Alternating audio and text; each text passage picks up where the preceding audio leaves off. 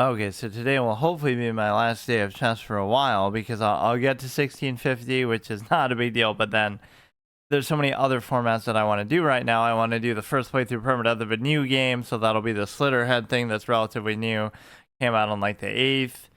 And I also have the horror game thing, which I guess I can do really any time. I just kind of wanted to introduce it, but those are kind of two series, and then those are pretty much the two main things I want to do.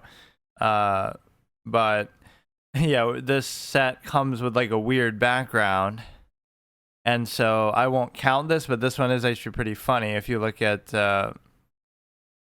this is like me doing a tier list for all the portrait ghosts, like which ones are the coolest or best or most interesting.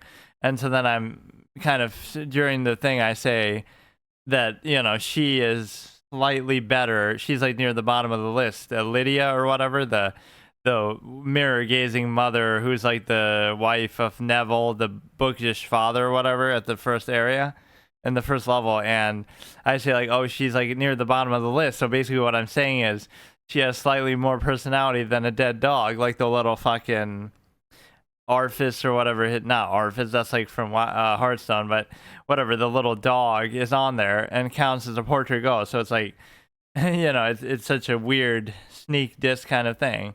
Oh, you're slightly more, you have slightly more personality than a fucking dead dog. But yeah, for some reason that video got a ton of views, and that was early on in my channel. Like when I hadn't, that might have been my most viewed video. It got like 800 views or something, or 600 or 700 in like overnight, in one night. And at that point on this channel, I had not gotten that many views on anything.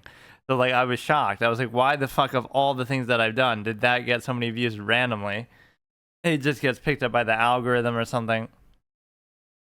Yeah, I won't count this as that art actually, because it's just whatever. This one kind of fucked it up.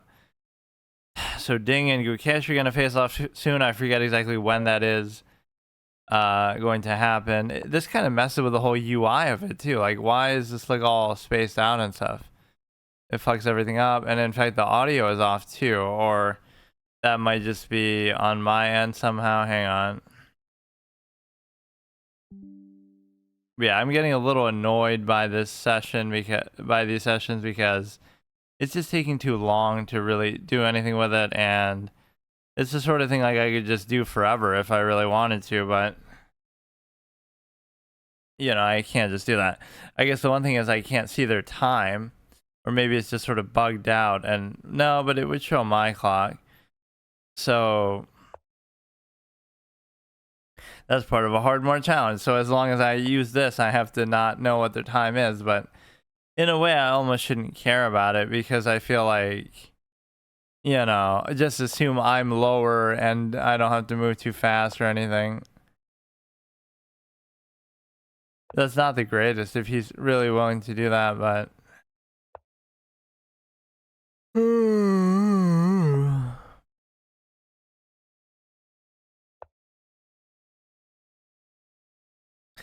I don't know. I don't like doing it when this is like, I'm getting bored of it, in terms of, it is one of those filler type of things. Like, I'm doing it just to do it, basically. Doesn't mean it's bad or that I wouldn't want to do it anyway, but it's more suited if I had more time. That was the one thing I was trying to do when I was going over all these pieces of art, is I wanted to like react to the video that corresponds to it as I'm doing that, but obviously I couldn't quite do that. And the reason why is because this you almost have to take now, because there's nowhere good to really go if you're gonna, it just seems awkward. I'd be better off just doing it. So now this is a bit of a mismatch where he's 100 points lower, which doesn't make a whole lot of sense. He's not very good at Blitz, 1100. Not that I'm very good. In fact, the other day I kind of had an urge to play Bullet, but then I said fuck it, because I felt like I didn't. I mean, if I have a little extra time, but I at least want to get back a little bit to where I was, which was like 1730. But I don't know what happens. I just go on like these bad streaks all of a sudden where I get complacent or overconfident or burnt out or something.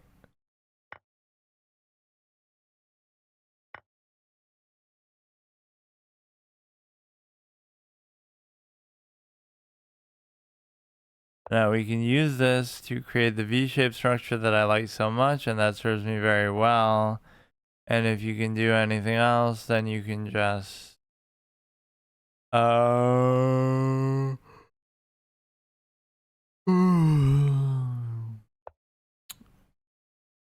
getting it there would basically be an octopus knight, but not necessarily. I would take, I would take.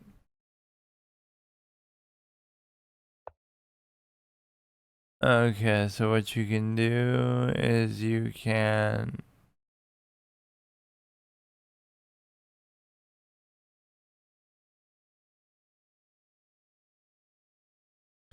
bring this to an open file. There's nothing really going on so far.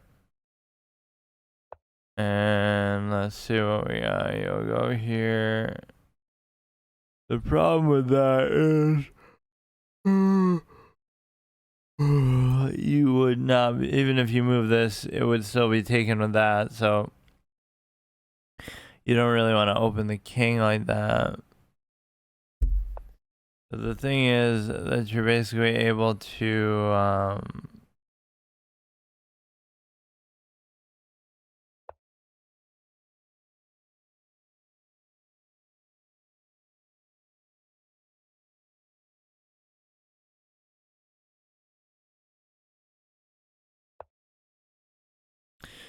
he's going to there, and if you can do that, then you're gonna come to there. But in the process of doing that, I'm already gonna take that guaranteed, and there's nothing you can do about it.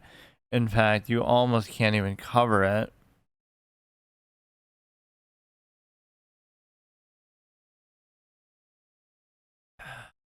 Yeah, let's just try to get to 1650. Winning like 3 games could probably do it. I was at 1649, and then I get overconfident against like some provisional low-rated player, and I somehow lose, which is ridiculous. I only needed 1 rating, so I was even thinking to myself, like, you know, oh, what if it gives me some sort of, I don't know, it could give me the bare minimum, and I would still have done it, so.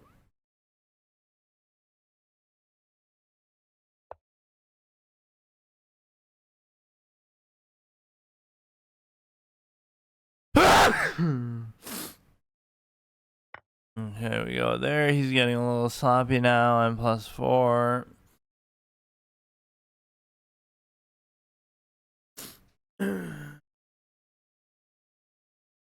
I could say, why am I always tired when I play chess? Is it because I just do it late, or I shouldn't, whatever, something with my schedule that's limited?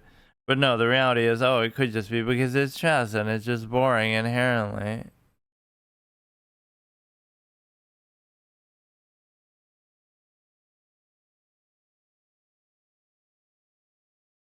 You have this square as an octopus knight outpost. It could be pretty good. And if you can't do it, then you're kind of in a little bit of trouble.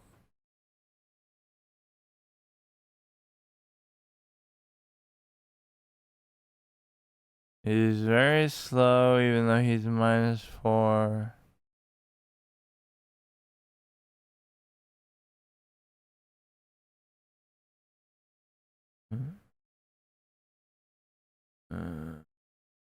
I can't even tell how much time this guy has left because it doesn't even fucking show it. So now I'm gonna go on a good streak with this one, and it's gonna ruin the fact that I can't. I don't know.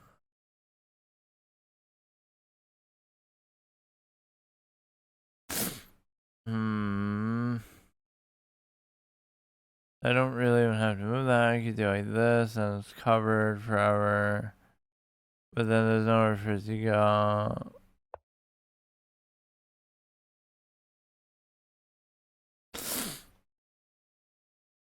That is a good challenge. Try to play something when you're half asleep and see if you can overcome that on top of any of the sort of inherent challenge. Holy shit, bro. Yeah, I should really do it in the morning if I'm gonna do something.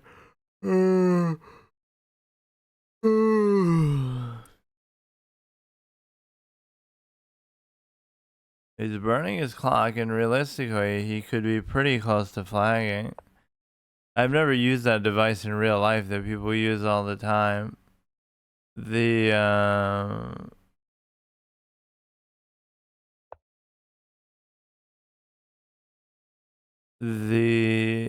I can't remember.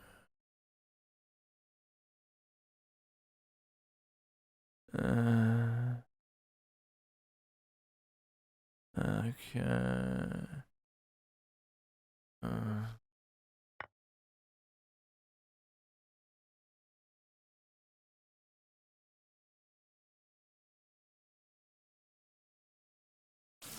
Okay, now what do we have here? You could try to do this, which I don't really want to do. I could just do this.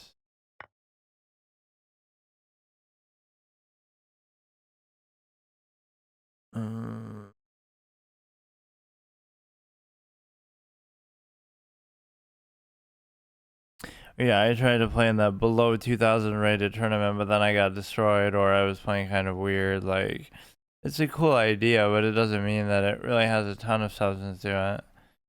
You raise it to here.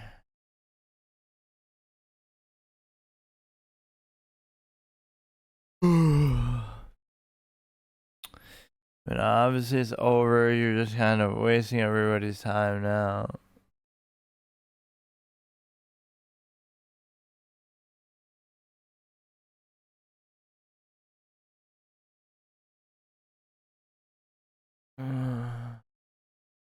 Let's go. So you're +4.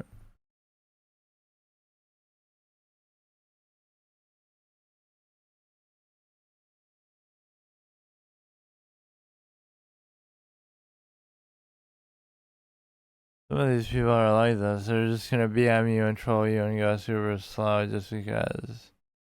They have no chance of winning or doing anything. Somebody has nothing to lose that they take it out on.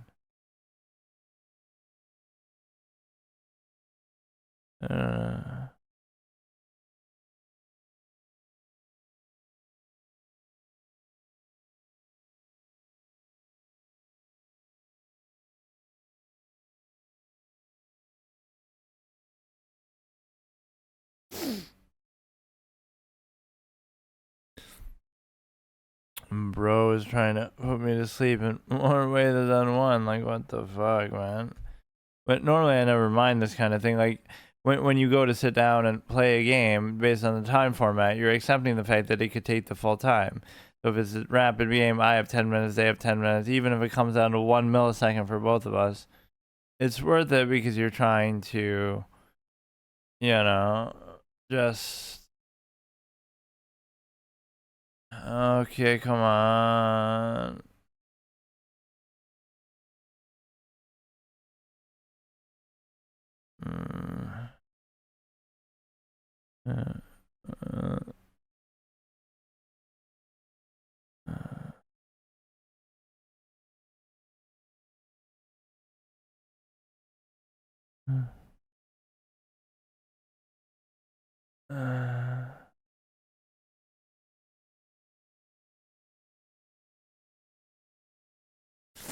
Man, you would think his time is about to run out at this rate. But I can't even see it, unfortunately. How the fuck is he still going then? Why is he taking so long in a basic move?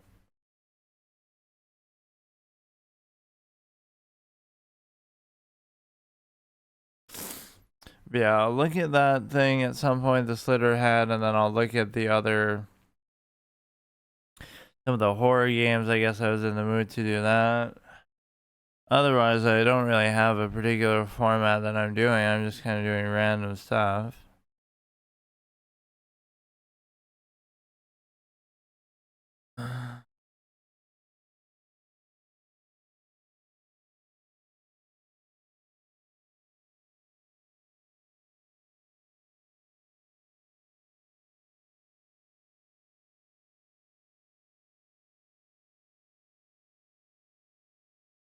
Oh my god, dude, the sleep gambit is real. Never mind. Is it just like frozen? Like, what's happening? How can it be going on this long, even if he's AFK, and why? I think it's actually just bugged out. And that was gonna somehow count as a loss because that one game did do that. Like the whole site is down and everybody disconnects, and we were in the middle of a game.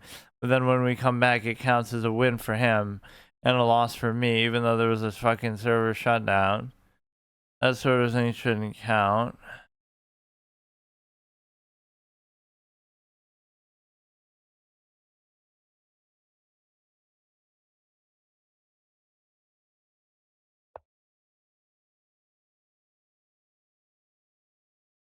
So now you're double attacking. And the reason why that's relevant, you go here, then I take, okay, he resigns then. I don't know why you would have to do it like that. A lot of these games I'm not playing very well and I'm getting away with stuff. I'm too tired to even fucking do it. I don't know how I can deal with my schedule right now. Whatever, that's a win. Let's try to get to 1650 anyway. We get to use this ugly scuffed art that's not even meant for... Kind of is, but...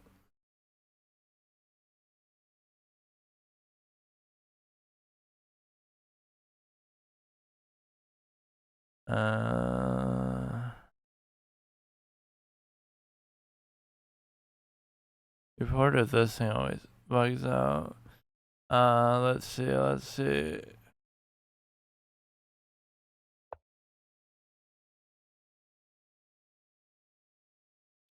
There's a certain principle in chess that you can always assume, like, whatever they can see, whatever you can see, they can see, and it turns into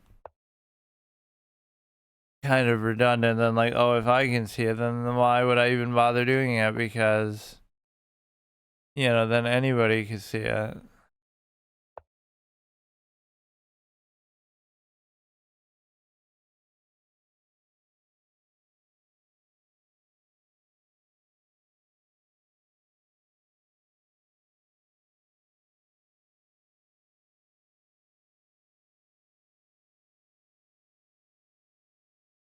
Okay, let's see.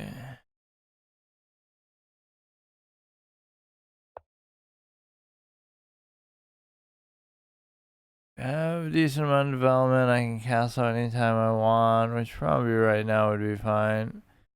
You go there, I can just take...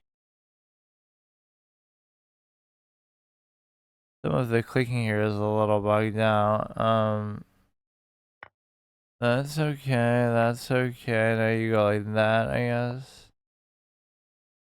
I don't know.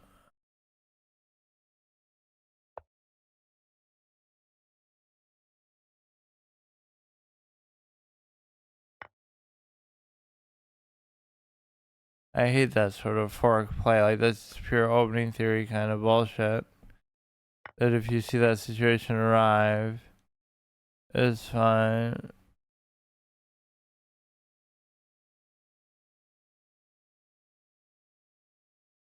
Let's see here. This does add a certain level of challenge if you're able to not see their time. You can't really play around that or into it too much. Is +1.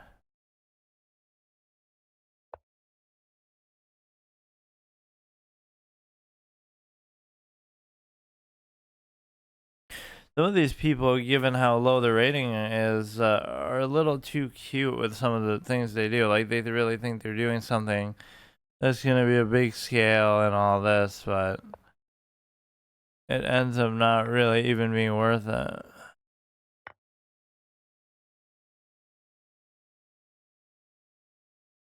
Okay.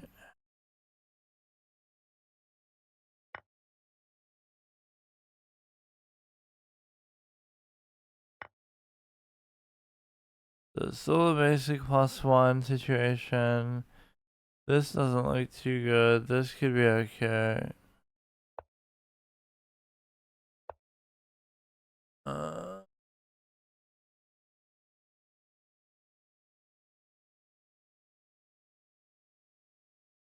Okay, let's see what we can do. Yeah, how embarrassing will it feel when you realize that you lost somebody who's half asleep?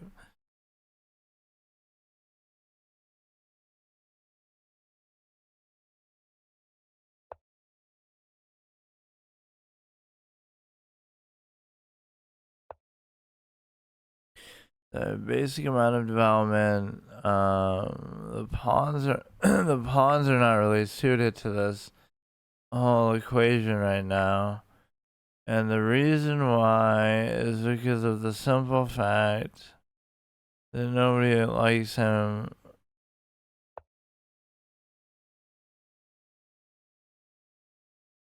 Oh, why couldn't he just be an employee?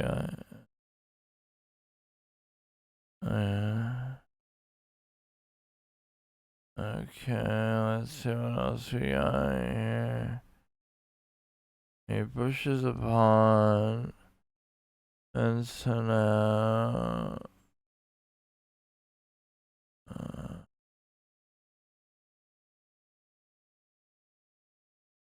Man, this is the real hard mode challenge. I can't even fucking stay awake, let alone actually do anything. You can't hit that. You can't hit that. You're gonna try to do it here, I guess. So fucking annoying. I just had the chance yesterday to get 1650. I'm 1649. And you get like a low B matchup where, oh, and sometimes that's annoying. You get somebody 100 points lower. And then through all the trouble that you go through, you gain like 2 rating. That seems kind of dumb, but there's obviously a scavenging element to it.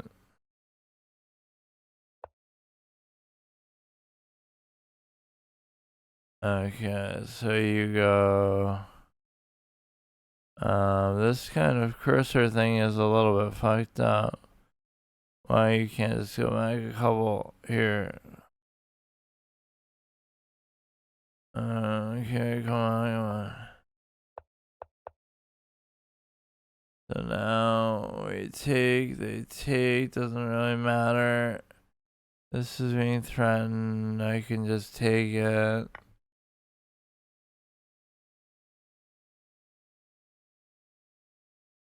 Everybody's so slow and takes forever. Like, you know I'm gonna win anyway, so why even worry about it?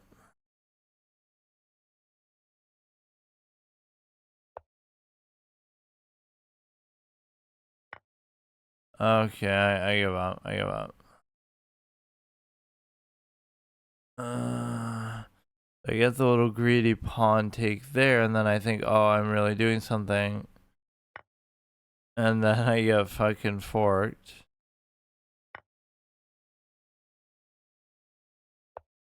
-4. I don't really want to give that up, but you kind of have to. And so now you go here, and then you can give a check there. Okay, okay, dude. Fuck off. So stupid. Now it's gonna set me back even more. It's so dumb, man. If you're gonna do this, you have to do it like all day, every day. Fucking, I say it every time. Like, why should I have to do it like this?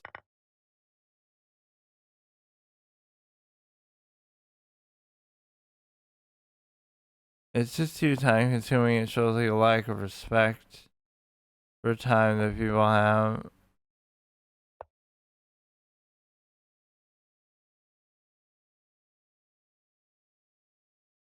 Okay, 4 minutes left. He's +8.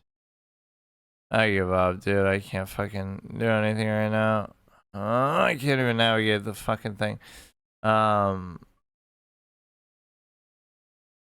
You have the ability to maybe go here. You can take the pawn on the F file. I'm done, dude. I don't even care.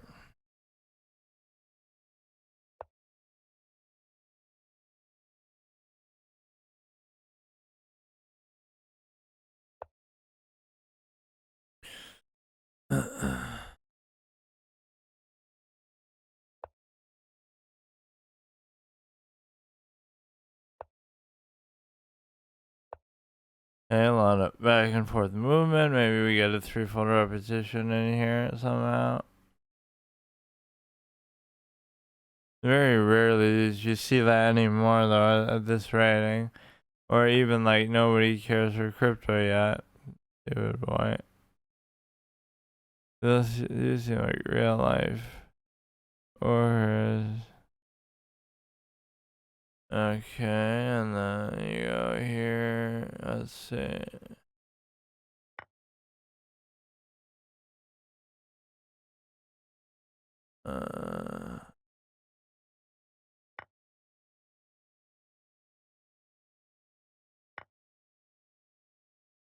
Fucking, it's unfair when you're in this kind of state. Like, maybe chess is the worst game I should play, but really a turn-based game is maybe one of the better games you could play. I would always be like that with Hearthstone, where I would be pretty tired playing that for whatever reason, because I would do it sort of late or something. Okay, you can have it, dude. You can have it.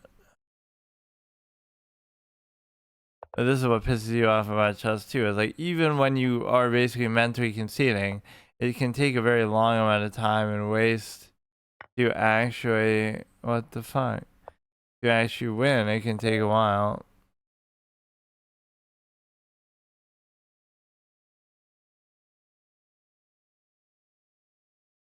Okay, so that sets me back, so I pretty much give up. I'm not gonna fucking even try to do this. It's so stupid. See you tomorrow. Okay, so today I'll try to get to 1650. That was kind of just a little checkpoint I was trying to do. I mean, really, I want to get back to 17, but at least that. And then I guess tomorrow I kind of want to start an actual different format, which could be that new game.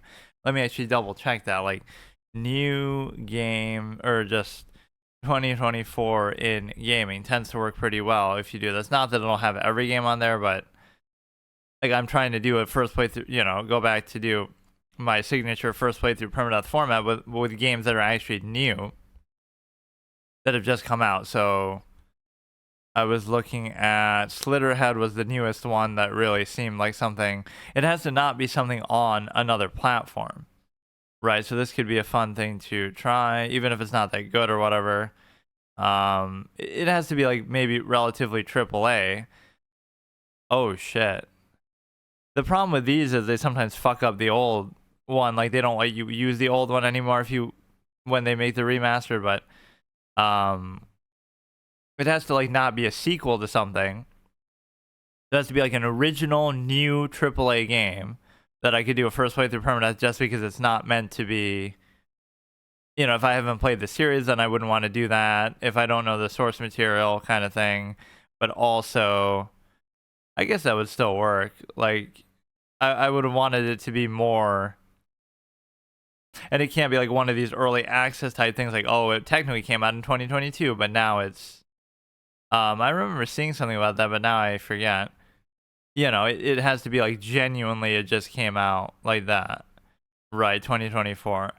So I probably will do that, but only if I get to 1650 now. And again, I have such a ridiculously low amount of time that it makes it less fun. So we can keep the same amount, same art here, but because that one kind of covered it up, so I won't count this as an actual, like that was there. So basically, that one was just the piece that took over the art. Now we use this actually as the art, and then I should probably only need to win like 3, so I'd be fine with that as far as the where the fuck is it? It was like Neo Wood. Nature pieces, Neo Wood, Ocean. Yeah, see, that one fucks up the whole thing. So let's use this, use the background. It shouldn't really be that hard to win a couple games here. I was literally there too. I was 1649, and then I play like a really low rated player, or like a provisional. Oh, here we go. And the point is that I got overconfident and somehow lost that one though still. And so we got to be a little careful here, but you can't be too intimidated. This is exactly where I just was anyway, and in less games than this dude too. So you go here, go here, go here.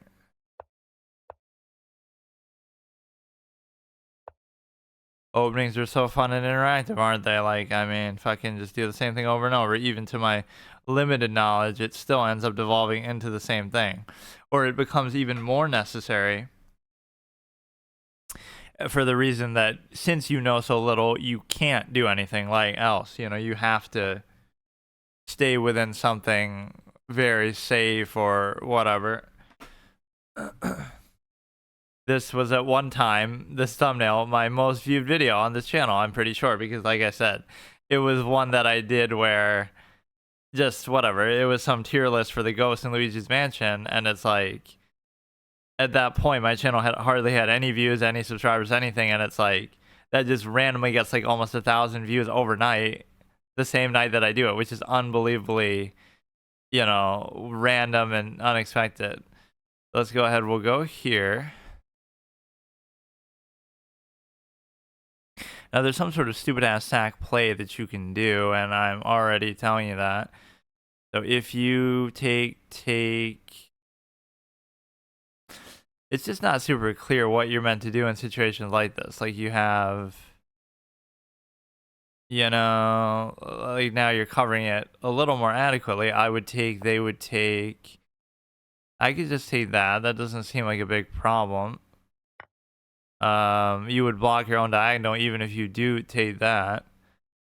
You pin that there.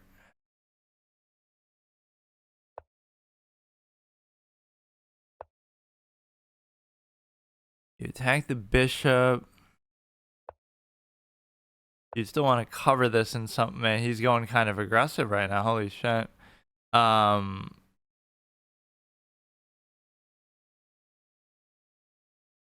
He would take... I would take, he would take, and then I would just have to recover that. I guess it wouldn't be that big of a deal as far as I can tell, but I should probably think about... Or no, he didn't even do it like that.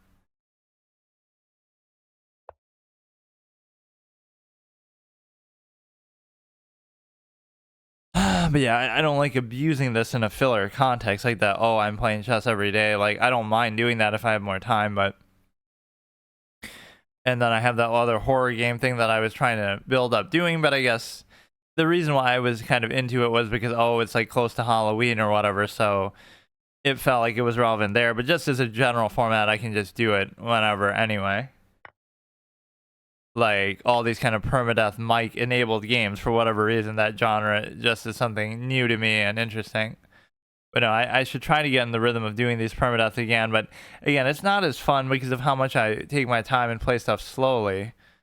But no, that's the criteria. It has to be a new game that just came out very recently. It has to also be a game in which... Just trade fucking everything, dude. Favors me. It has to be a new game that came out relatively recently, like this month, let's say. So a game that came out this month that has to be AAA, not something obscure, and it has to not be like some early access thing that technically came out before, and it also has to not be part of like some major IP or series or sequel, where it's just kind of original, or at least it's part of a series that I'm more so familiar with, etc.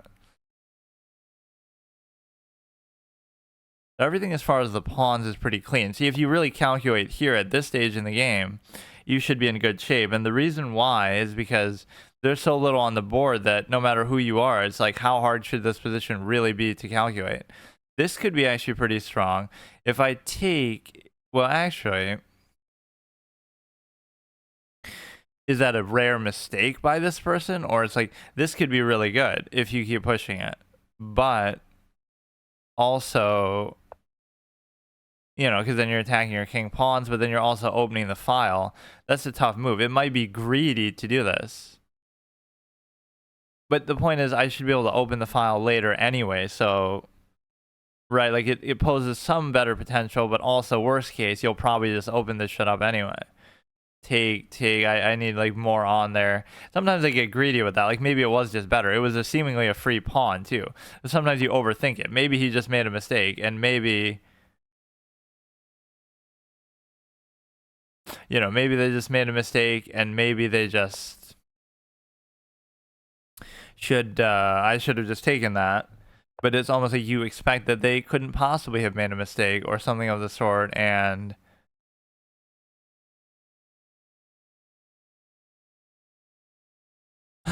Okay, that's fine, I guess. I mean,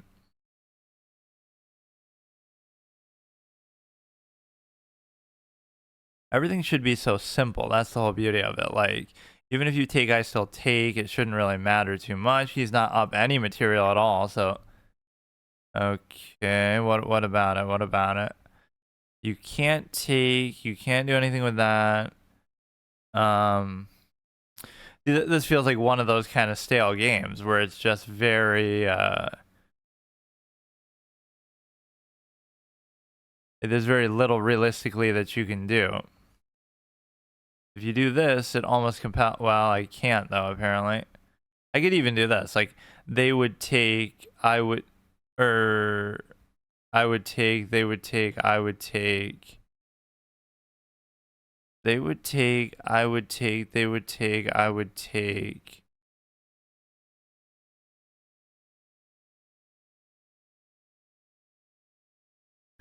It's a case where if you I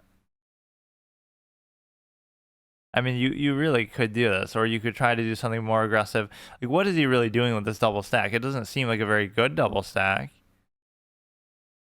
It is my nature to do it, but they would take, I would take, they would take, I would still take. So it'd be perfectly even. And then it just turns into some sort of attrition battle of this stupid ass one rook. Look at him. He doesn't even have the guts to do it. You don't think you can beat a mere 1600, whatever the fuck, clown in a rapid game? Like, come on. Or I mean, in an end game more so. I don't see what that really opens up either. This is kind of a stale thing, and this is what ends up happening: is you end up being in a position. Okay, you end up being in a position where, um,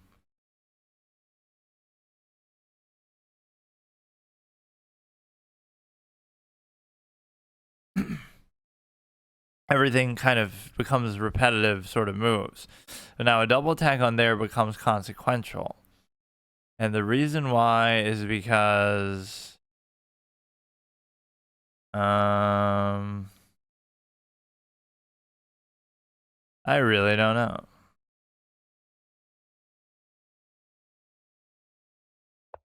This gives you flexibility because now you have a double stack opportunity and you could even double cover that if you really want to, but I don't feel like I should have to. That's a double stack. Okay. But even if you do that, you'll move it like maybe there, which you can't even do. You come down, I could still double take. I almost want to do something in this direction, but the reason why you can't do it is because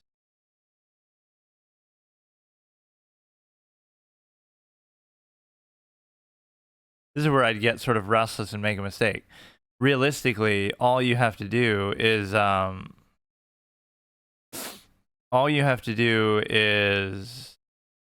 it's good that this is covered. I don't know what I'm doing.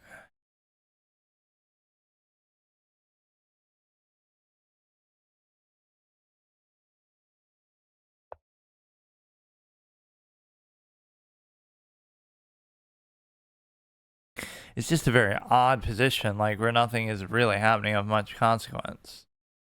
You could try to go here, compel a trade, like he's just not giving me anything to work with. My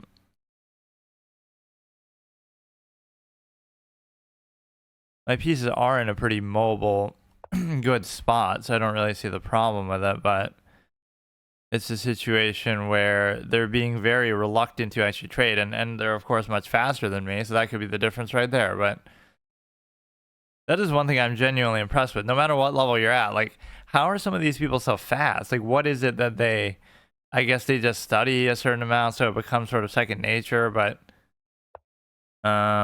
he won't let me do it. I mean, sign of a good player, as I sometimes say. Like, it's just stupid. It's just dumb. Like, I can't fucking do anything then.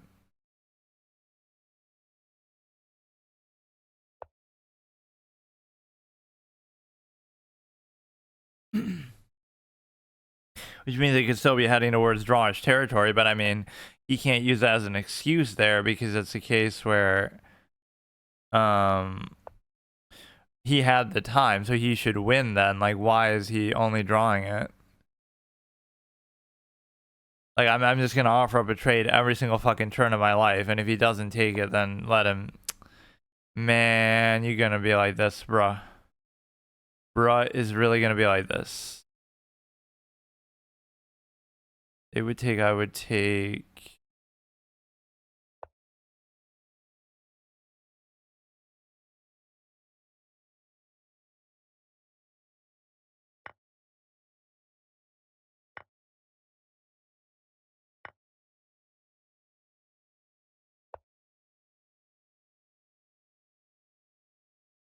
The case of fatigue, attrition, and time, like where I'm, it's the same thing we're doing over and over, and I almost get bored of it, and that's too bad. It wasn't even really time that's the issue. Like, it's the same thing we'd been doing the whole fucking game. It's like, I don't care. Like, really, I hate that though, because that's what actually determines the outcomes of games so often, is the fact that you do get almost worn out. Like, I could have just kept covering that. Like, wasn't anything. Like, I'm trying to do something else. I'm getting almost sick of the repetitious nature. Right? Like, why couldn't I just go there or something? There's nothing stopping me from doing that. Now, this you could check almost, or you could just. There's got to be something good that opens up here, and I can't figure it out.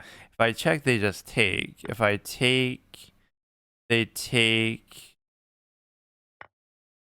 and then arguably something could open up here, but I don't know exactly what it is. A lot of just repetitious moves, but they're +2 pawns, so whatever it is that I did wasn't really worth it then in that context.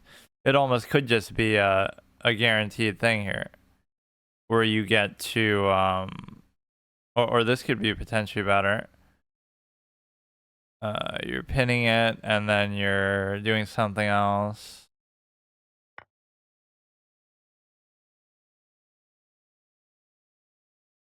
It may or may not be good. I don't have a ton of time to really think about it.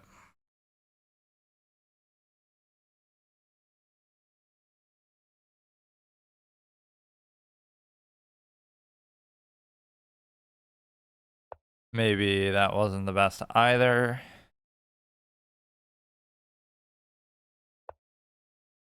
It would be just the easy threefold repetition sort of thing, if nothing else. We should easily be able to take a draw from it. Now, why, for example, couldn't you do this? Because you'll block it. You have to block it. But then I do this. I could be missing something really good too. Like, now you do this, and then you can just take it, I guess. If not, okay.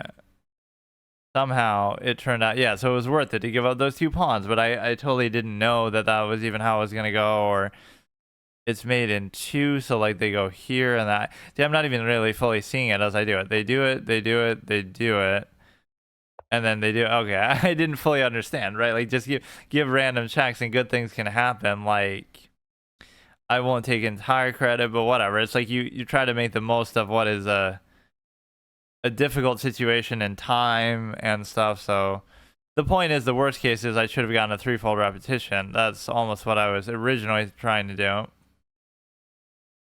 That was a good quality win, even though, again, it was very much a boring drawish kind of thing. So what is the lesson there? Like, did we fuck up and then we get lucky, or how do we explain that? Right, like at this stage in the game, and of course Stockfish is taking forever. He makes a blunder, so yeah, I banked on this whole thing. I didn't think it'd be that good. And then I make a blunder right back. Fucking stupid ass. How are you supposed to know? Like, what is this move? Like, you know that this seems good, right? I have at least that much awareness. Like, okay, that seems good, but you go there, you give a check, and then, like, let me look at the sequence. I don't get it, dude. You go there, then okay, you're just trying to promote it, and I guess it's really, see, sometimes it's, no, but you should still be able to stop it. No, I guess not. it's just that simple. Like sometimes it's a lot more simple, but you can understand how under a certain amount of time pressure it's tough. So he actually fucks up in terms of whatever. Like at least I identified like, oh, this could be potentially good, even though I seem to be giving up pawns in the process. Giving up this pawn didn't make a big difference. Let's say I played it like just more normally. Let's say I don't see it's a mistake that leads to me winning the game. If I didn't make that mistake, I wouldn't have been able to do the pawn push. And no, wait, maybe I'm wrong. Why is the pawn? Yeah, see, didn't I moused over this? I totally moused over it. But why is that good? Just take, just check, just go there, just and then just spam. Wait, why is this winning though? Why is this winning?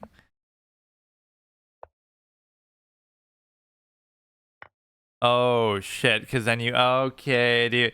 All right, I gotta give you. I gotta give the engine credit always for some of this shit. Like, look, dude.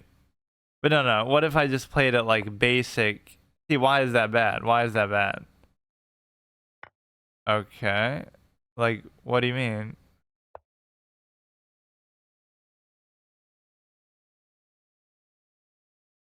What if I played it like in the boring sort of way, as in when they're about to take this pawn? See, I'm making a lot of blunders where I'm offering this shit up. Like I just go here, and then okay, if I can understand that, so maybe it was just mathematically impossible at this point to cover it, that pawn. So they just win it, but it's not like it wasn't a threat I wasn't acutely aware of the whole game. I just didn't care. Right. At some point, you do get fatigued, and I find that to be an annoying part of chess because it shouldn't be like that. Like, oh, I'm blundered a piece because I got bored, and you might think that's an excuse. That's why they call it a bored game, but it's not because it's just something about it. Like, you could play super repetition and accurate if you want to. You could draw every game if you wanted to. You could do all this stuff. Right, but that doesn't mean you really want to or that you really enjoy doing it that way. So that there is like a certain preference to it. Which you might think, oh, maybe that means I should play more aggressively, but I'm not going to pretend like I'm very good at doing that, where it takes more than just... Okay, you should still be able to do this. I would take, they would take, I would still take. If you go here, it doesn't matter because you're still able to trade that easily. So if we win this, we'd have to win one more, obviously, for sure, because even a 17 plus gave me... See, that game, though, is sort of still unsatisfying. Maybe I'm just too picky. Like, I complain about everything in the context of chess, but it's fair because they didn't have to really let that happen. You know what I mean? Like, it was just very... I'll take it, but I don't know. It feels, you know, chess is that kind of game. Like everything can be easily explained. Like, oh, well, they only lost because they did this, and they could have easily seen it, and they could have easily not done it. But you can say that about anything at a certain level. Like you're hitting this, but I don't think there's much you would follow that up with. So what you can do is I don't like leaving the rook there. I'll openly admit that.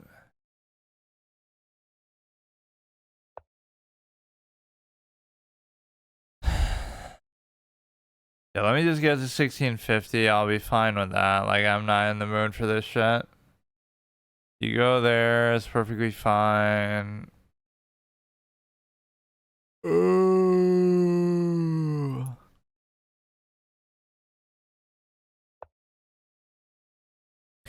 Bring out the lights for a bishop. We could have a bishop pair going. I don't really like the pawn structure that results from the bishop pair, though, because it leaves it like this and this. So then one bishop's here, one bishop's there. Like, it's not exactly what I look for, but it serves a function within that context, but it doesn't mean that I don't know. You could take, I could still take. Now the whole thing is that I almost want to do something cheeky with the actual... I want to do something cheeky with the actual thing here, and I can't figure out what it is.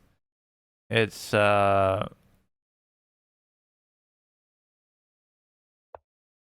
forgot, like almost doing this somehow. I don't have the cover for it, but They would take, I would take back perfectly fine. But no, the way I was offering up trades, that's often my number one cause of blunders, is I say like, you want to basically do a, you offer up a trade in a kind of lazy way, and it leads to you blundering something in that, like, you know, oh, here, just take my trade my queen, and in doing that, that happened last game a couple times. Like, oh, it's a blunder, just by me offering it up in a way that I probably shouldn't be doing. I'm not seeing anything that's actually doing, but maybe I'm just missing it.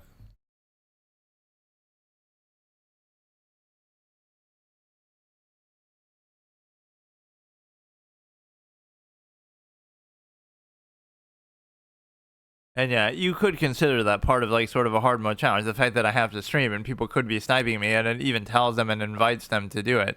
It's not like I would get sniped normally because nobody knows who I am, and my name doesn't necessarily indicate that I am a streamer, right? You could interpret it that way, but this doesn't work because they would take, I would take, they would take, I would take. It's just stupid.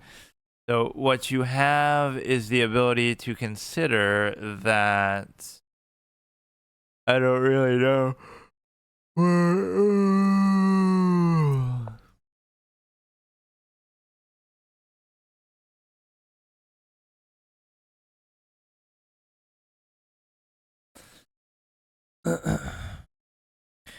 They're gonna try to do something cute about it for sure. I don't know.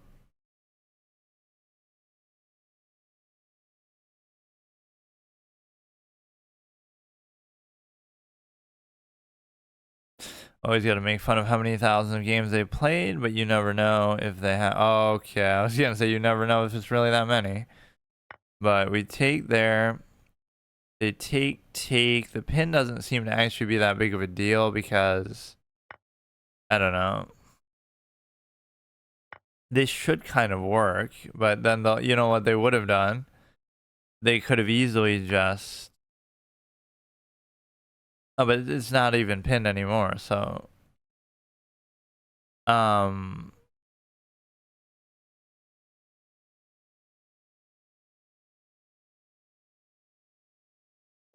They could have done that, then I would have took, and then they would have took that for free, and they would have also had the bishop on there, so they could have done like an unleash and effectively trade the knight for the bishop itself.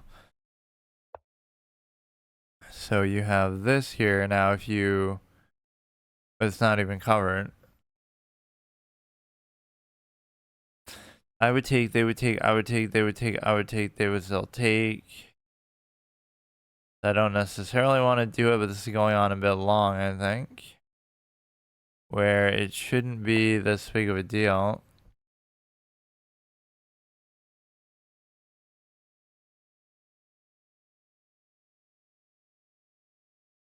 This is what you sometimes have to do, is just like sort of pick a thread and then stay on it for an excruciatingly, obscenely long amount of time. So that double stack seems to be virtually meaningless. And the knight's movement itself also seems to be meaningless because I don't really see what it's doing. So you'd be setting up for the rarely seen triple stack, and it doesn't even really matter because you have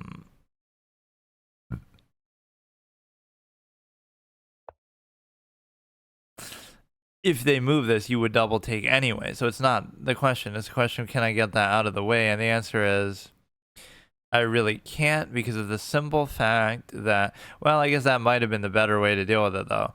I'm going for this, but you could just go for like this and then this, but then who knows what they'll do. And so you have, I would take with the bishop, they would take with the rook, I would take, they would take, I would take. Wait, it almost seems like I could already do that. I would take, they would take, I would take, they would take, no, I still need the other one. So we get the rarely seen triple stack in the open file, and somebody was trying to offer to like make emotes and thumbnails for me, and they were being all nice, but then it turns out that they may or may not be a scammer. It's kind of sad because I wasn't really thinking about it from that angle.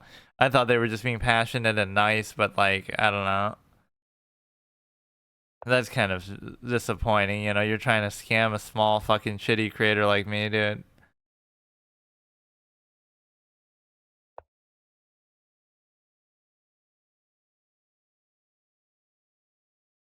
The point is you can't move the knight, and you also are struggling a little bit to convert to cover the thing.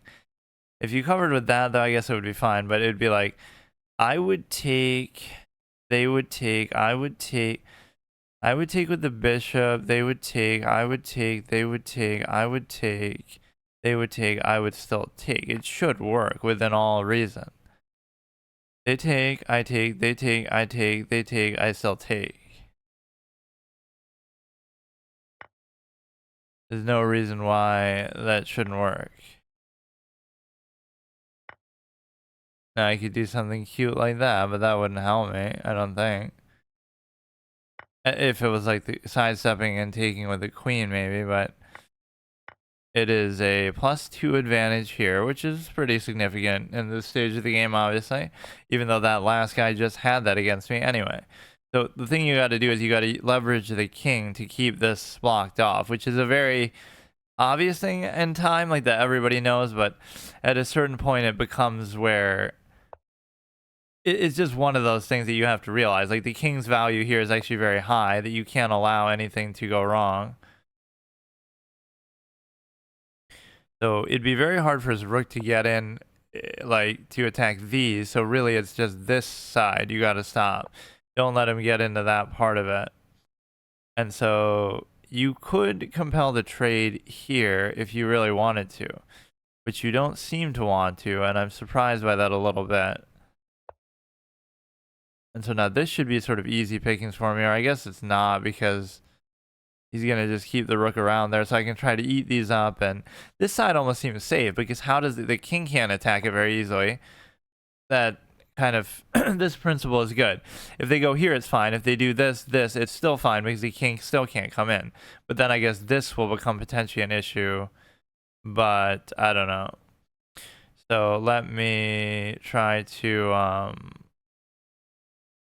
either I could try to pursue this, or I could... The thing I'm not good at is like pushing pawns in situations like this where, oh, maybe I should do something and then it's good, but I don't know. So let him take, then he'll come here, but then I'm adequately covering everything, because I could go here and then just... I don't know.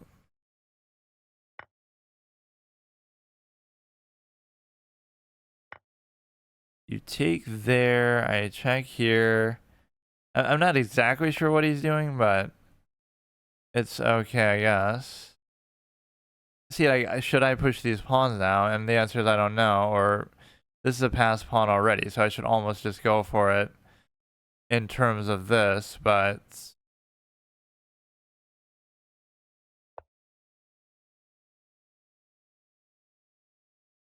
You got to decide what you want to do here, because if he gives a check like that, it's fine. I won't let him really come in too easily. And I could just stay on this side and try to check him there. It should be relatively easy, but I'm kind of overthinking this a little bit. But it seems like I'd want to stay on the other side, but his king can't approach, and his rook is... No, but I guess it'll be a lot of back and forth shit anyway.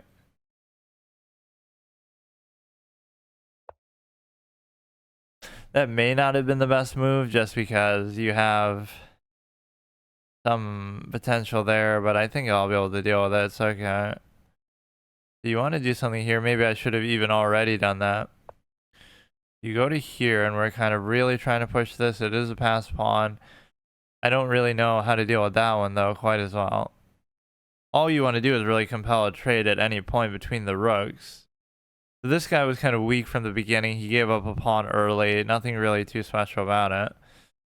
And so now you have a situation where you could try to deal with the other side. You always have to like switch stuff, or like you can't always just tunnel vision on one thing. Now see, even I'm questioning my own thing. Why did I get 7 rating for beating a 1679, and then I also got 7 rating for beating a 1730 whatever? Like, that's a big difference. It should be up or down a little bit.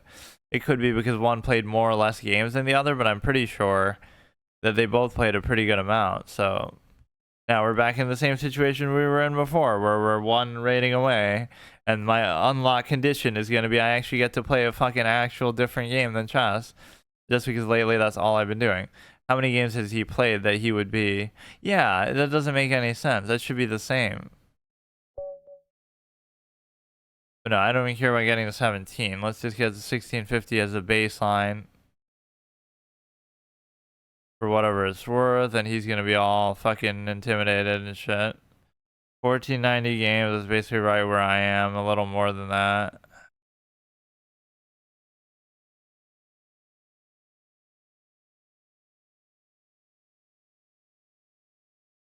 Hari Krishna, he's obviously Indian, and that's like a prayer. So, bro is gonna have to pray for a chance of beating me. Keep your own God, and yeah, in fact, this might be a good time to pray to him. Street Fighter quotes, which I've never seen that movie, but it has some really good badass lines. For me, it was Tuesday, that one that everybody loves, or the one that I love is that you came here to fight a madman, but instead you found a god. And then for I beheld Satan as he fell from heaven like lightning, which that's not really a great line. It's just a random sort of reference to almost line from the Bible, but it's just the way he says it too. And supposedly that actor Raul Julia was dying when that movie was going on. Like he was very sick, but you certainly couldn't tell from the performance. So the V-shaped structure is coming together here. I just don't know so much about the actual the knight's positioning here as much. This is 2,000 games. So now I get a little too complacent, but I'm still happy with the general structure here. You have this, and you also have the ability to consider that, you know, should I go for this or should I go for that? Like, I don't know. Because you could easily block it off anytime you want.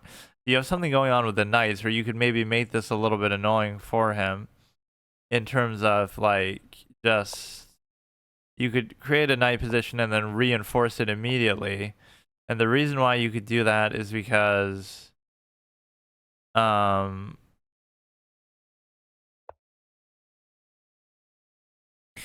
reason why you could do that is because of the simple fact that you have this seems bad because he's just gonna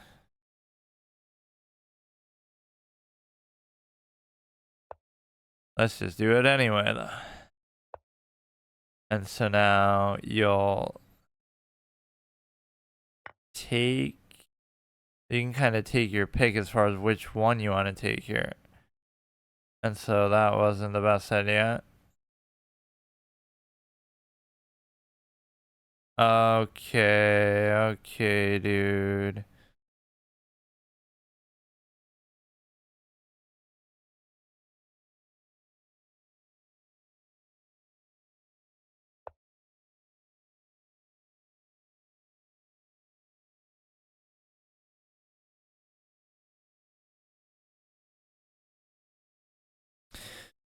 I like how I do that too all the time. Like when I do something, oh, don't waste more of my fucking. Why does it have to be one rating short, dude? But even that last one gave me more than.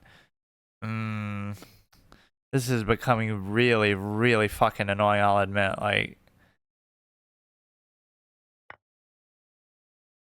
Normally I'd be in favor of trading, but I don't give a shit, dude. It's not gonna benefit me right now. No, I mean, you can have it. I can't fucking. Whenever I win a couple games, I should stop playing because I never fucking have any effort after that. Either I'm tired of it, which I'm really not, but more like you get overconfident or something happens. Like, it's just dumb. It makes no sense. Like, that whole thing was totally unnecessary.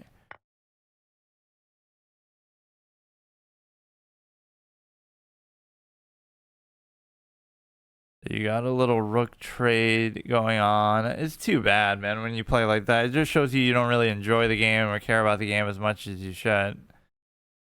And it's just not the way to play.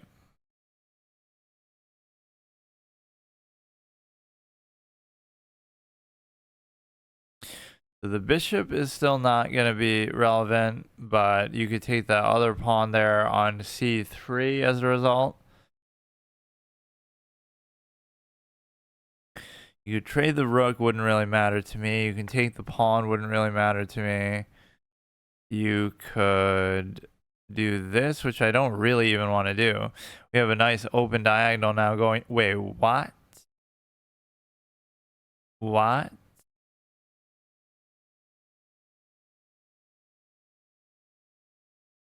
Okay, what the fuck are you doing? It makes you think they have some sort of trap or something, but it's like I'm just lamenting that I made an obvious mistake, and I'm not banking on the fact that they're going to, but yeah, this is a very strong diagonal too that they allowed me to have, that they should have probably done that. Bro, I'm sure you're a nice, cute little player, but I have a time where I'm just done with this and I just need this win, so let's just get it over with, dude. I feel like taking the thing should be kind of off the table and out of the question. And the reason why the knight is because you just don't have any reason to really do it.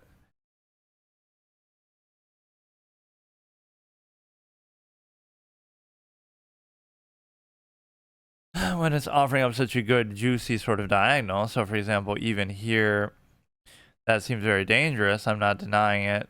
In fact, that could be spelling doom right there, but not really. In fact, they're making a lot of mistakes. Now, if they take, then I take. Okay, and then you're pressing the... Okay, they just kind of threw the game for no reason. What the fuck happened? What the fuck happened?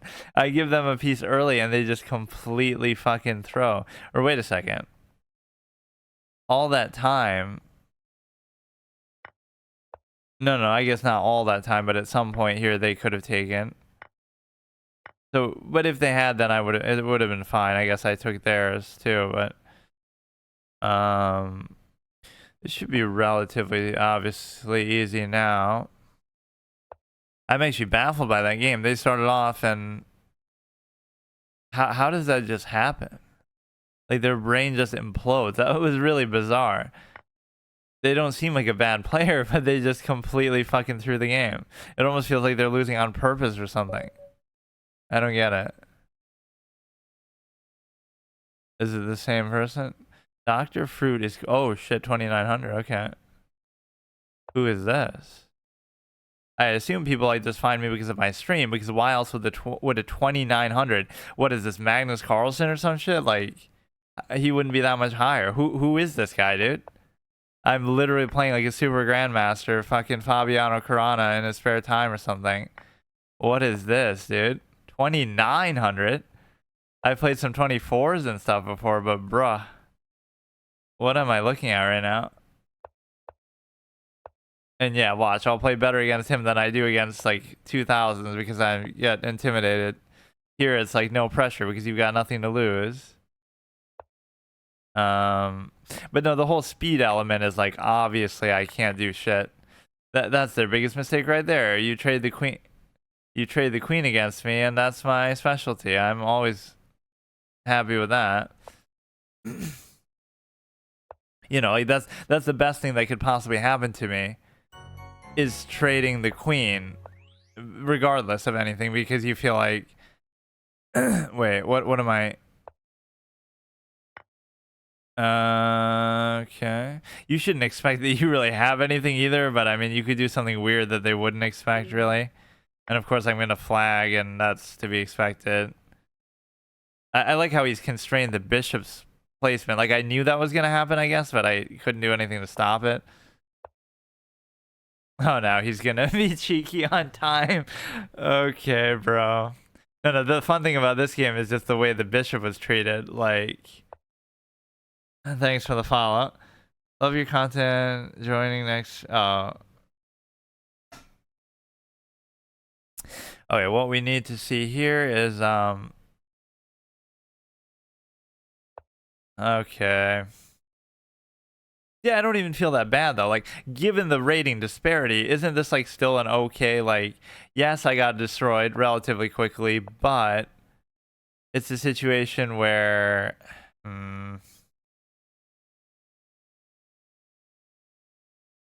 it's a situation where, like, what do I expect? You know, I've lost games like this. I mean, there's nothing I can do. Like, there's so many different ways that I'm losing right now that I just give up. But you know what? It almost gives me the impression, like, if I played this guy, and again, they could just be messing around and trolling, but if I played this guy in a classical game based on what we saw, I could probably draw him. I could probably, again, I'm sure that they could play much better too, but it didn't feel like it was that big of a deal from the perspective that obviously it's partly because of time, and they are giving me time odds, I guess, anyway, but nothing about that felt that crazy. Yes, they're better. I don't know. There's just sometimes a way to interpret it, like,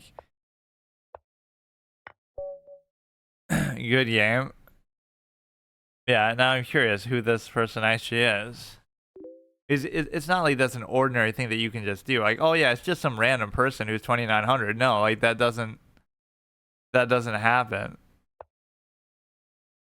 Okay, let's do King's Indian. Clearly high level style of play.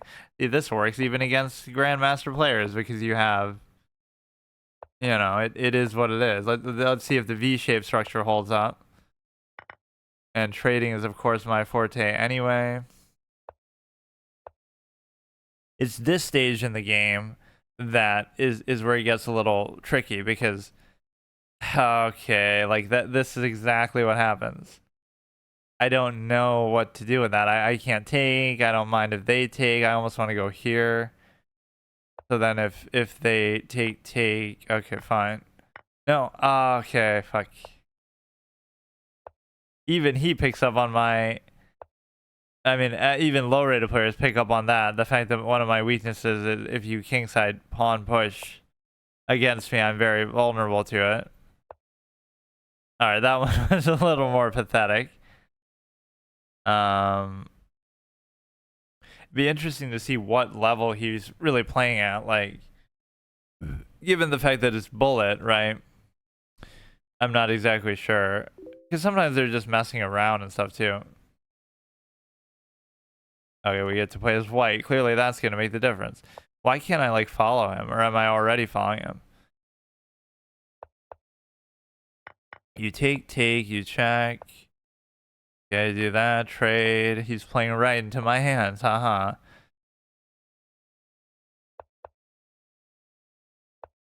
You should never expect that they're going to make a mistake, but I guess I have had that happen where, even against like a 2000 player, they'll sometimes just miss something because I do something that's so unconventional that they never would expect it. It's kind of weird.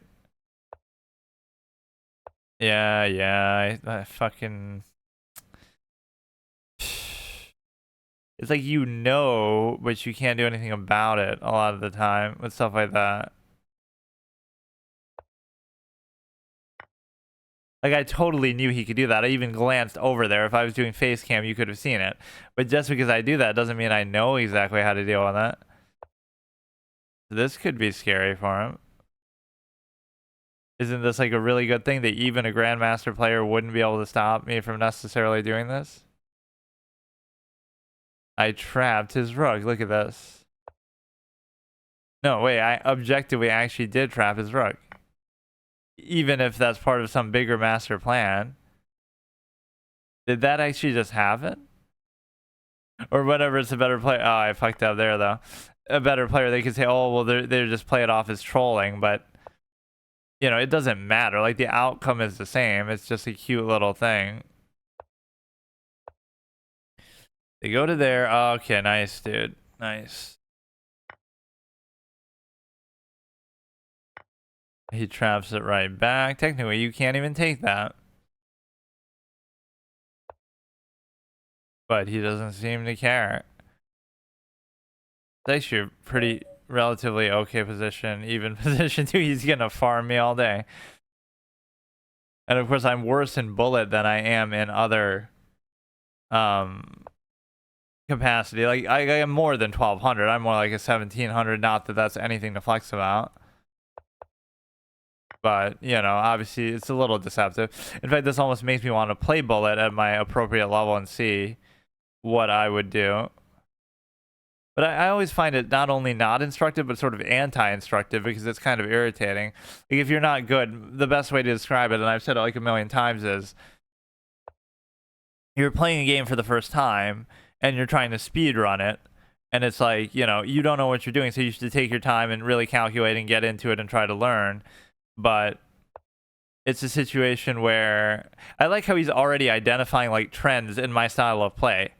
Like the guy is like, he's prepping for me because, like, think about it, he did that same exact thing last game. They're like, oh yeah, this is my weakness. This guy told, like, really. I love that. You can just tell he immediately is noticing my tendency there. Not even whether it's good or bad or anything. It's like just, you know, more my own style of play that just reveals certain weaknesses. I don't know.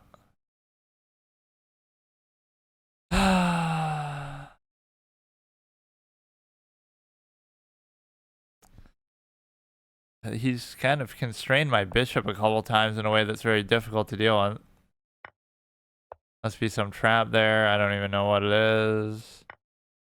They take. Okay, but why is that so bad? Okay, that answers my question. Probably they'll just do that. Simple enough. Or even that's dumb. Okay, that one was pretty crushing. It's happening very quickly too. That not because of Bullet, but I mean in terms of the move number. Like, wait, it almost like lagged in a way that, oh, it kind of cancels that when you go to the analysis for it. I don't mean to cancel it like that. Yeah, just get farmed. I honestly don't even mind.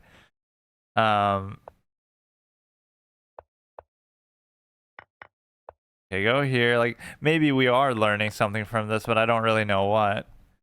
The fact that this pawn is very easy to double attack and he keeps doing that or something. That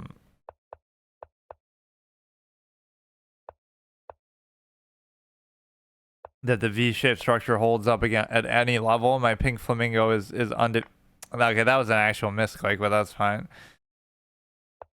Clearly, that would have made the difference in the game.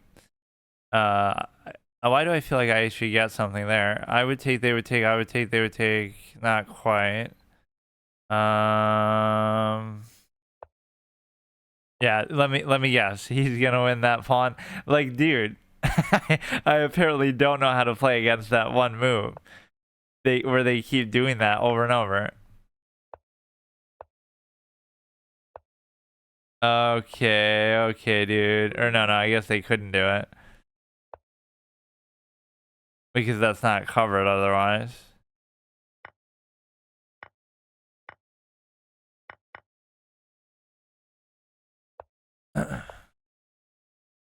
They're only up one piece. This is like when I play Dinglerian's bot, and in the end game, I'm only up by one. I'm only up by, or they're only up by like one piece in the end game ultimately.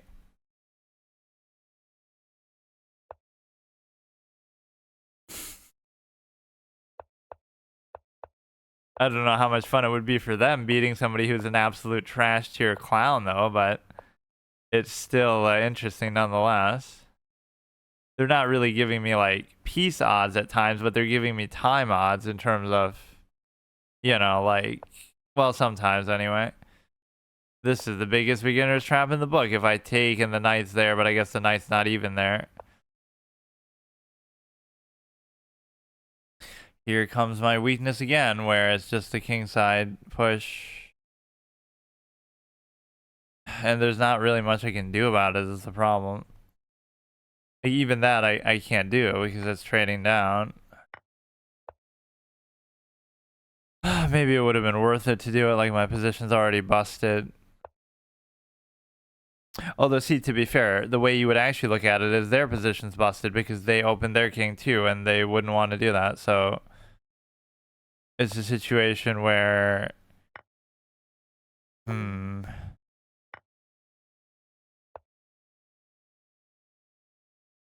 or the problem even with time odds is what always happens is one player can take advantage of the other player's lack of time. Like, or I mean, so like if he gave me 10 minutes, right?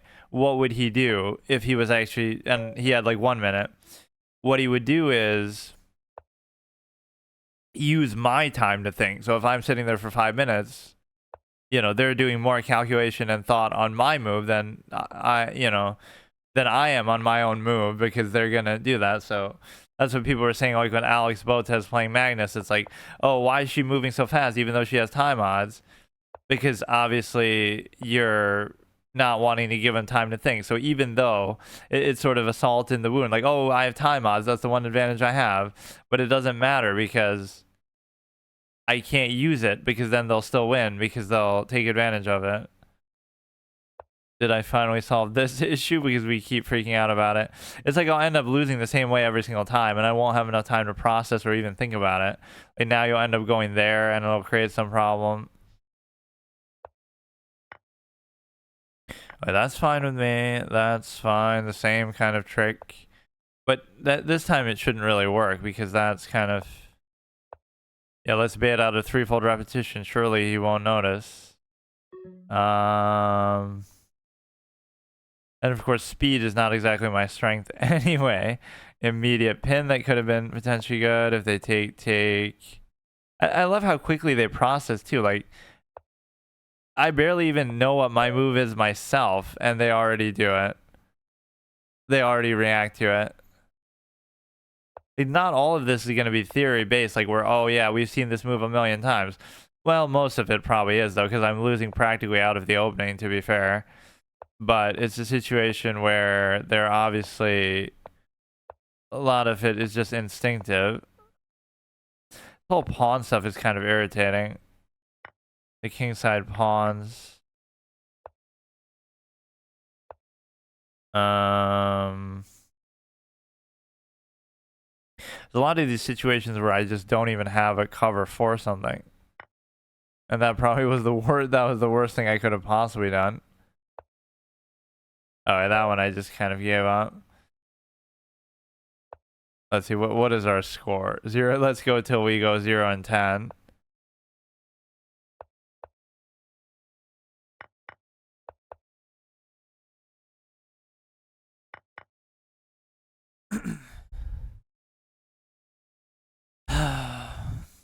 And this is my lucky piece of art too, that I was on like a 3-game win streak with. Even that one game that I got absolutely decimated, like in the opening, and then I still came back and won.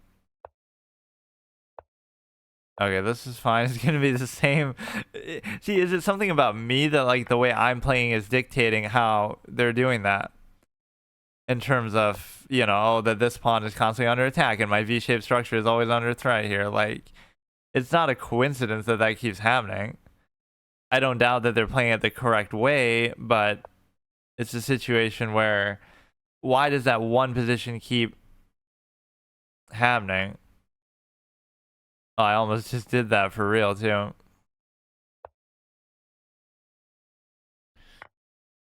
Take. They take back. And of course I keep ending up in sort of these busted positions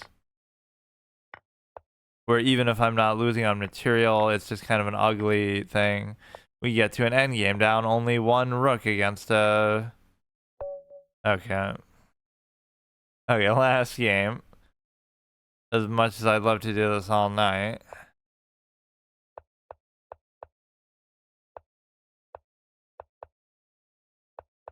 This looks like an opening to a contest between 2 masters is decided instantly. Look how smoothly we're playing the opening. Like, I actually know what I'm doing, which within a certain context, I kind of at least have a certain style of play that I go for. Okay. I technically am not mated yet. Now you could at least block it. You go to here, you go to here. Yeah, see, look how hard it is to mate in the game of chess, where even, you know, you can't... Okay, a royal fork moment, which is actually not the correct move, because you'd rather do that. Is that like a BM move? Okay, good games. I assume I'm already following that guy because otherwise I don't know why it won't let me follow him. So yeah, that was good. We got to 1650. So I think what I will officially do tomorrow is to try to start the first playthrough permadeath thing. But again, when I have so little time, it's not as fun. 25 all the way up to 29. How many games has he played? 610, rank 180, 64 Kings Army. Oh, okay, that's fine.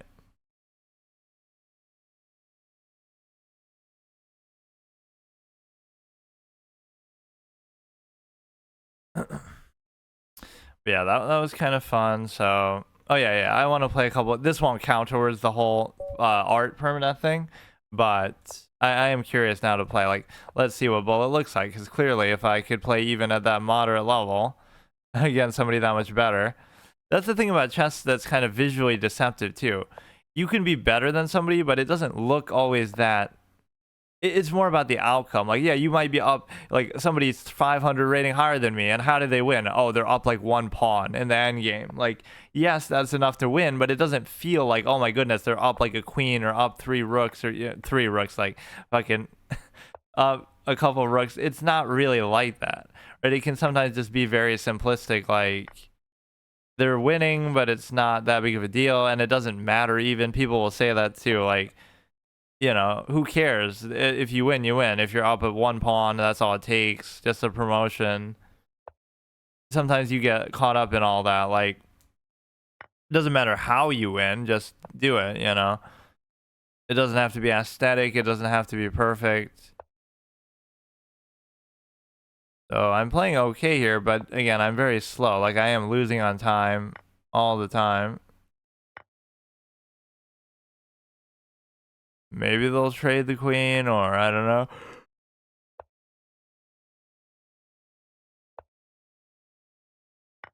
You take, and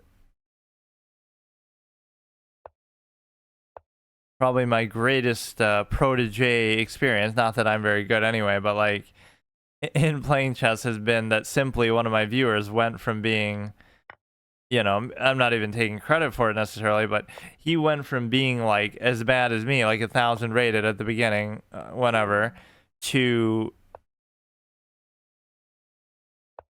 um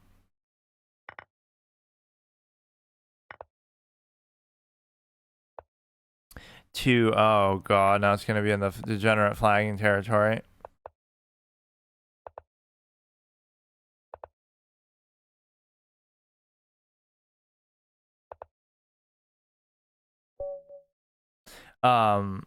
Yeah, we flagged them even, but the point is, he went from that to being like 2,000 plus in a relatively short amount of time, in an amount of time that I haven't gone very far at all.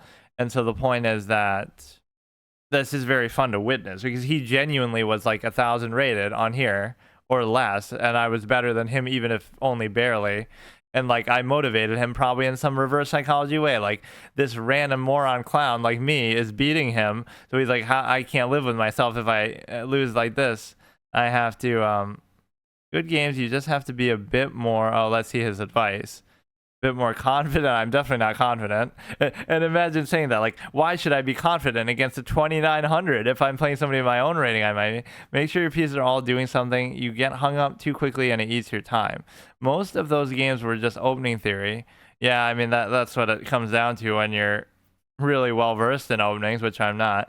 I didn't have to think much because it's just muscle memory. The thinking only happened in the middle game, but you showed me your patterns and it became easy to predict your moves.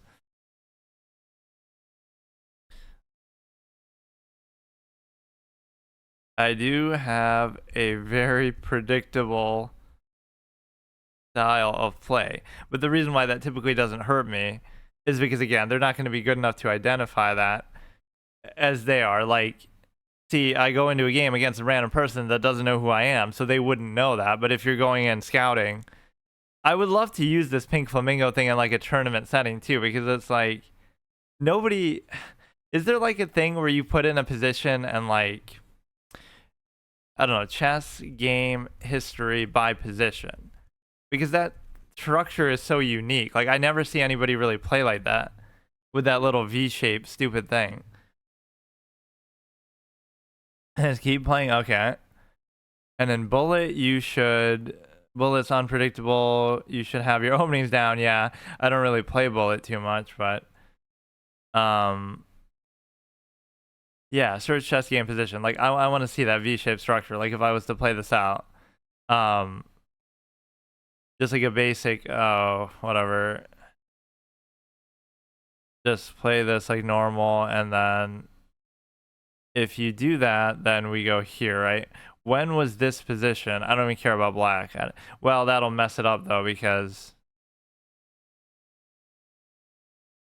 oh no, not you. That's something I always do. It's something with the pawn. See, even a super great player doesn't know what that is or what that means. That's my patented V-shaped pawn structure. That's not a real thing and probably isn't even that good.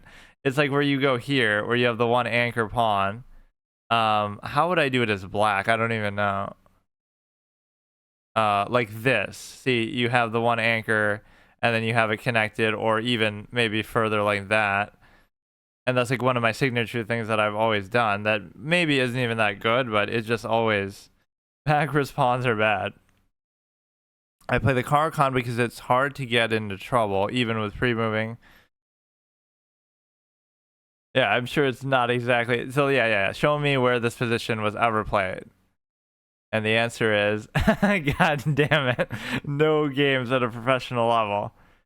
It's just so intuitive to me because even with my limited understanding, because like then okay, I'll cover it with the rook, and it's like one pawn is covering 4 or 3, and it's like I don't know. That's one of my most natural, instinctive things that I've ever done in the game. That from very early on, even like it just I don't know. It sums up. Look at the fianchetto variation Caro-Kann, the one we played a few times. Let's see. He was certainly exposing my weakness there. How to counter it. A lot of people do mention this one all the time. I just don't know exactly what it is. I prefer the King's Indian because it's so much less about the pawns and simpler and just castle, but this seems fine. Oh, but I don't like all this stuff with the pawns either. Right, like it's a little bit too much movement. Wait, but this is a queenside castle too. Mainline, advanced variation. Where is it showing me the fianchetto thing? Fianchetto oh, here we go. Or no, that's treating it like a separate thing overall. Fianchetto variation is a positional line in the Caro-Kann. In this variation, black delays development of their bishop, which gives white more freedom to take up space in the center.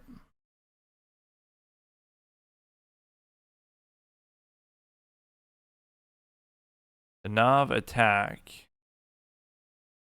E4, D4, D5, E to D5, C captures on D5, and then C4. Let's see.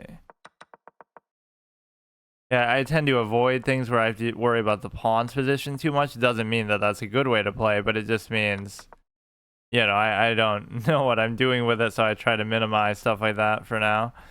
But let's see.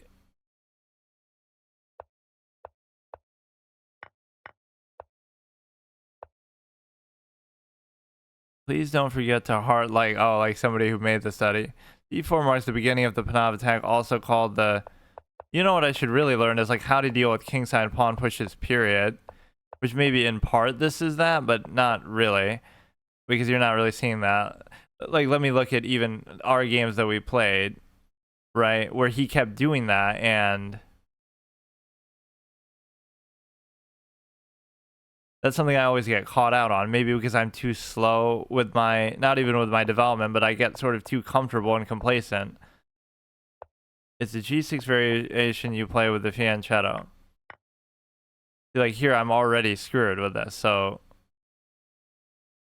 I love these kind of moves too. This is, you're getting hit here and you're potentially getting this, but you just ignore it and go like that. That has nothing to do with the, those kind of moves always throw me off. But like, yeah, you go here and you're screwed, and even beforehand, you're not supposed to move any of those pawns. I'm like too reactive where I'm thinking, oh no, these pawns are getting attacked, so I have to move one of them, but somehow you're technically not supposed to do that. Okay, first of all, what even is a fianchetto? Because it's like a term, and I don't even know. Is a chess mover the bishop developed to the second rank of the adjacent king's file, or the third rank? Okay, that, I mean, that's pretty common. It's just like a very optimal. I guess that would be almost equivalent to. This is like a bishop pair, or not really though, because bishop pairs should be on the same side. But it's kind of like, you know, almost equivalent to the octopus knight in terms of, maybe not as good as that, but it's just a term to signify a good position for the bishop. I don't think even that's a good thing, double fianchetto. You would rather have them on the same side, right, both attacking the king. This sort of splits it, where it's, I'm sure it's good in some situations. But no, like the two that have come sort of naturally to me, or that I do just by default, are King's Indian and I guess the King's Pawn. And I wouldn't even say I really know how to do them, but like, look how naturally I'll do it because, oh, whoops, I already messed up. But he didn't punish me. You know, just get the castling over with. And this wasn't even really that, but it just, I sort of react to whatever they're doing. You know, we get this V-shaped thing, but it doesn't even work in a position like this because... Okay, bro, okay. Alright, I kind of threw this one. It's just everything happens so fast, you can't really keep track of it. Especially when you don't know instinctively what you're doing. Yeah, not only do I not know openings, I've almost made a point to try not to do anything with them. Because...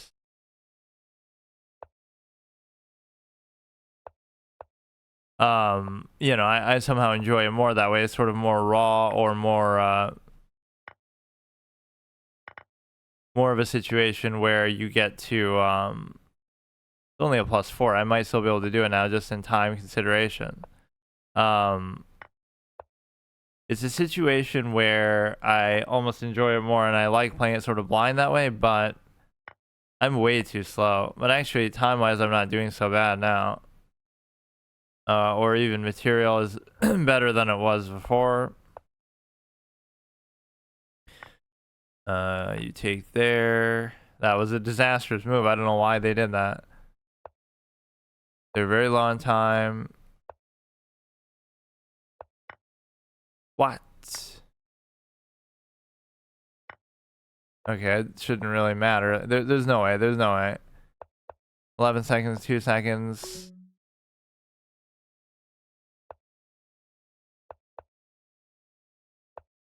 I don't really like to pre-move per se, but open huge chest. So here we go.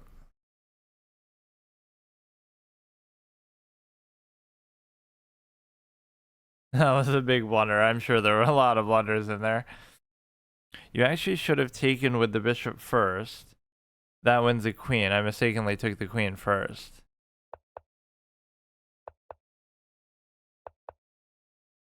Alright, we can go under there if I have to. See how smooth all this goes, but then at some point he kind of... I don't know what to do with this aspect of it. And I get too preoccupied with this. Here we go with the pawns. Like, okay, let's do what the engine told me to do. Do that randomly for no explicable reason. That has nothing to do with anything going on.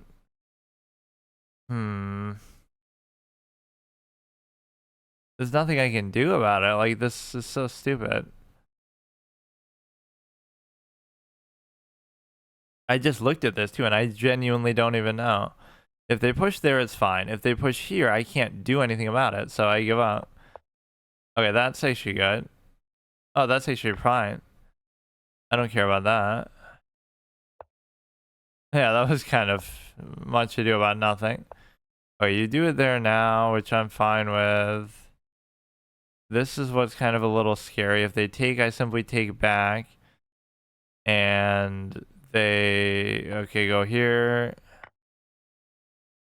That also doesn't seem too bad because you can easily cover that. I guess I survived it a little better that time. Okay, alright, now I'm kind of screwed. Or maybe not, because the knight is still covering there. Okay, fine. I think, I avert one disaster, but then just another one happens. You have the light square bishop there. That doesn't seem like a very good spot to be in. See, if I can just trade everything, I'm always happy with it, but... See, that move took him a second because he's so shocked by, like, what the fuck did I just do? I just blundered a pawn. Like, nobody normally would ever do that. That's actually a funny way you can test better players. Like, the longer it takes them to do it, the less common a move is, or maybe just the worse it is oftentimes. So the better you play, the quicker they'll be, or the more efficient they'll actually be, because they're used to that, because they already know all the adequate lines, optimal lines. Okay, let's see what we got. There's the V-shaped thing again. Let me guess, it's the same exact thing, and I'll never learn because it's happening so fast. I can barely process even what's going on, let alone come up with a better option for it. He might have pre-moved and made a mistake there because he would never expect me to do that.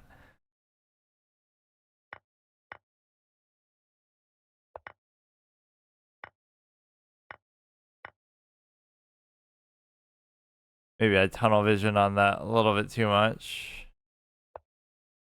Yeah, that's not a bad idea either. Sometimes just spam attack the queen and they won't expect you to do it that much. And okay, bro, okay. I like how I see everything all the time too. Like, I'll genuinely see stuff and then I just won't deal with it adequately.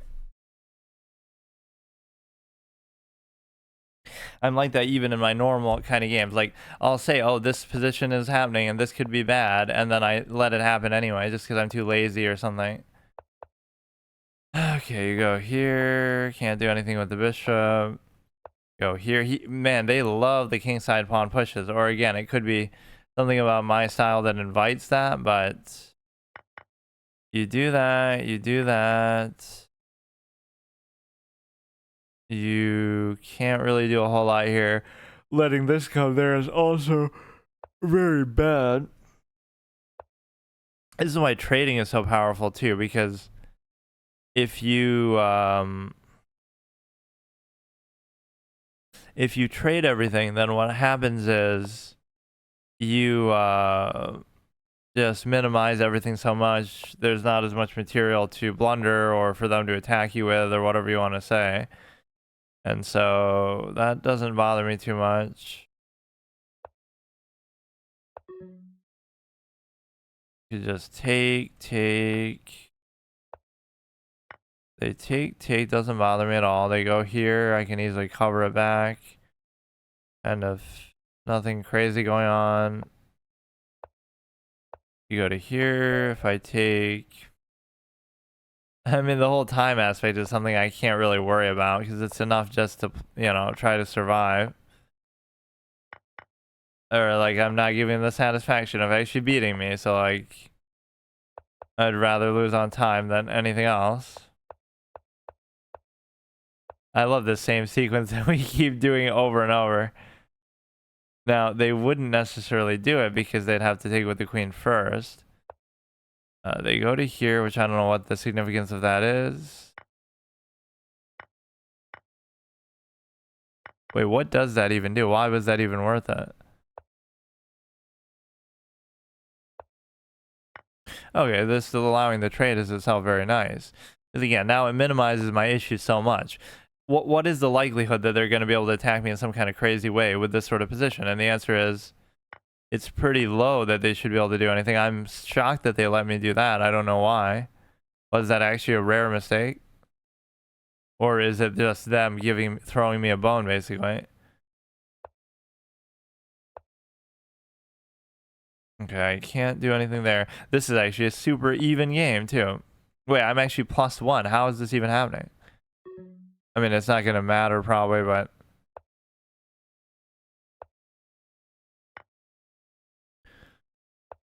they're going to do something dumb. That was actually weird. I was actually genuinely, like, in a moderately good position. Or maybe even whoops, I didn't mean to do that.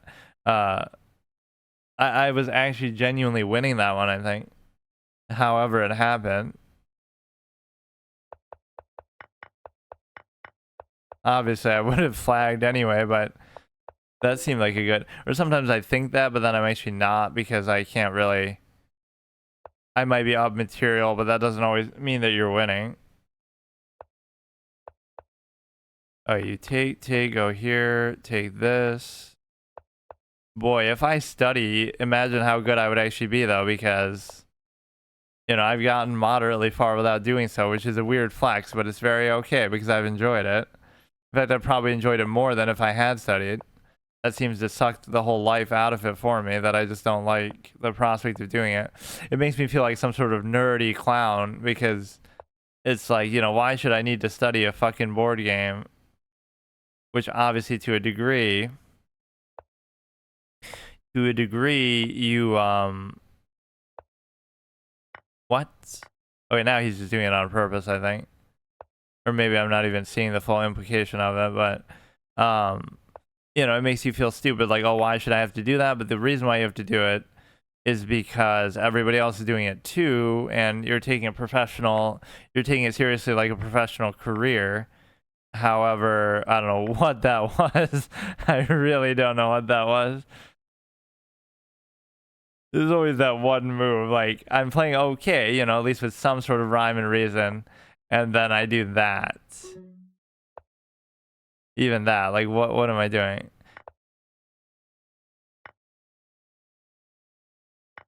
But no, I love those games where you can trade the queen. That's always my style. That now the time is really gonna help me.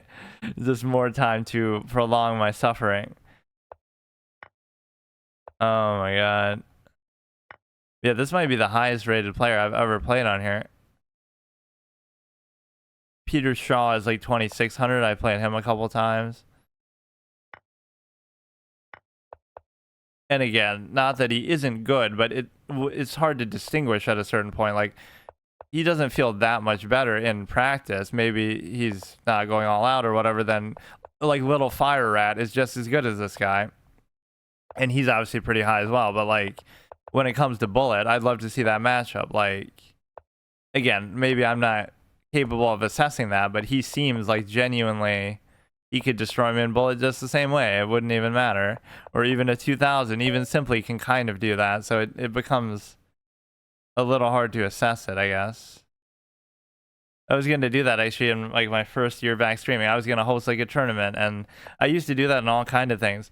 Not chess, obviously, because I wouldn't play that much chess, but in like WoW and stuff. I did like a dueling tournament and stuff that was super fun.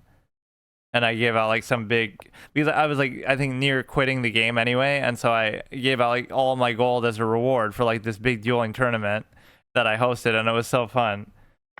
So I love doing stuff like that. So yeah, I could do like all my viewers can play a fucking chess tournament and see what happens. And so the best one would have been probably Little Fire Rat or anybody like that. Pendle is really good. Okay, that messed up my pawn structure a lot. But he's kind of letting me... he's kind of letting me have the thing. Oh, wow. Before I even processed that I had done that.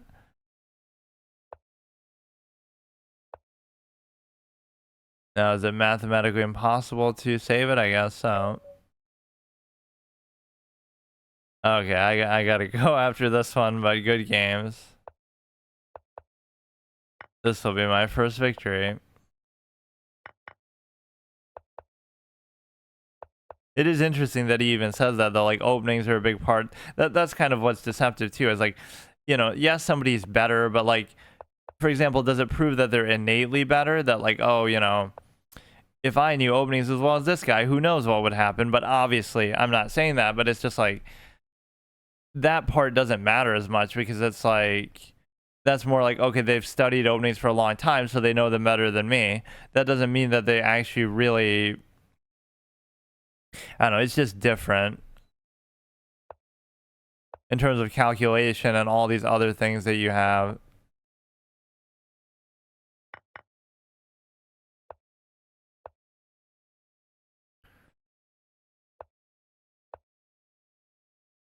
You would think just on a fluky way. That one game, I guess I was sort of doing something, but or at least I'm up material in a minor way or something, but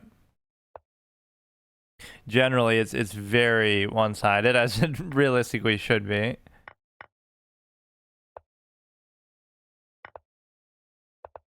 Like, how much rating would I get? These are casual games anyway, but how much rating would I get for beating somebody like that anyway? That would be insane. Or yeah, imagine how much they would lose. So I actually won that other bullet game that I was losing so badly. Yeah, I want to see like what is his general accuracy in doing this. Good games.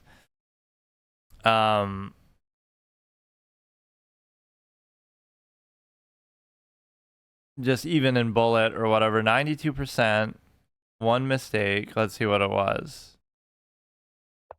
But yeah, see, with all due respect too to how good this kind of experience is, like I don't know what would be instructive about these either, because since it's happening so fast, I can barely process what's happening, so I can't even really, you know.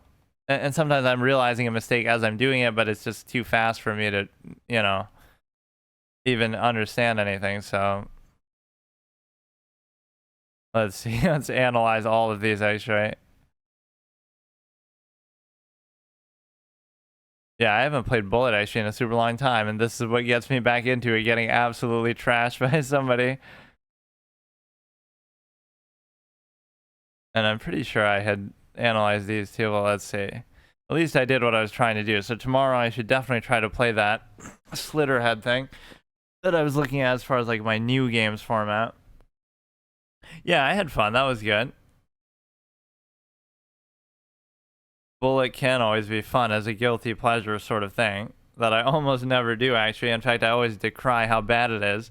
Bullet is bad for the game because all these really good streamers like Hikaru and Botez and stuff keep doing it, and it makes it look like something it's not, and you know, it misrepresents the game to the lower rated players. You only play Bullet.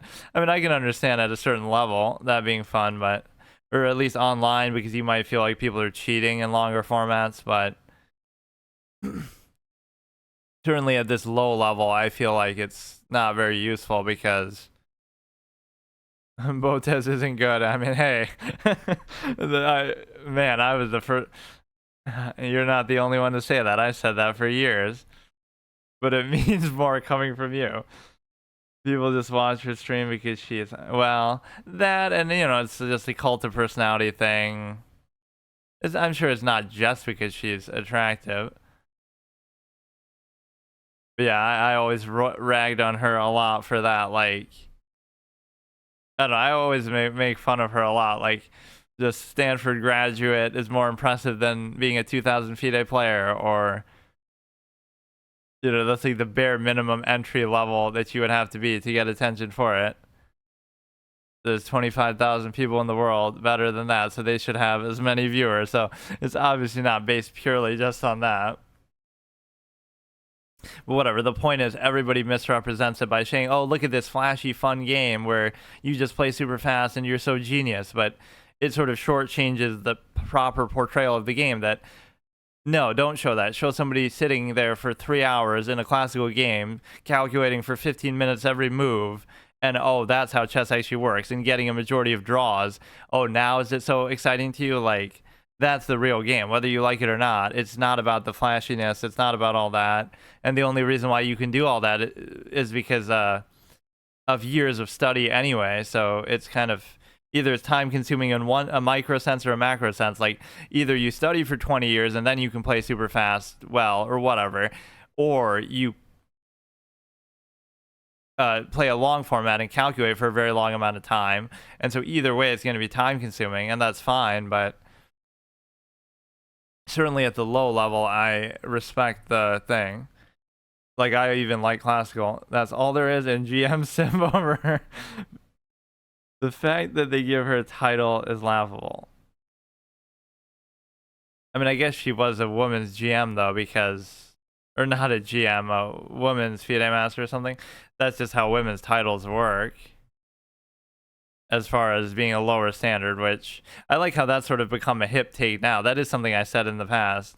Like, in fact, I think I was even called sexist because of it on my old channel. Like, oh, women's titles shouldn't exist because women can be just as good as men. And it wasn't a very trendy take at the time. But now everybody's sort of saying it, that, oh, yeah, totally, that should be the case. Like, you know, even Judith Polgar represented that as far as trying to, she would play in you know, tournaments with men, so she rejected the whole notion of being the best women's player. She didn't care about that, and like, she let me just try to be the best player I can possibly be. That is hilarious though. Whether low or high rated players can all trash Botes together. The only reason how the following GMs play with her: to get a title as a woman, you just have to be, yeah, 1800. It is much lower standard. And that is insulting to a lot of, you know, even people I know who are like 2,000 players, and it's like they would never get that much credit or attention, whether it's because of being a female or not. You know, like there's 20,000 people who are 2,000 and nobody knows who they are, and that's fine, but it's like, you know, there is a certain special treatment or special attention that's given for potentially the wrong reasons, whether it be, again, just personality, even other reasons, but yeah, it's insulting to the people who study for years and work so hard and they're so good, and even like grandmasters and stuff, you know, grandmasters only make like $2,000 a month according to here. Let's end off with this one. Anna Kremling, when she realized this is my friend made a little joke video, how much more money she makes than grandmasters. Yeah, I don't play chess for the theory, I play it for the memes. All these good jokes, like making fun of Ding Liren for Grandmaster makes between 2,500 and 3,000 US dollars per month. Women titles are stupid, I agree. Let them earn legit titles like men do. It's like, here's your participation trophy, so you can feel like you're as good as men. And the whole premise of it is flawed too, because this got quite a bit of views actually. Like if you you know, in physical sports, that's what it's sort of based on in premise. Like, okay, men have certain physical advantages over women, but, well, although in today's with the whole trans movement, that's been obscured, but that's at least a good reason that they have potential physical advantages.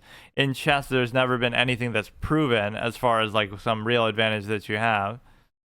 What is Andrea's rating? Actually, I've never really looked at that in FIDE. I don't think she even plays in FIDE tournaments like ever. Alex was at least 2,000 plus. 1837. I could be 1837 if I wanted to. I just don't want to. It contradicts the idea that they want to be treated equally. Yeah, it is certainly something that should be moving in that direction of getting rid of them and just everybody plays together. Hikaru is world number 2, actually. Wow. 2831. I thought, yeah, this guy rose like crazy. He's never been this high before, I don't think. Fabiano is always steady. Gukesh is ready to win the world championship, which I predicted that well ahead of time. In fact, I predicted Ding's choke in the first place, but somehow he still won because of my whole psychology thing. I always try to do stuff like that. Ding Liren is a serial choke artist, but yet you are still able to win the world championship. Ding and Zhu Wenjun, yeah, China's taking over the world. World rank 23. Holy shit, he fell off really fucking hard. Same thing with Andrea. Sucks. People just watch her. Yeah. You guys simp over her. I mean, it happens in all areas of life, unfortunately. It definitely becomes. I mean, that can be true in streaming culture overall too. Like, why are certain people popular? It's for often any reason aside from actually being good at stuff. Like, it could be because they're whatever. It could be attractive, could be personality, could be anything that subverts meritocracy in any way. Uh, let's see, who else do we have here? How do you see like the full thing? Person of the day, 1973. Oh, that's not his rating. That's his birthday. I was gonna say 1973 is. It would make sense if yeah. There should always be some middle ground, right? Like if you're like Levy's 2400, so at least I can respect that. Like as an instructor, as just a personality, I can, that's something. At least you're something. But when you're like barely 2000, it feels like the way I say it is like you couldn't be much lower, right? If you weren't at least 2000, then why does anybody even care or know who you are, right? Even that you are 2000 isn't that big of a deal, but watch her play chess, hell no. Fake high-pitched voice. Yeah, I think Alex made an OnlyFans as a joke, like, and that was actually a pretty good joke, like, subscribe for my hottest mating positions, haha, wink wink, like mating as in chess. She is pretty smart on like a basic level, like, she's been to Stanford and stuff, but obviously not put in the work in chess that you should have to get that kind of attention for it. Let's see what we have. Nordebek. This was the prediction that he's going to be the world's first 2900, which probably isn't going to happen, but he had such an unbelievable start to his career that there was like a vague possibility if you actually look at it. Like his rate of growth was insanely good. I mean, he's still so young, but it's probably not going to happen.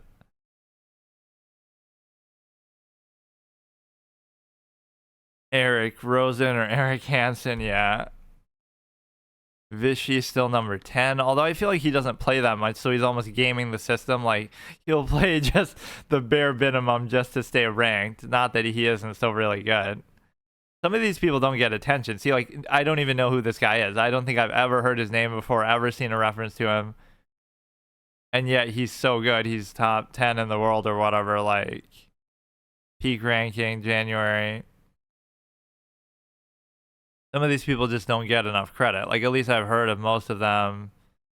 Not that I know anything really, but this guy I obviously know about. Who's that one guy? Yeah, this guy never gets credit. He's like one of the highest rated players ever in terms of peak rating, right? Like, where does it say that? He's had like a 2830 or something insanely high like that. But nobody really thinks of him like as among the best players. Levon Aronian. Anybody who's basically 2800 plus. Oh, Neiman has sneakily gotten up pretty high too. 20th in the world. I kind of am low-key rooting for him because of all this stuff he went through that was really unjustified. As long as Nakamura never wins the world championship title, I'll be a happy man. I mean, he had such a good chance to do it too. Neiman cheats. I mean, he certainly cheats online, but the whole thing with the in-person stuff was kind of misrepresented, I feel like, because it sort of just was done in a little knee-jerk way, I think. 2021 GM, 2018, 2016. Have you ever heard his fake accent? I don't think so.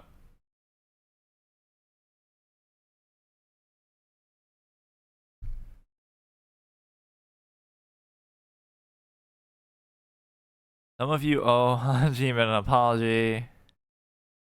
Hans' accent explained. The biggest lie we've been told. It's like a body double pretending to be him while he cheats somewhere else. He puts on a fake accent to sound cultured. The elephant in the room. You've asked to have some words. Just the accent speaks for itself. This been a lot of things that have been, this social media stuff, and Is I this just his accent, or is it just? This sounds more like just his normal. I've thought a lot about what I want to say. No, maybe he's putting it on a little bit. I think I can just, maybe I'll forget something, but let's just discuss it. Oh, even they're criticizing here. His fake accent sounds pitiful to listen to. This is just the first thing. This is just. What does he normally sound like? I don't even really know. Compared to what? Anna Cramling's always like that. She has like this grainy. I think part of it is just the fact that it's not her main language, not her first language, but English. But she kind of feels like she's putting it on all the time. Like she's struggling and straining to speak just basic sentences. Right, like everything is accentuated. Let's see, he won't be doing the accent here. Not move. Because in America, in New York City, when you walk by the pigeons, they scatter. But in Serbia, those pigeons, they don't have a lot of Pigeons food. speak for themselves. Those pigeons, for them, it's kill or be killed. Yeah, that was the one. He puts on a fake Russian accent. He's from California and his parents speak English.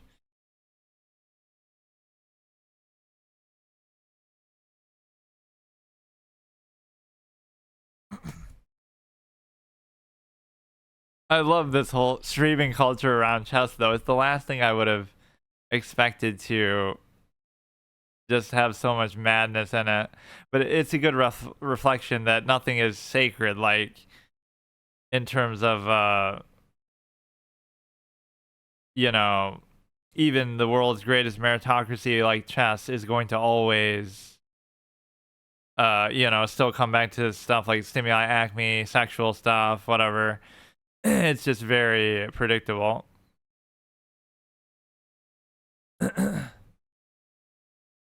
no, he definitely was mistreated in a way. Magnus Carlsen drama.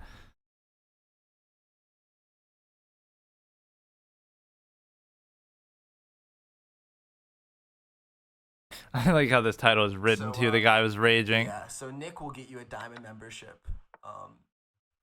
And then you can do. Oh yeah, this is how he sounds. Chess attracts. So yeah, I would have thought it would have attracted more sophistication. Chess, we'll get on that for you. Weirdos, but weirdos in a good way. Thanks. Yeah, he's really nice guy. Yeah, he does that in the. He's like, I like this clip. He's like, Hans tries to date Anna. He's saying like. This is actually pretty funny. My chat is asking for some really weird requests. If I win, they want me to go on a date with you on stream. He's doing like the same kind of a fake accent here. It's like you're dealing this is like Bane. This is like Bane talking to Batman in The Dark Knight Rises, like where you can't understand fucking either of them. She has to put on her accent because she doesn't speak English as her primary language, and he has to do it because he wants to be a fake bourgeoisie, whatever he's going for, right? The elegant, eloquent kind of thing. So they're both like being so fake with, or it's not even syncing up their lips properly. Yeah, my chat is asking for some. I love that. Like both voices are distorted. Now we just need Andrea to do her little ear-piercing, loud pitch voice. Okay, good games. See you tomorrow. Okay, so today I was going to do episode 2 of my Slitterhead playthrough, but I don't really feel like it. I'm too tired.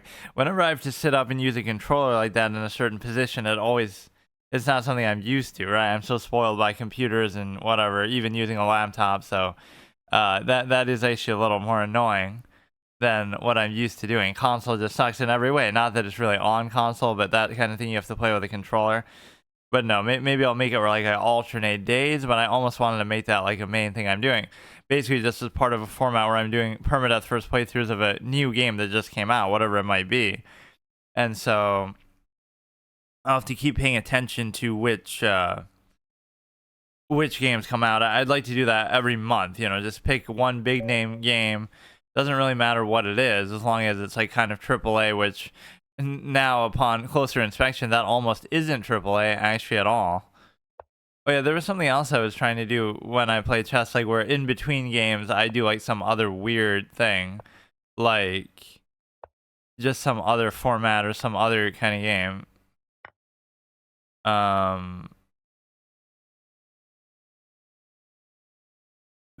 Now technically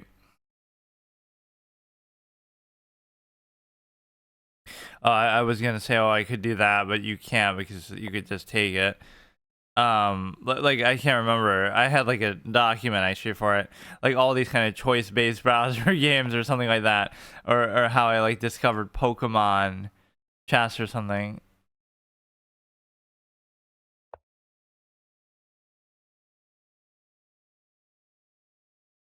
That's still kind of bad. I don't know why I allowed that to happen.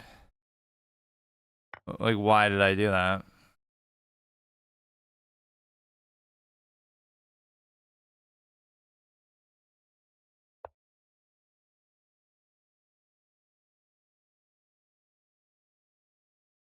So what you have now is the ability to I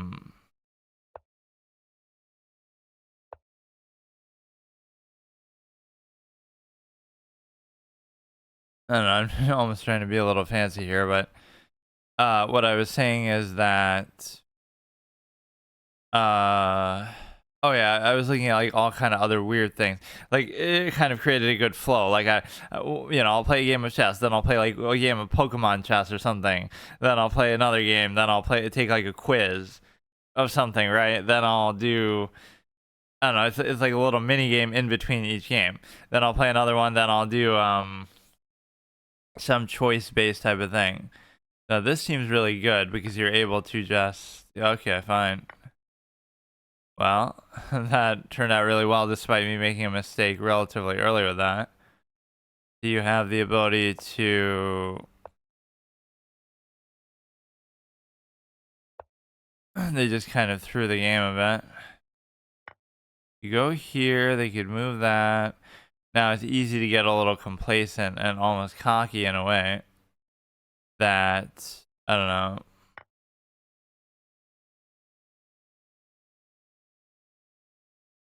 I mean, you don't really need to be doing this.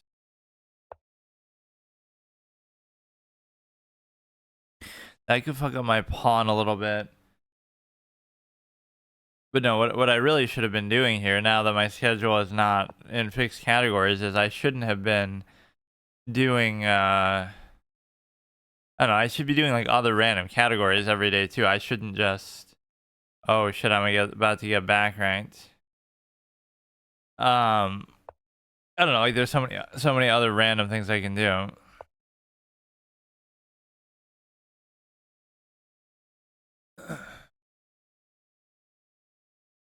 But no, I like that as a general format. Like, you play a game, then you do something else. I was doing some other game too, like that. Like a shitty browser game or just anything random like that. You can go here, you're trying to threaten that. Even if you move it away, we can mostly do something with it, so.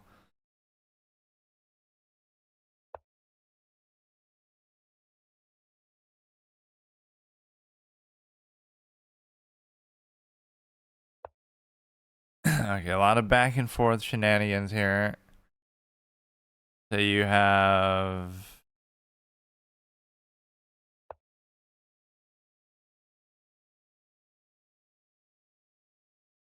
+4, but obviously it still takes a while to do this. In some ways, the queen can kind of be weird here because it's like, you're not really going to mate him just like this, so and you can't trade it with anything, so you have to really squeeze it and try to win pawns and stuff. You can sometimes be a little deceptive how good it actually can be. Speaking of winning a pawn, some people are so inconsistent with how they play. Like, he doesn't seem bad, he just seems weird. I don't know. So I'd love to just take that. Or, I mean, even trade for it, but he's not really letting me. And so... Okay, fine.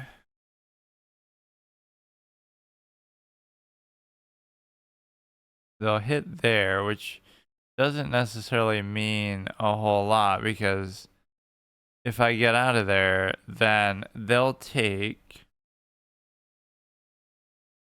Depends what they take with, really. It could blow up in my face a little bit. And the reason why is because If I move away, they take with the bishop, then I move the king, and everything is fine because there's no unleash. If they take with the rook,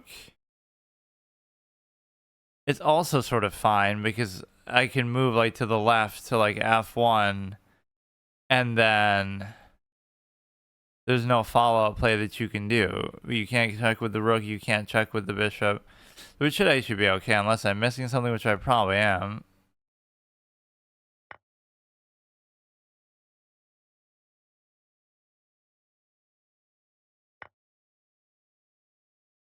It seems cute, but I don't see like what is the follow-up play.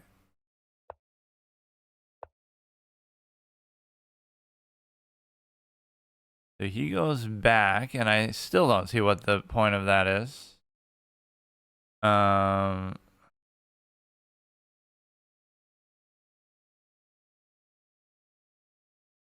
You go here, or you go here, or you go here.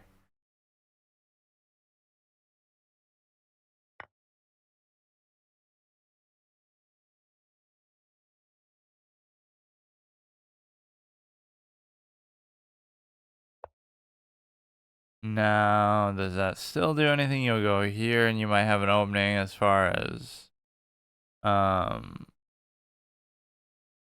there's just nowhere that the knight can, or I mean, there's nowhere that the bishop can give a check.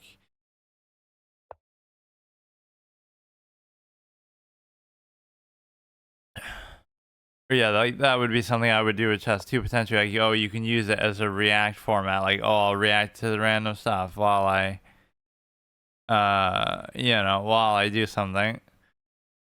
It's just that kind of game that makes it seem like, it's perfect for those kind of things, even if it still seems kind of dumb.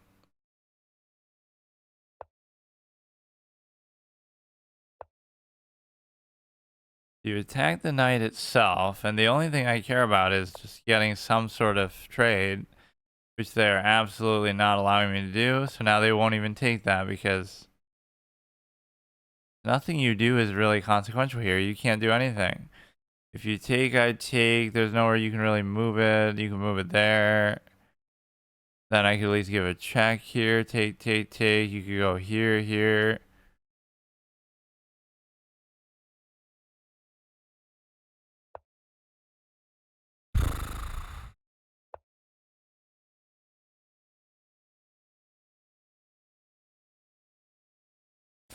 So now you can't come back to block. You can do this. And if you take, I take. If you don't take, I don't know exactly what happens, but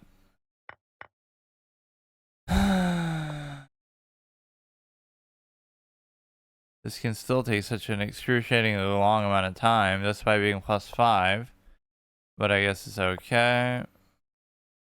He's got a couple good pawns on his king side as well, but okay, dude. Really though? All right, man. This is why I don't like it though. Because like it's obvious. You really do get bored of it. The boredom gambit. Like, really, man. Really? Okay. I don't care. It has nothing to do with ability or anything. It's just like you really. I'm winning the whole way. I'm bored. I don't even care. I still have a chance even, but that's so fucking stupid.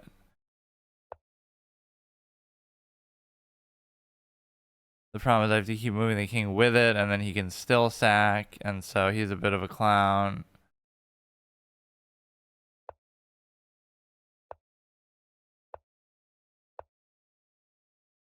Well, now you can't even do that, so I should still have it, which is pretty hard to believe that you were able to even do that.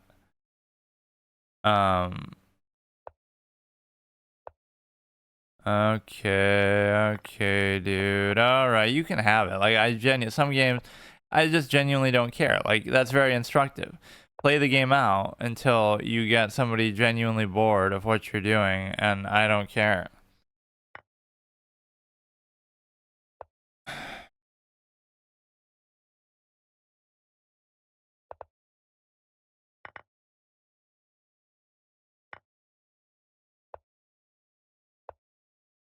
That happens in chess more so than even any other game too, because you get a lot of these sort of stale positions where even if you're winning or something, you know, it can just be very drawn out. Like you kind of know where it's going, but it's just not really fun to do it, right? Or like again, between openings and end games, the game may as well just play itself because yes, it's a big memory test, but it's not really all that satisfying. So again, is that even really instructive for him? Because I don't know what that really shows you. That is so fucking boring, man.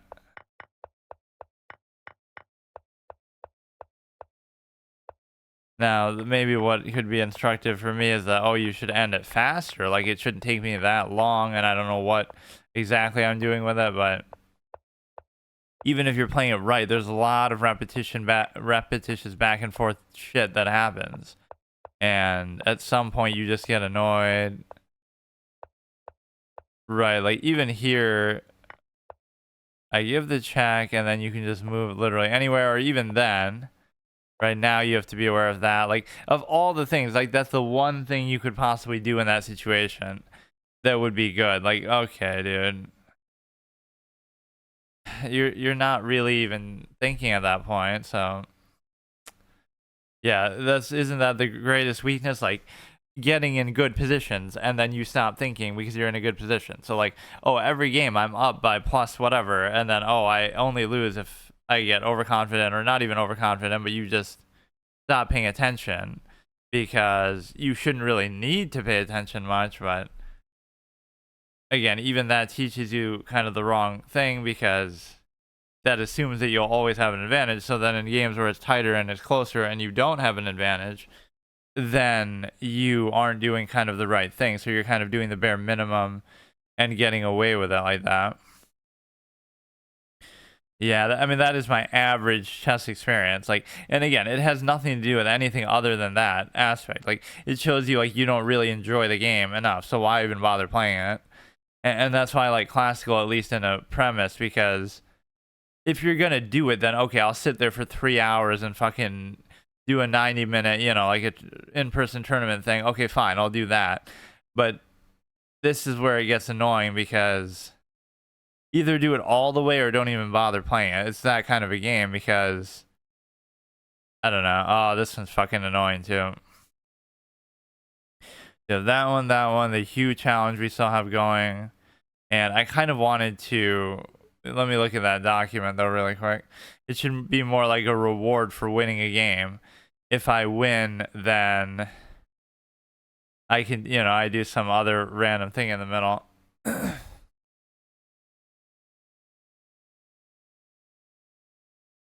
Let's see what we have. Yeah, we looked at Pokemon chess. We looked at some checkers thing that kind of works like chess. I forget exactly what it was, but let's see here.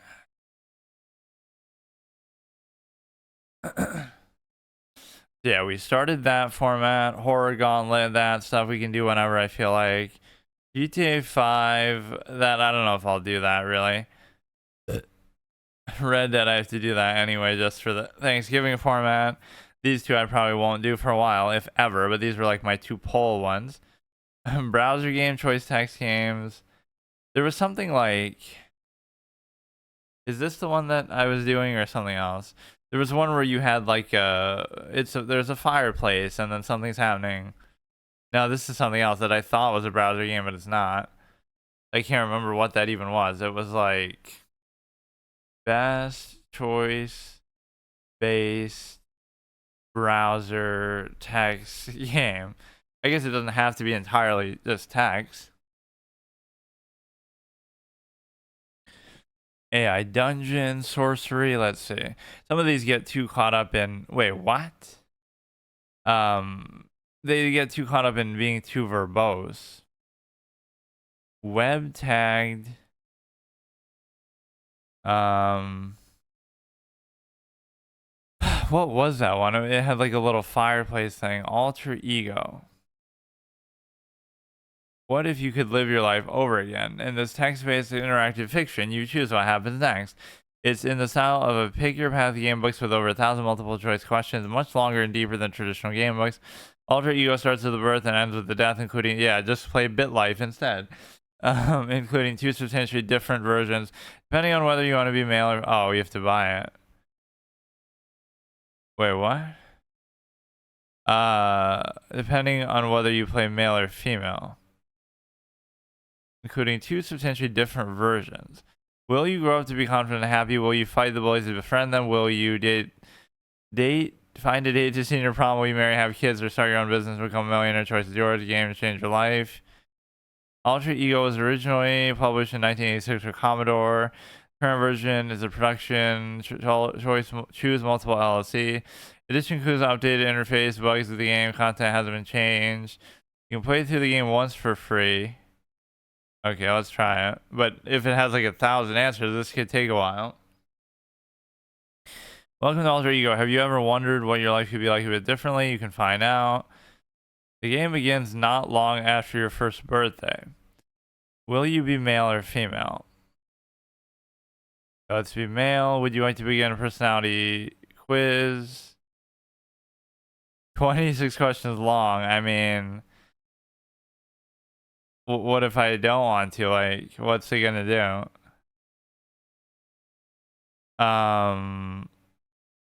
Okay. Probably answer these questions honestly. People who know me best. Well, see, honestly is different when you're doing this in a hypothetical sense. Like, no, I won't be honest about my current self versus the, alter ego that I'm trying to create. People who know me best like me as a person. Probably not. No. When I will become ill, short-tempered.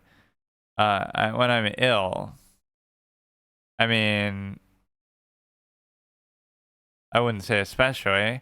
I'm likely to speak whatever comes to mind in a manner of speaking, but then I'm also the quiet kind of personality type where I just don't give a shit to even bother saying it. An important part of every job is knowing who to impress. It is, but that doesn't mean I necessarily agree with it, like that I like it. I'm a light sleeper who stirs at even the slightest sound, sort of. Revenge is sweet. Some of these are just so broad. I often feel slow, tired, and down in the dumps. Often when I'm streaming, I am, because of whatever, I just kind of do it just before I'm about to go to bed or something. Fascinated by car accidents and other disaster scenes. What am I, from fucking David Cronenberg's Crash or something? I'm extremely sensitive to criticism.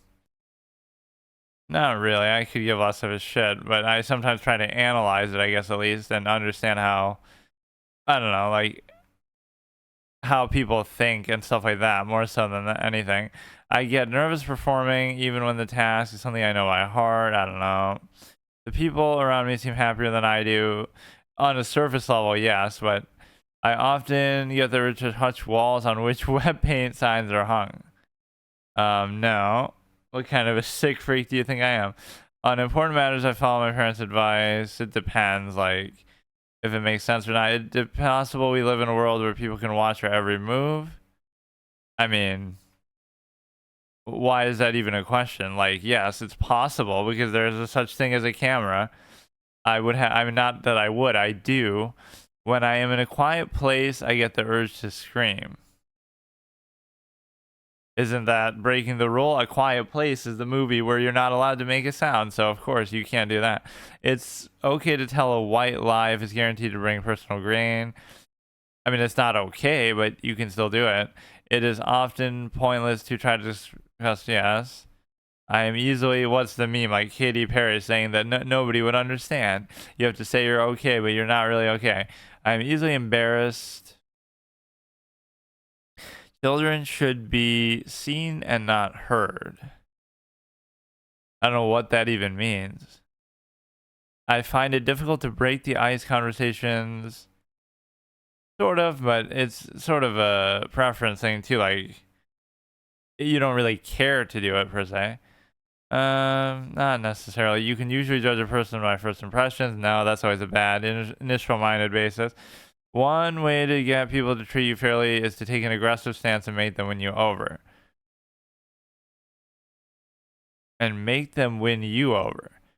Get people to treat you fairly. I mean, yes, one of many ways, so it's not the exclusion of any other way. Don't make me go all F. Lee Bailey on you, like, Yes, that's one way. You could also go through 1,000 other ways and say, yes, is this one of the many ways you could do something? How is that it's acting like I'm dug in on that side, but it's not. I think the questions like this, yeah, I'm even saying it as I'm doing it. I'm complaining.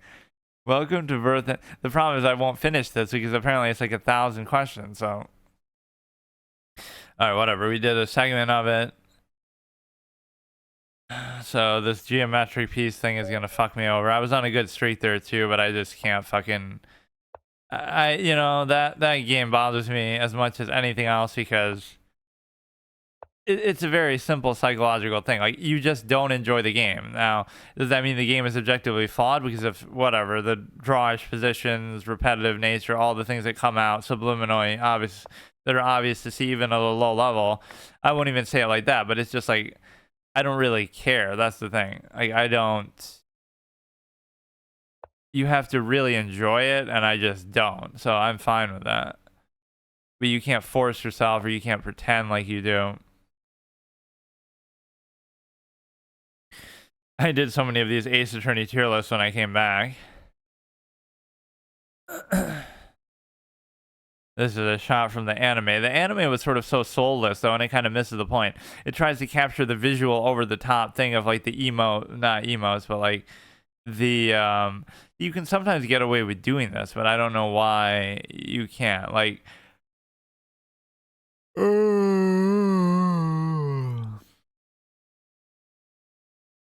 in theory, you should be able to do it, but I don't know.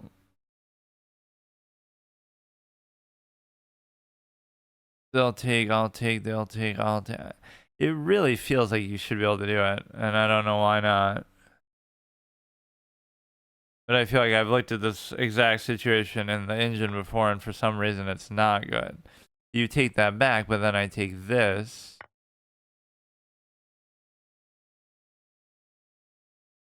So it's a cute little way to win a pawn.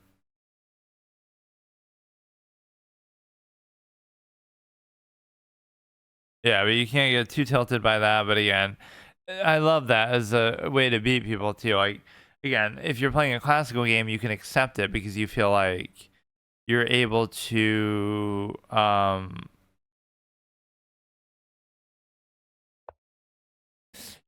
basically ignore it on the basis that okay, I'm sitting here for 3 hours and I'm playing a fucking board game and I'm committing to that. But it's one extreme or the other, right? Like, don't pretend it's something else than what it is. So here you have the ability to I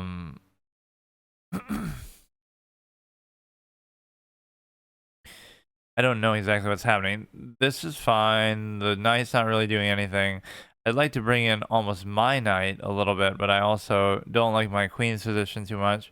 Let's go here, and then I can almost try to move the king itself. And if I move the king itself, then I don't need it to... Okay. I guess I can't.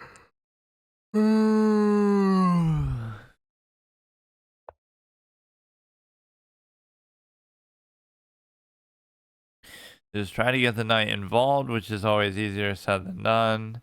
He's going to try to get the knight involved too.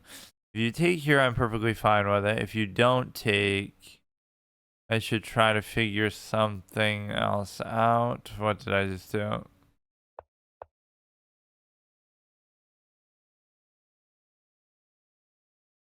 Once again, getting to an early lead advantage and, like, not being able to take advantage of it necessarily. If he goes back with that, everything's fine. I seem to have blundered that just by, whatever. I don't know if that's why they moved that there, but if it was, then they would have just done it anyway. They didn't need to make that move necessarily.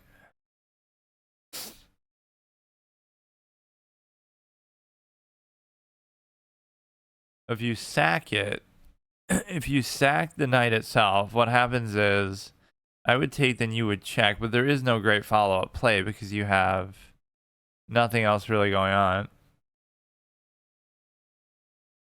You could just try to spam check with the queen, but this is one of my most hated sets too. Like, it's not even super hard to figure out exactly what you're dealing with, but it's just annoying. I don't like this at all. So you have nothing really that, oh god. You would take, you're so fucking annoying, dude. You could go like this, I guess. I don't like it, but, or even there you could take. If I go here, this is already under attack. Like, how did that situation even happen? How?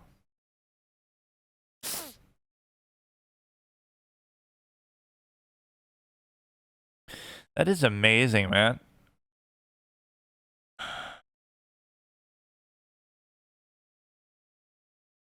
So there's nothing I can do about that aside from really just giving up the pawn. If I go here, you know, you're getting hit. You have to address this. And this is where the knight just kind of pisses you off, because not only can it not do anything, but it just specifically strategically gets in the way. If you go here, is there a follow-up to which I could cover that? And the answer is no. You go here and then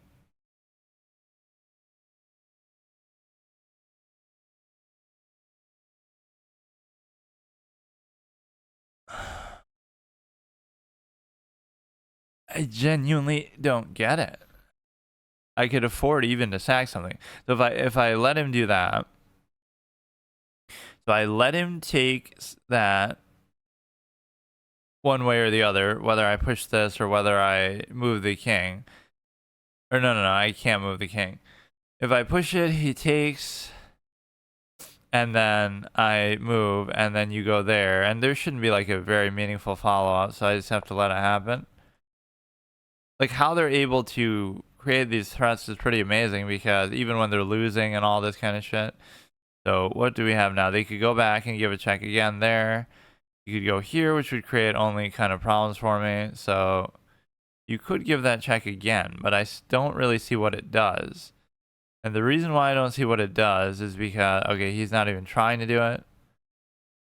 This could be potentially good, although I don't like necessarily the amount of pressure they're putting on there. So you have the ability to consider that you could attack the queen with it here, but it's not a big deal. But yeah, that game actually seems pretty interesting. I haven't really heard of it. The whatever choice game I was just doing. All right, this guy just somehow always has some answer for everything, dude. Like, now you can't really move the king. Like, I don't know what I'm even doing, man. I give up. It's just annoying.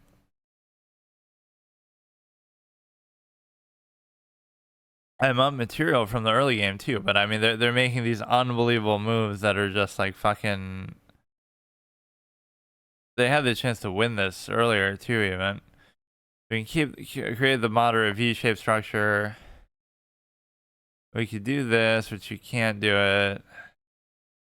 This I could kind of keep just vacillating back and forth. So if something happens with this pawn, yeah, what even is a backwards pawn? Somebody was mentioning that the other day, and that shows you how little I know about fundamentals. I kind of know, but I forget. Backwards pawn is a pawn that's behind all the pawns of the same color on the adjacent files and cannot be safely advanced. I don't know. I guess that's what the V-shaped structure would do, but considering my style of play, that's actually a very logical thing, because of the fact that you have a situation where I don't really advance pawns anyway, because I'm always apprehensive about doing that. And the reason why is because I am kind of defensive, and, you know, I'm not the type to push pawns anyway. So it makes actually quite a bit of sense if you think about it then, which wasn't even necessarily my entire rationalization, but there is a great sense of purpose to it for sure. So let me see what we can do. This is kind of stupid.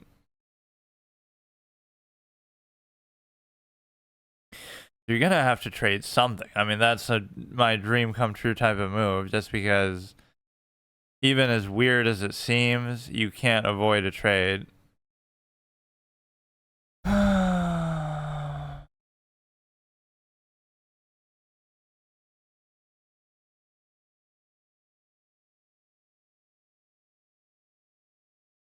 Yeah, there is something really petulant about the whole thing, though. It's not even the player's fault. It's just that's what happens. You could be winning, you could be losing. There's one thing that's sure in chess: it's going to be slow and long and tedious and repetitive and annoying and dumb. That's what's going to happen because that's just how the game works. Like it is very, very true, and it almost shows you the whole sort of complexity that people get so enamored with is very misleading. And the reason why is because if you really want to metagame min-max something enough, you can do that with anything. But it's a situation where you it's a situation where most things people just don't do that with. So like it's not necessarily even a credit to the game. It's more like if you really want to obsess over checkers, it can be much deeper than you probably realize. If you really want to obsess over such and such whatever game you have in mind, right, you can do that if you really want to, with a lot of things, right? If you want to metagame min-max anything. So it doesn't necessarily mean that, oh, look how complicated the game is. It just means that you're putting an undue amount of attention and emphasis on it, and now that turns it into something else other than what it actually is. You'd be surprised how many things you can actually do that with. So now you have to stay attached to that. I mean, this is just a lot of repetitive back and forth movement. I mean, I got nothing to say, dude. I don't know, dude.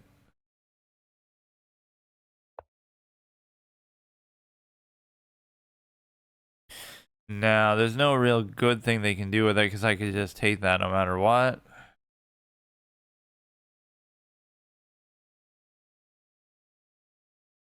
Yeah, my alter ego is I would have been played chess from when I was young. Welcome to birth and infancy. Every man is the architect of his own fortune.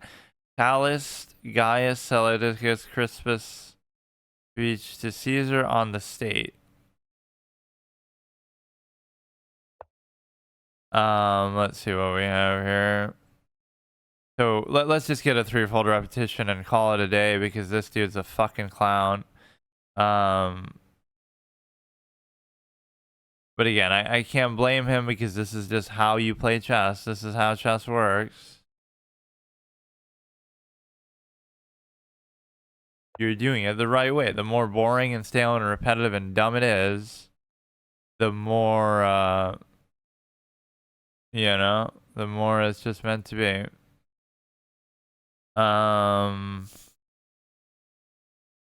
This would be cute. The problem is I need like a filler move in between to do this, where I'd have to even stay attached to it. If you go here,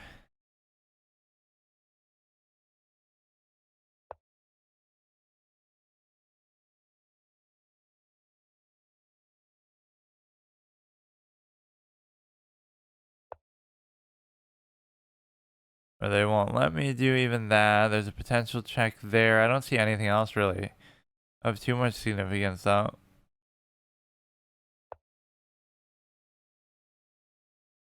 They're gonna eventually double attack this. I'm sure my pawns are a little fucked up. Like pushing that so far probably wasn't even a good idea. Okay, is he gonna get me with the boredom again or the time thing again? The elements that make chess so deceptive with how it's going to work. This is why I get so sick of it. It's just too fucking tedious and time consuming. You could go here and they're gonna do something cheeky for sure. And the reason why is because even this is very deadly, so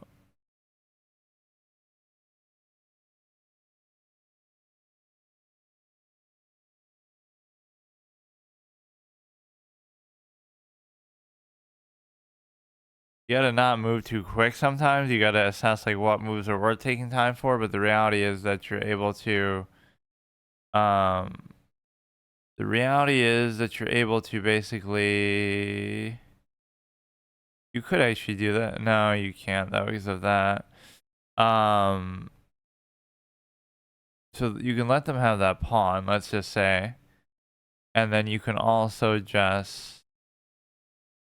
you have the check here, but I could easily take it, and so it's not a concern.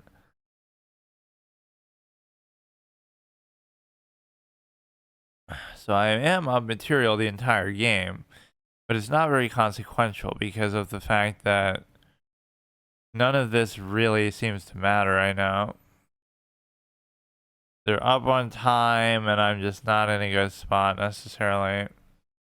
You have this to potentially, you can give a check, you can do all kind of stuff. That was like a weirdly defensive backwards move that didn't really do a whole lot.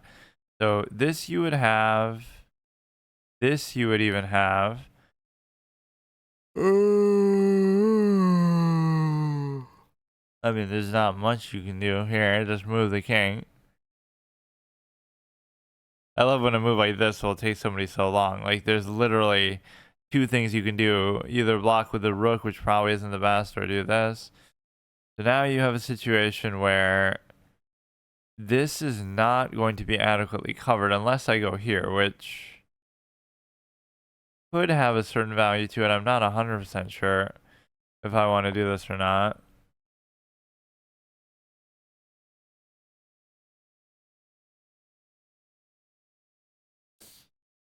So they had a chance to potentially take that many times over too. And so what you can do, all right. Fucking now it's gonna come down to flagging. So one game we lose because of boredom, and one game we lose because of time. If we lose, which I shouldn't, but I have a tendency to start to play like really fast once once I start to think about time, which can be very bad as well. But now you should be able to do something no matter what, but not really because you'll just fucking, I don't give a shit.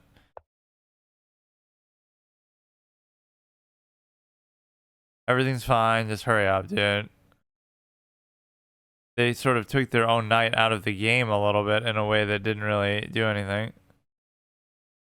You go to here, if you take, I take.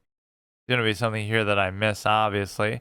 You should almost try to make weird, unconventional moves in a situation like this because they're more likely to make a mistake, like them against me. I'm more likely to make a mistake because my time is low. So they shouldn't play like very obvious moves, or they shouldn't try to trade or anything of the sort. And so you have a situation where you can't take there. You could do this. They would take. The knight's not really doing anything for the time being. My pawns are a little fucked up, but it's okay. Yeah, this one. Now, if they take, I take and check. Now I should just be able to spam check in a large way. So that could have been really bad. This could also just be a mate right there. Okay. Well, that was pretty easy. So we were recovering from that really frustrating first game that just shows you the game is fucking garbage because it's just not fun. Or, take it in one extreme or the other where you got to play hyperbullet or you got to play correspondence. Those are the two ways to play the game. All the stuff in between is just not representing the game properly. You're in a warm, dark, comfortable place. This has been a place since you became aware you're alive.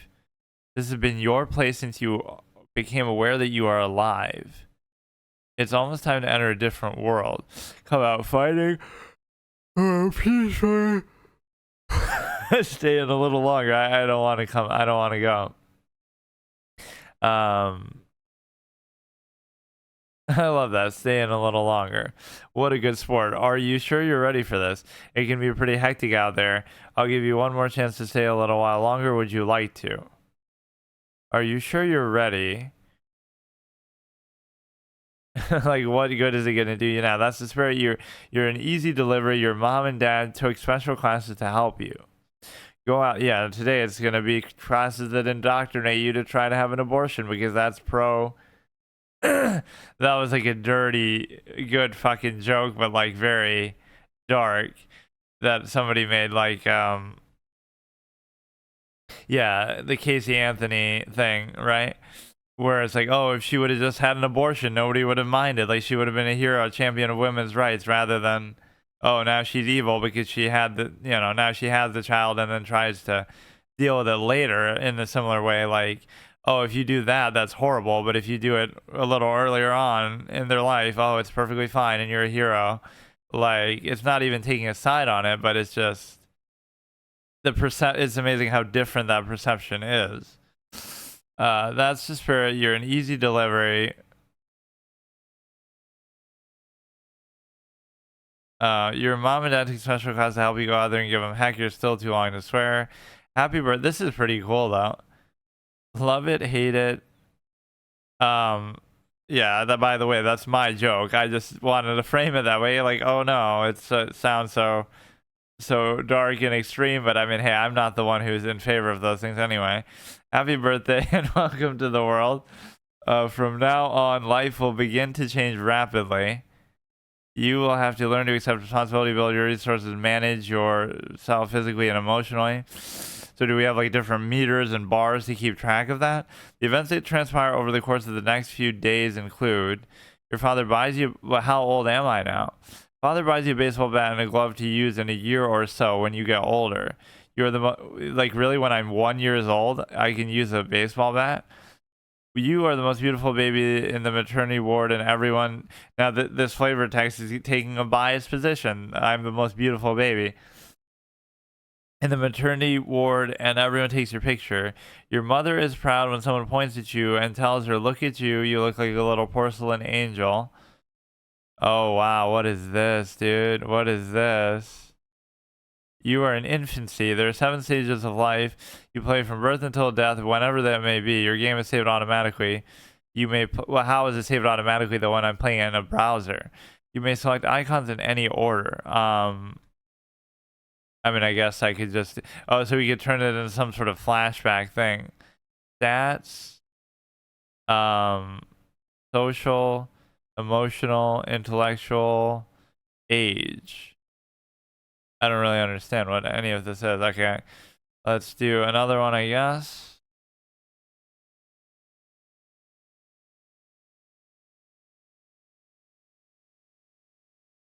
The 1655, I'd like to get to 17 at some point, but it's going to take me forever because I just don't have the consistency level to do it. Okay, dude, go ahead, abort out. Be like Casey Anthony should have been. Stats. Familial, I shouldn't really have any special. Yeah, about $1,000 in my little trust fund, I guess. A woman walks into a. Wait, what?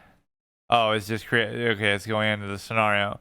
Woman walks into the room holding a blanket and a bottle with warm white liquid. Into a room. My room or what? I guess I'm happy. Who, as your mom walks towards you, she notices. I do wish maybe. I guess I could recreate the thing. I could play it exactly this. Yeah, why would you be afraid when you're. Okay, what's going on, dude? Just because I'm streaming? Like I could recreate the exact same scenario as far as how I answer stuff in order to continue, even though I can't continue directly because of the simple fact that it's in a browser, so it probably won't save it that way.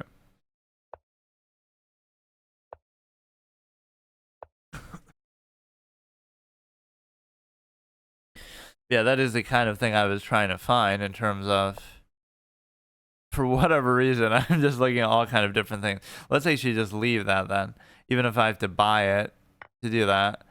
Let me look for something else because, yeah, we have BitLife at home, but that's actually better. And well, given the age of it, it's better because it's way ahead of its time. 1986. That's so in depth.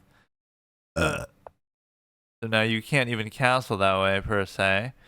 And so what you can do is you can basically try to put a pressure here. They would take, I would take, they would take, I would still take. They would take, I would take, they would take, I would take.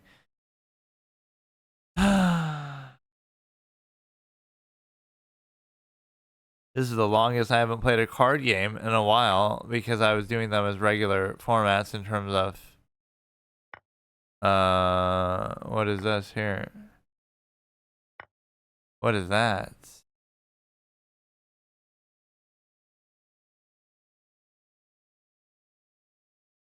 This could you know, I'm going to try to get too greedy with it.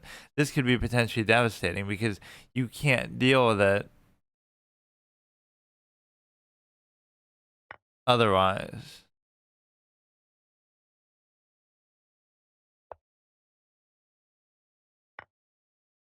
Right, you had to let me do that because otherwise you would have been fucked. So now you have a situation where you can go like this. And I seem to have blundered a piece, but I was so fixated on what I was trying to do with the king and the pin and everything. So it doesn't mean that I actually messed up. Or yeah, like, can you play that in your browser? I can't remember what this exactly is, but the Oregon Trail, it is some sort of iconic game like this. Press spacebar to continue. Now the actual thing here is the case that okay, dude. Or no, it's fine. You take, but then I take with the queen. Never mind.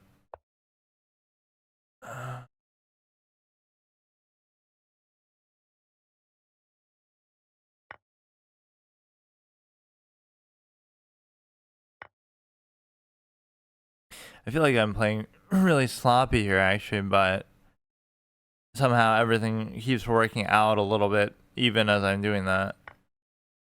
Fuck. Okay. Okay.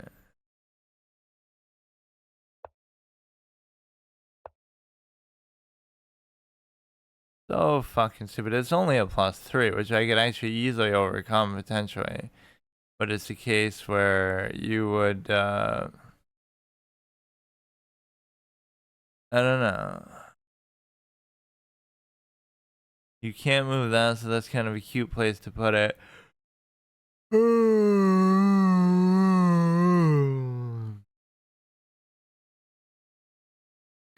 Trying to remember what that campfire type of game was, but I guess it doesn't have to be a text-based game per se, but just something you can play in your browser that is, you know, relatively simple that way. You might be able to even do all this, like, I don't know why this seems better.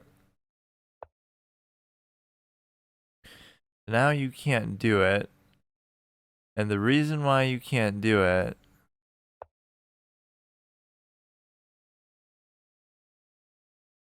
that's too bad. That's too bad, bro. You literally fucked it. Holy shit. Let me see. Browser voice game. Choice-based game without much actual gameplay, like Oregon Trail. Some of these are not going to be in browser, actually. Animalia. Okay, let's try that.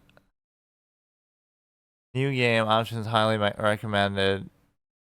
New game plus, who have experienced the story several times. That could be a hard mode thing. It's late. Yeah, see, I love this. It's a random thing I've never heard of. It's late. The animals, bleary and confused, emerge from their respective corners of the forest into a great meeting place. Speculation had been rampant. How long have I been going even? Like, I'm fucking tired already. Speculation had been rampant. Why had this emergency summit been called? Hadn't everyone been agreed to this festival has been a huge success? I don't get it, a vole says. This year's festival had the least interspecies predation yet.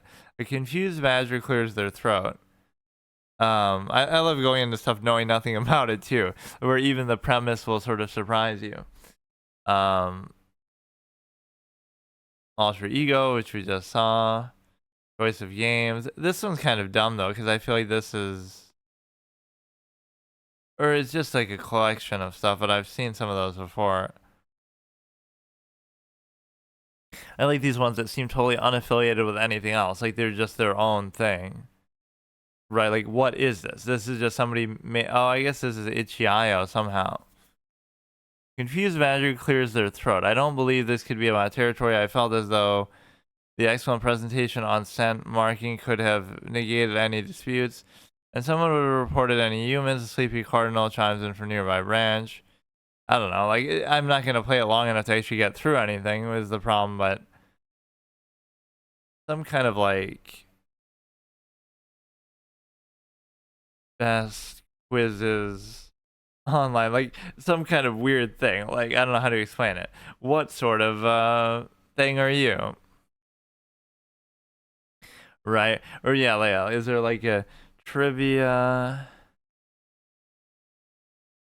PvP game kind of where you play against like other people online? Compete? Yeah. Let's look at this. We'll play this instead of chess from now on. What is the game? How to play? Game is a chat. Type your answer. If your guess is correct, the round ends. But how does it know? Like, how does it know whether it's right? Or this is almost like Scribble.io. Pigsty. Okay. What? Wait, what? My ex house? I'm dead. Okay, where's the next one then? Nobody got the answer. Okay, hurry up. What is it waiting for? Which command copies control or no, I'm not. Fuck. Which I don't know. What are you talking about? I have no idea what this is even about. S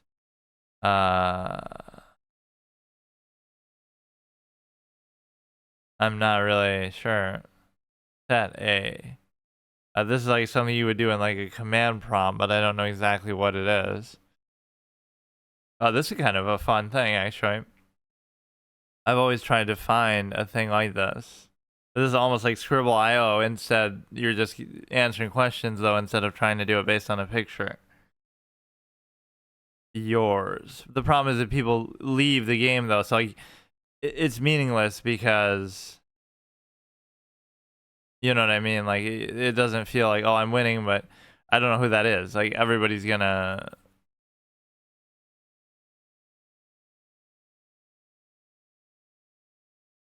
I don't know, that wouldn't have even fit. Brazil. Like, I'll be winning, but it'll be because I just stay longer than somebody else, or somebody else quits out, or I join some other time. Like, okay, sometimes it takes too long in between these, though. In 1965 Beatles something stadium, I don't know any of this shit, dude. And again, it would be very ripe for cheating where people could look stuff up, but I have no idea. Okay. Okay. Like, you just know that. Bro is literally using Google. If you did know it, why would it take you that long to say it? In 1934, somebody stopped him. 15. Yeah, you would just know all these things, of course. This guy just knows everything. Unless I ask some of the same questions over and over. Like, come on, man. I don't like to accuse people of cheating, but what the fuck is this? The best life. Okay, that's life. Oh, that was actually somebody else.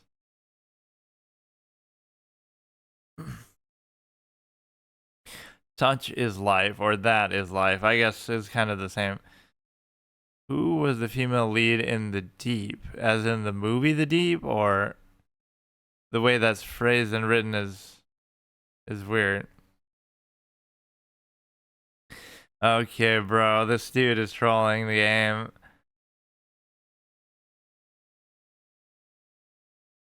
I mean, some of this maybe he does know, but like, Krypton, I don't fucking know, dude. What is K? Bruh. Bruh. What the fuck?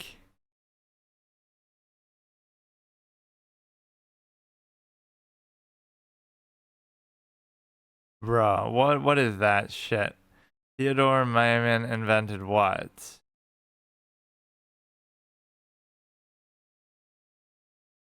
I don't know.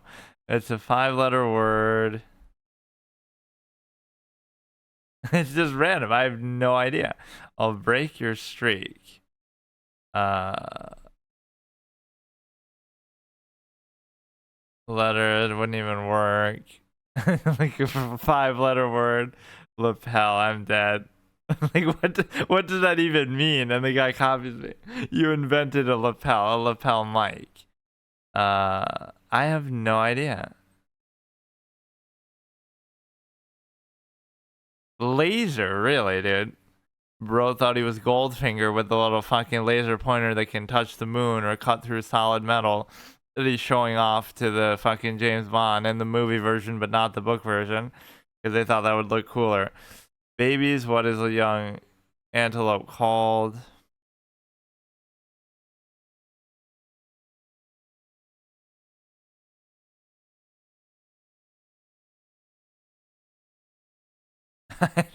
What are we talking about?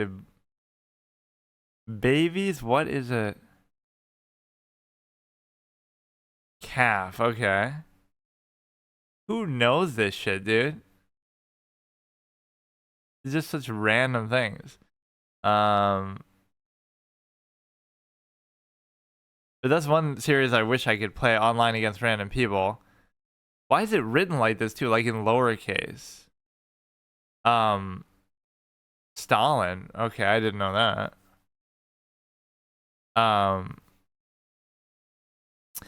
Like for example, Jackbox Party Pack games. Like, which Jackbox Party Pack games you can play with random people online? Because so many of them seem like they would work for that. For some reason, they don't let you do it. Let me try to get one question correct before I do this. Cooper, I don't know about some of these, dude. And again, it's not the sort of thing that would take, like, if you know it, you know it. If you don't, you don't. Like, it's not going to be, oh, I got to think for a long period of time to figure it out. On what day did President John Adams die? June. I don't have any idea. I have no idea.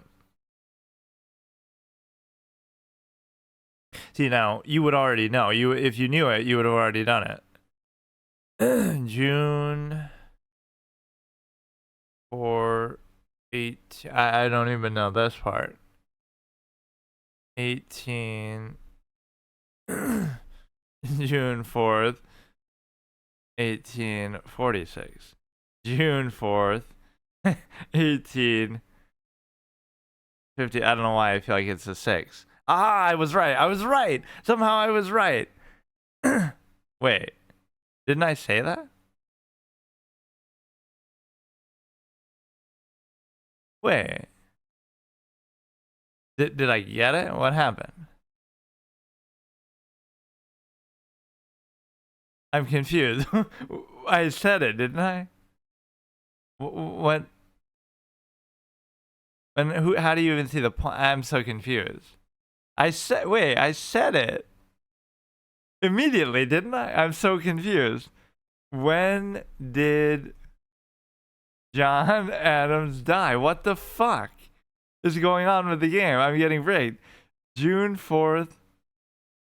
And I somehow had the 6 in my mind. You could see that. I knew it was a 6. 46, 56. Okay, I'm mad, dude. Magpie. What the fuck happened? I'm getting actually cheated on. Okay, let's try to get one more right. No word in the orange, I guess. What? I don't know what rhymes with orange. 5-letter word, I don't know.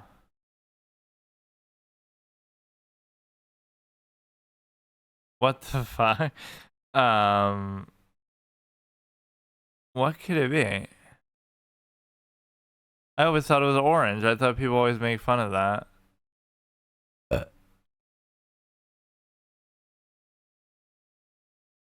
I have no idea. Nothing rhymes with a thing, 5-letter word that starts with an M. Month. What? Such a common word like that? Okay.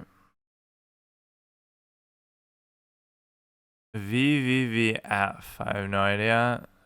And penis. Yeah, what rhymes with penis? I don't even know. Bro, what is this? What the fuck is this, dude?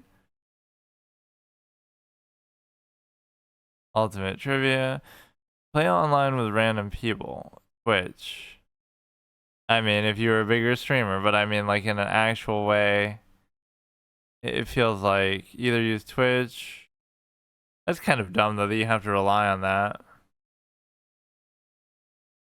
Which U.S. Native American culture includes the snake dance? No idea.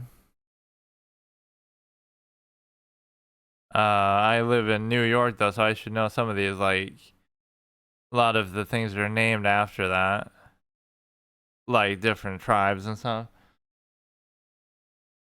You should know based on that, but I don't. Yeah, let's look for a quiz thing here. Which personality type are you? Or I love that when it's like, you know, um, the like which Death Note character are you? And I'm obviously near because I have that quiet disposition. Which operatic heroine committed suicide? I don't know.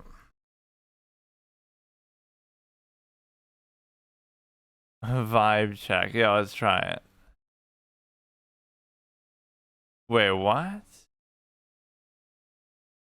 What does that have to do with anything? 86,000. Which would you say? If you could choose one phrase to say, which would it be? Not I love apples. I have one just as planned. I love modeling. Misa. Bang is who even says that? L says it, I guess, at one point. Me. I don't know even. I don't know in what context that me is said. I kind of want to just get one more of these. Phonetic alphabet O. I don't know what that means even.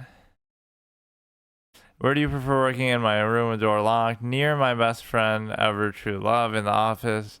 Secret hiding place? Hovering around something important, who knows what's going on? That could be fine. Blue, impulsive and outspoken. Red. When you feel, I don't really associate red with that. I associate red with sort of obnoxiousness. Guide dog for the blind. Like what is it? You see this all the time. Seeing eye dog. I've never heard that before. He goes with the flow, jokes, yeah, very bubbly, not many social skills, and very smart, good at figuring stuff out. Okay, I'll go with that. What's the oldest college in the US? I know this, but I've forgotten. What would you choose as a snack for an entire month? Nothing that would ruin my figure. Apples, anything sweet. My special potato chips. I like a lot of different foods. I don't really care about so much the figure, but just in general. Or that makes me seem like I'm Misa though. Special potato chips. I like a lot of different foods, which I really don't like a lot of different foods though. Harvard. Biology, the process of converting unsaturated fats. I don't know, dude. If you had the death note, what would you do with it? You'd entertain yourself by leaving it around and watching to see who picks it up and what they do with it. Wait, what? Oh, because you're assuming you're Ryuk. I was gonna say, why would anybody do that? You turn it into the police. What happens if it falls in the wrong hands? Using it according to someone close to you tells to do it. Use it to get rid of the world of evil. Put it in a room with surveillance cameras and try to figure out what it all means. Like surveillance cameras that I control, right? Like, you know, I do it in a subtle way where people, you know, because that's the ultimate power that light doesn't really take advantage of, right? Where, oh, that one was kind of in the name. You know, you can kill people with disease or suicides or whatever, right? Like other ways. So you could do that, and then they'd never know that anyone's even doing anything. So Light's egotism that way is a problem because but that's part of what he wants. But like he wants people to know of his existence and what he's doing. But if you were like me, I'd be more low key and I just wouldn't even let you know that it exists. So nobody would be after me because nobody would even know what I'm doing, because you could just keep doing it by diseases and other ways. Where would you hide it? Supervised room with surveillance cameras. I mean, supervised as in what? Not wouldn't not by somebody else. Somewhere in my room, but set it up so it'd be almost impossible to get. That's kind of what light does. I'd flip out and most likely no. I'd put it somewhere in the open so people might know. I'd keep it by myself. Generally, yes, I could keep it by myself, but depending what I'm doing.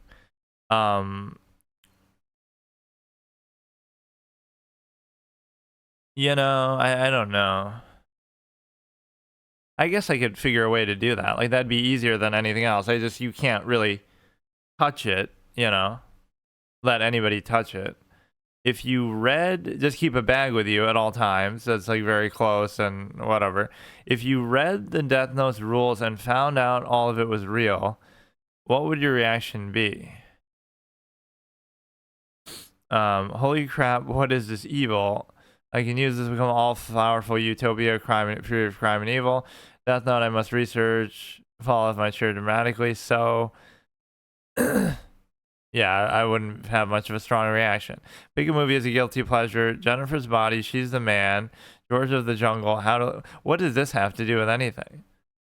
I don't think I like any of those really, but pick your favorite anime. I mean, I haven't seen any of these others. I mean, you want to give Neon Genesis the thing just because it's so well known, but which country store learned ventriloquism? Fucking pick an anime character as your best friend. I don't know who a lot of these people even are. In fact, I don't know who any of them are. This guy's from fucking One Piece. Let's just go with him. I'm like Ryuk. I guess it kind of makes sense because of the objective kind of observer mentality that I sometimes have. Enjoy joking around. You usually take light side. Not really. If there's something you really enjoy, you don't like going without it. You become bored quickly. Yeah, especially when playing chess. That's why I'm doing this. And are always finding new ways of entertainment, but you stick to the rules. But no, I would have thought it would have been near more so than that. All I wanted was to. Oh, was that for the Greek god of sleep? Eastman. Okay, I don't know any of these. Forget it. Personality type. Yeah, these are kind of fun to do in between other stuff. This is good. Choices, stories you play. Let's see what this is. Oh God. Reliable Spectrum internet in minutes. You can. What the fuck is it? What kind of a adware site am I on right now? When you can set up fast. Okay, so what am I at? 60. I just want to see what this even is. Whatever, it'll take 10 minutes to fucking load apparently.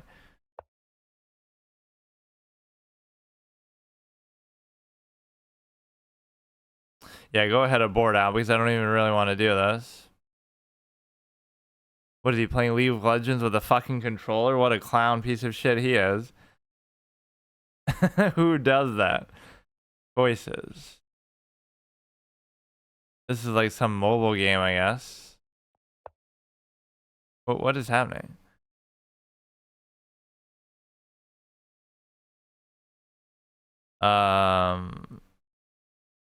What the fuck am I looking at?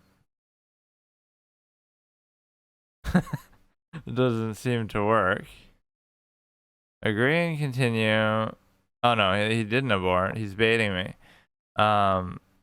Welcome to Choice. You get started by picking a genre for your first thing. Okay. The Royal Romance.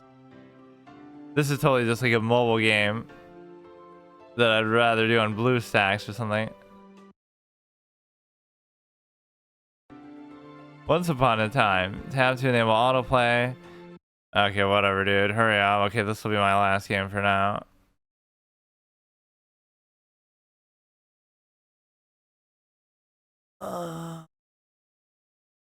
Yeah, just go ahead, quit out. I don't even give a shit. Yeah, make them bored, but I didn't take that long. I was just AFK because I thought they were gonna abort out. So let's see. We recover the one game, then we win again or something. Right, we get to 55.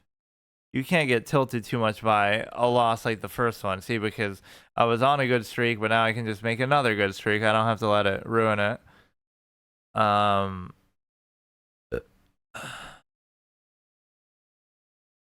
Yeah, keep giving me wins like that. Maybe I'll do another one even still, but here we go. But at least I'm up on time, or they really are struggling with their internet. Playing on their phone or something.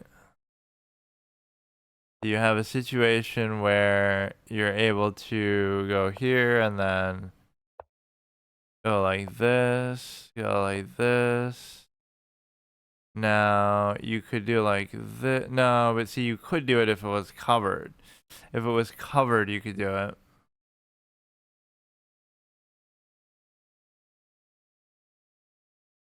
So the problem is that I don't know what you can really do about it.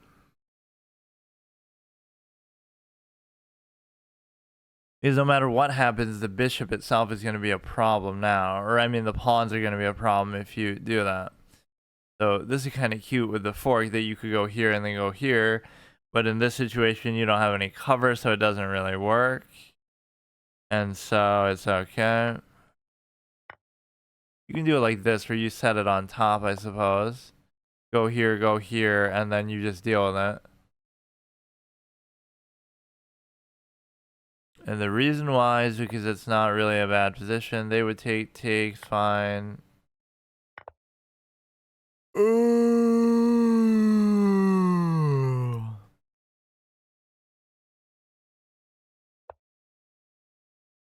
You could take there, and the reason why you could do it is because of the simple fact that it would open the king. They would take, I would take, they could take first and then take. Or they could do that too, I suppose. No, the knight's just kind of chilling there, not really doing a whole lot. You can go like this. If you take here, I gotta watch out.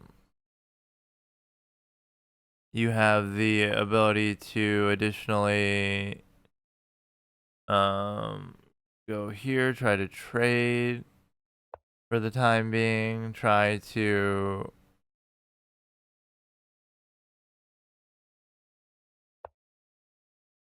okay.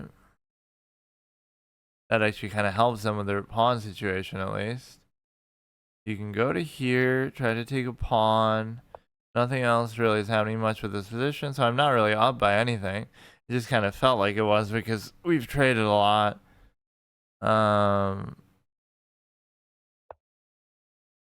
You can't take there.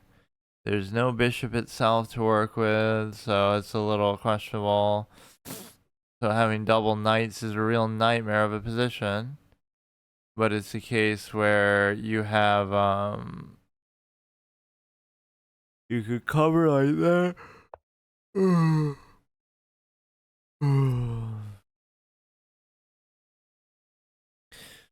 So you're potentially threatening there. You can go here, but you can't. You can't go there either.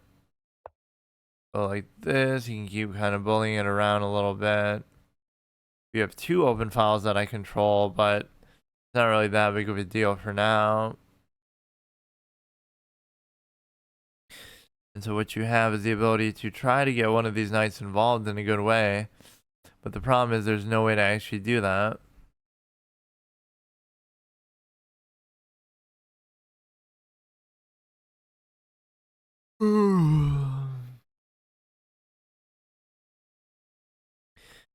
So this square, this bishop is pretty much in a bad spot in terms of the you know, it just shouldn't be where it is right now.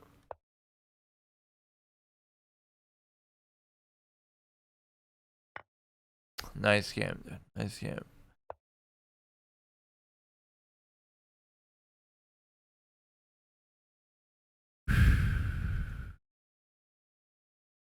Okay, I'm done, dude. Hurry up, man. Fucking.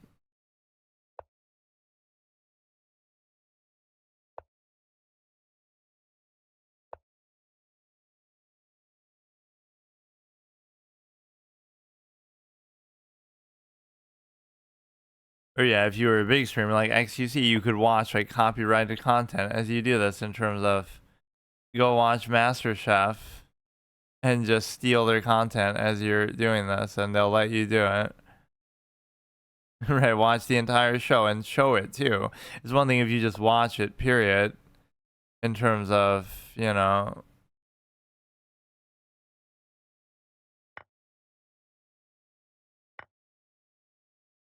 Hmm.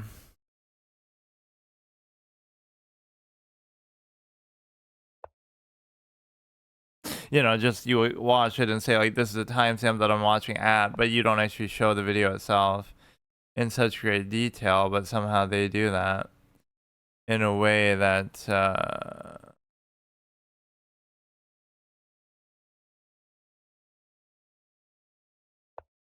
don't know what the fuck is going on.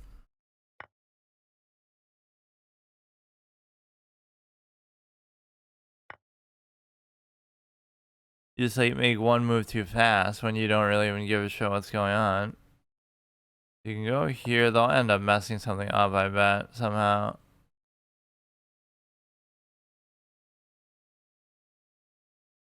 I don't want to resign, but I mean, it would save me a lot of time in some of these games because you kind of already know what's happening.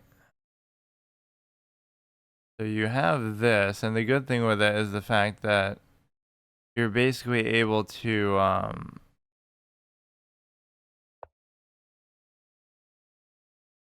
double attack that, which is obviously not going to happen, but maybe I can still give a check there or something.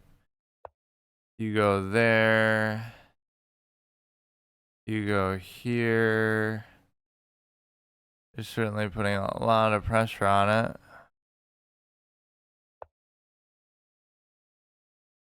You would think there's some kind of crazy move I can make in terms of a fork or something, but you're gonna move that. The last thing you should do here is try to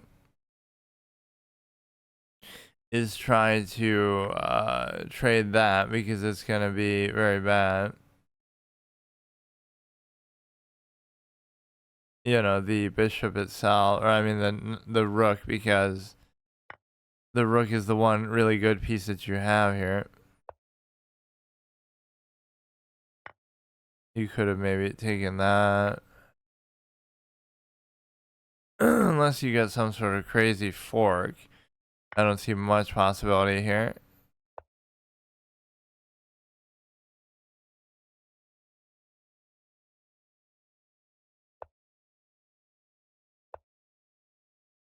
Even if I got it for free, it's still nowhere near enough.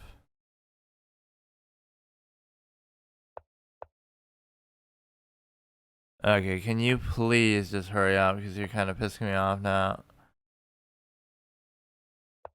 I just love the way these games are actually decided, which just shows like a total lack of interest. It's just boring, man. And again, even when you win, it doesn't mean like, oh, you're just saying that because you're losing. No, even when I win, it's boring as fuck at times. I'm surprised he just let that sit there. You could get so cocky, you start pre-moving, you miss something overall.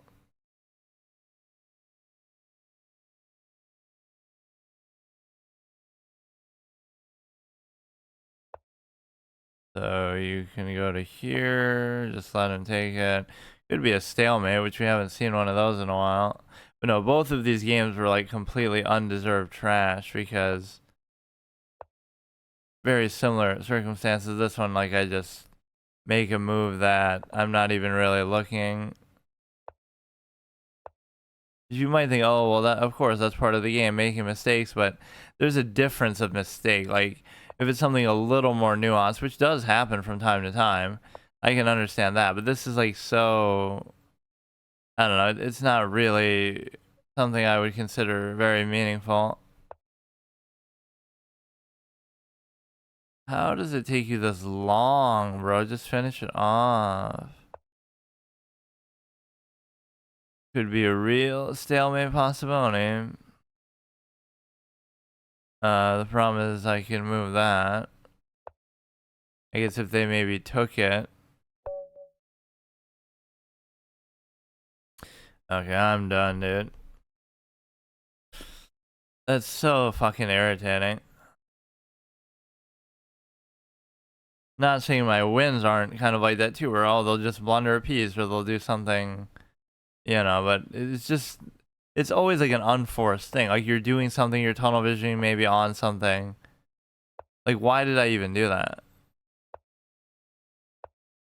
What did that have to do with anything? I don't even know. Okay, so today is going to be another filler-esque episode of chess where there's all these other kind of things I want to do, but then I either don't have time or energy to really bother, so then I just do this by default, which is unfortunate. I wouldn't mind doing this on top of something else if I had that much time, but no, I started my permadeath first playthrough of Slitterhead, which is meant to be like playing new games for once.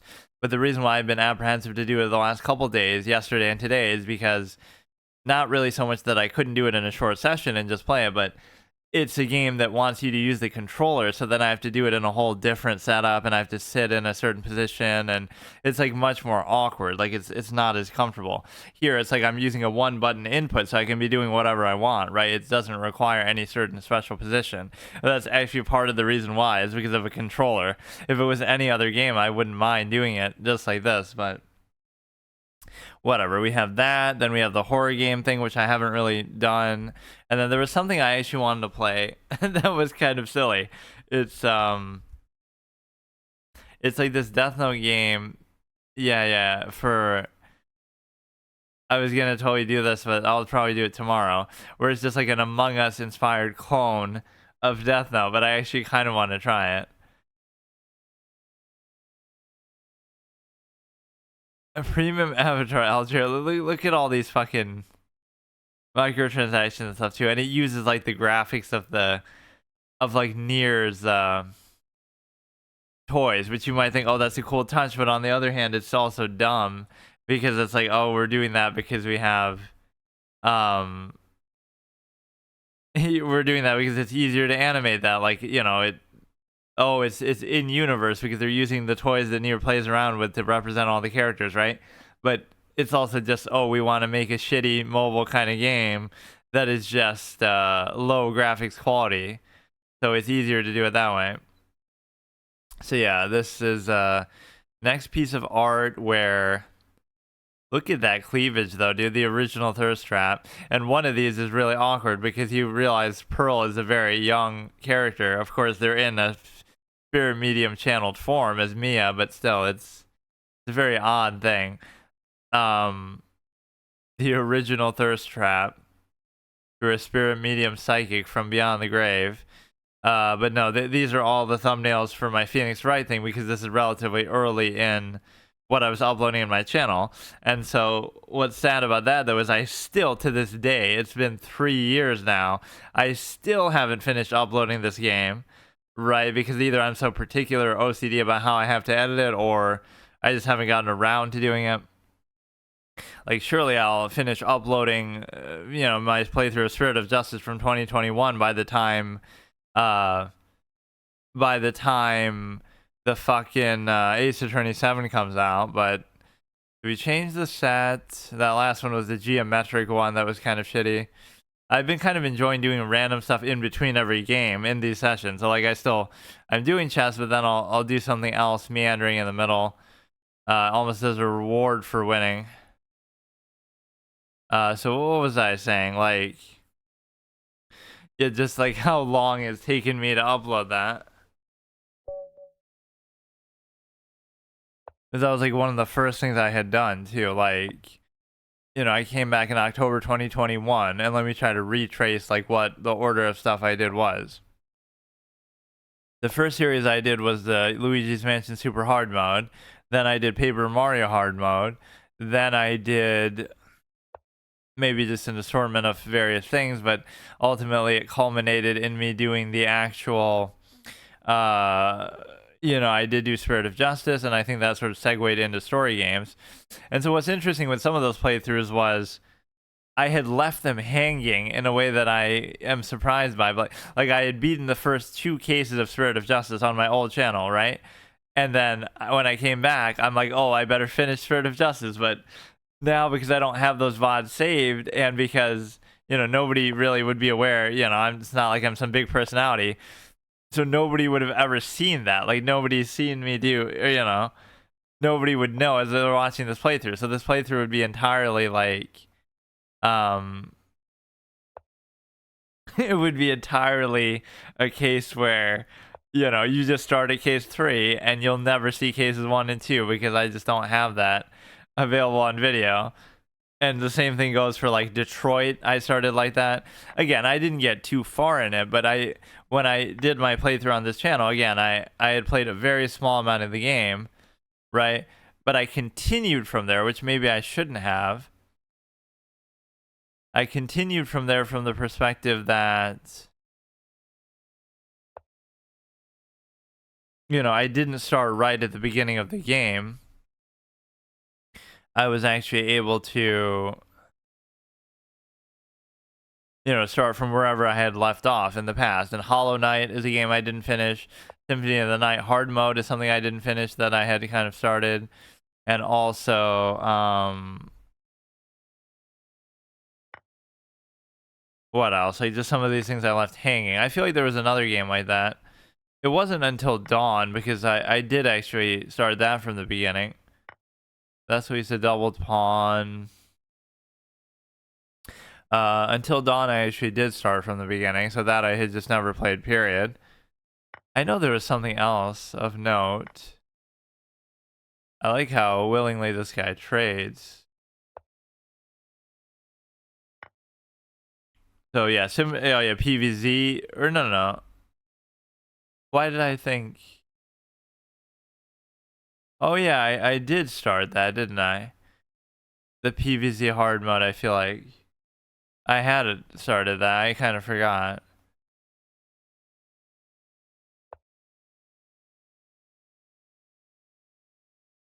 Yeah, PVZ hard mode was one unfinished series. Symphony of the Night hard mode. The fact that you have, again, you have not Detroit, you have the, what do you call it? What kind of position is this? I don't even understand what happened. I have no idea. Again, I had Spirit of Justice is the game. I feel like there was another story game that I hadn't finished. Or yeah, duh. Okay, so Spirit of Justice and Detroit, and then also Hollow Knight. So there's still, you know, and I still haven't finished that to this day. So, I don't know what I'm looking at with this, because you have the open file, but you can't really do a whole lot with it is the problem.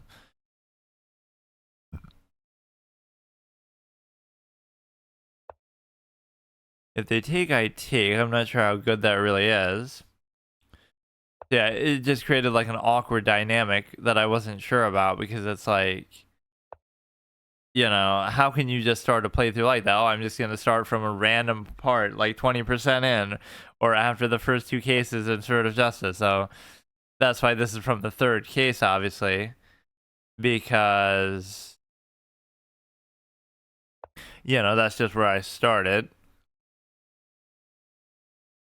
And in Detroit, I started like right from that moment, like where you're in the car as Kara, where you're like kind of protecting the girl. So it's pretty early on. And then I think you go and you can like rob somebody at a laundromat and go to a convenience store and stuff like that. The one thing that I can't afford to do is I can't afford to lose the rook for any purpose. Now this would give him a pass pawn and it would give him a pass pawn, and it would also allow him to it would also allow the fact that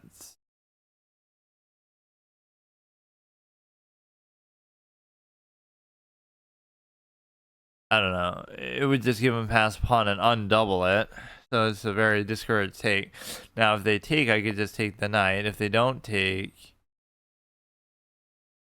I could sort of just take, and then not only, you know, if you take back, then I could take. Okay, now you can just take. So it ends up not really being that big of a deal. But I mean, the rook itself is too good, so it doesn't matter. I almost just did that too.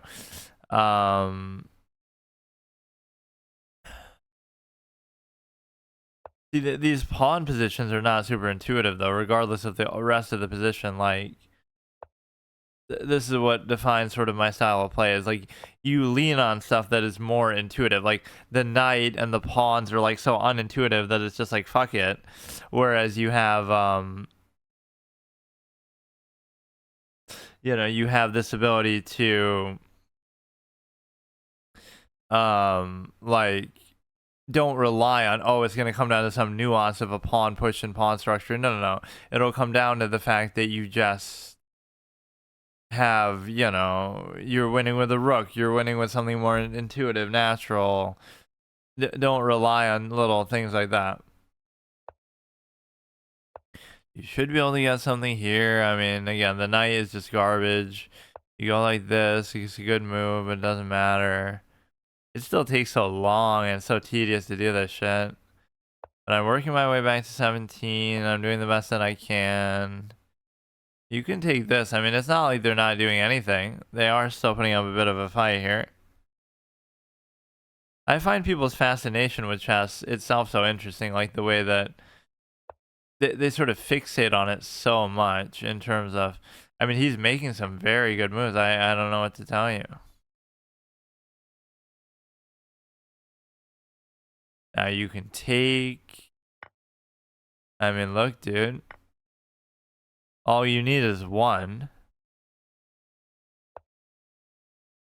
And that line from The Exorcist where he says there is only one, like talking about the how many things Reagan's being possessed by.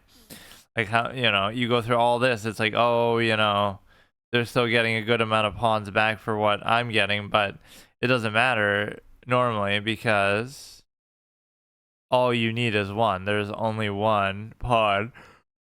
One pass pawn.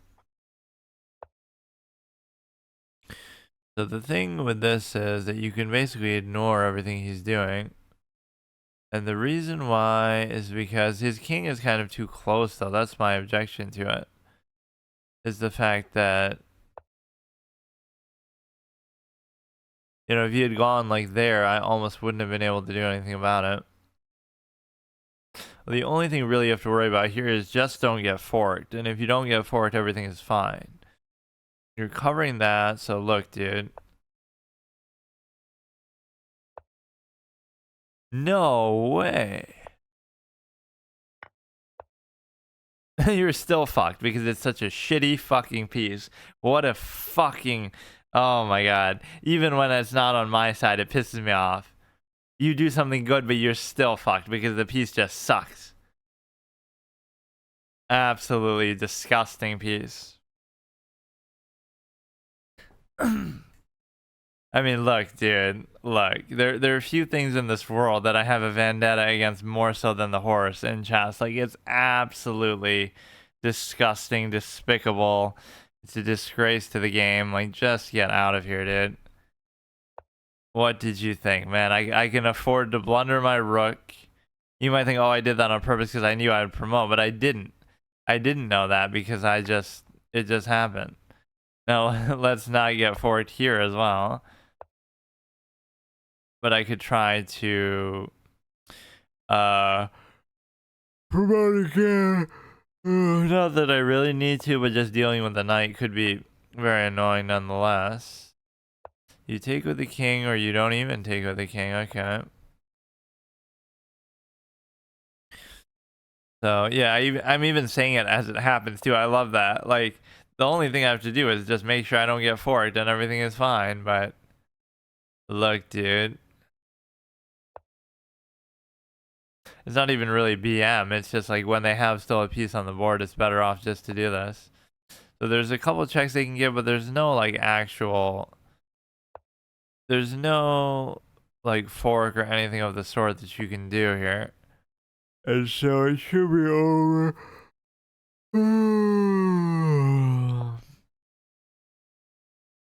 Go here.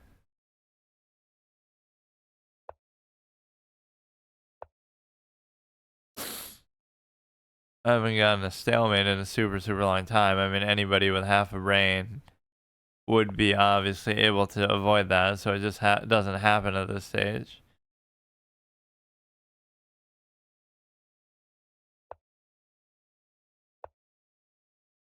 Oh.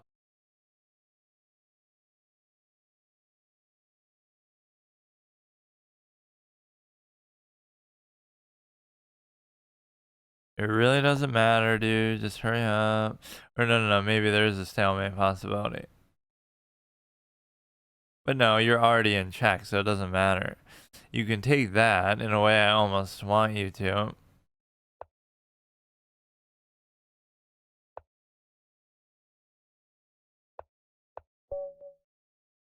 Okay, and yeah, we've been using this little hue color changer every time I win a game.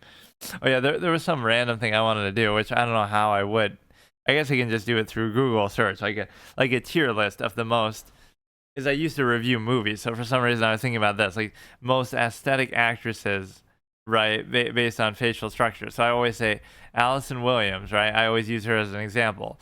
So I made that joke, right, about like Megan was made so that you could try to tell whether which one is the robot. That would have been the twist, that she's actually the robot because she has a more perfectly symmetrical face than a robot. Even like that was the one joke. Then the other one is like Anya Taylor-Joy, people obviously like, and the whole eye aspect that they play into, even with the Queen's Gambit imagery, so much, like how her eyes are little different size pupils and whatever it is, right? So people find that.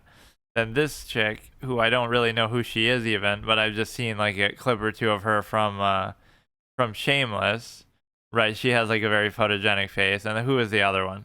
This is more like from a aesthetic standpoint than anything else. Even like a Stimuli Acme is not really relevant here. Who are some other ones though? But I always use Allison Williams as an example of that. Just like, I don't know, a certain photogenic quality. Like, is there a photogenic face kind of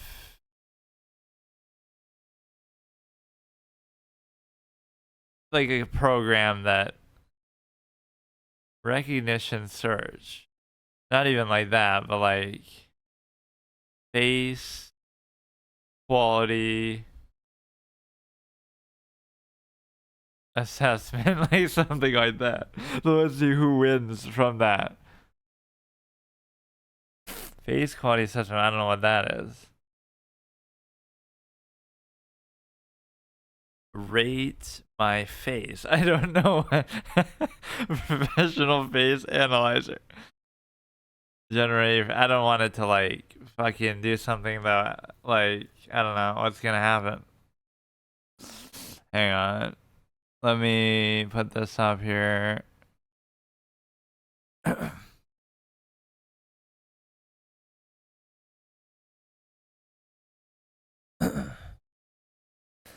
So if we go into here, what I can see is the fact that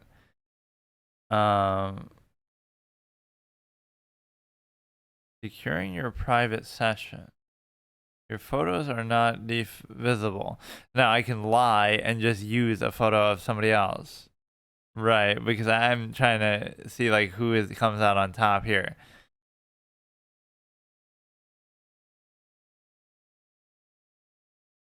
Let's see what we have here. Out of the three, the holy grail of aesthetic appearances, you have try to get just like a basic thing here.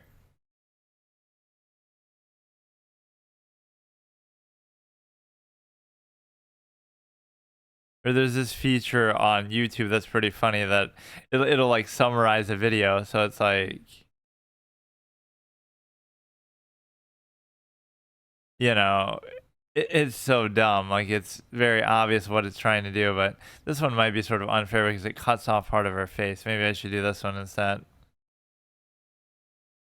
Let's see here. This is the kind of analysis you would have to get in a film critique moment, because I don't know. It makes sense from a certain point of view, because, you know, it's the same sort of thing. Like, people say, oh, you know, like how society treats women. Like, it'll say, oh, like they're so sexualized or whatever. But part of it is like, yes, that's true, and that doesn't mean it should be done.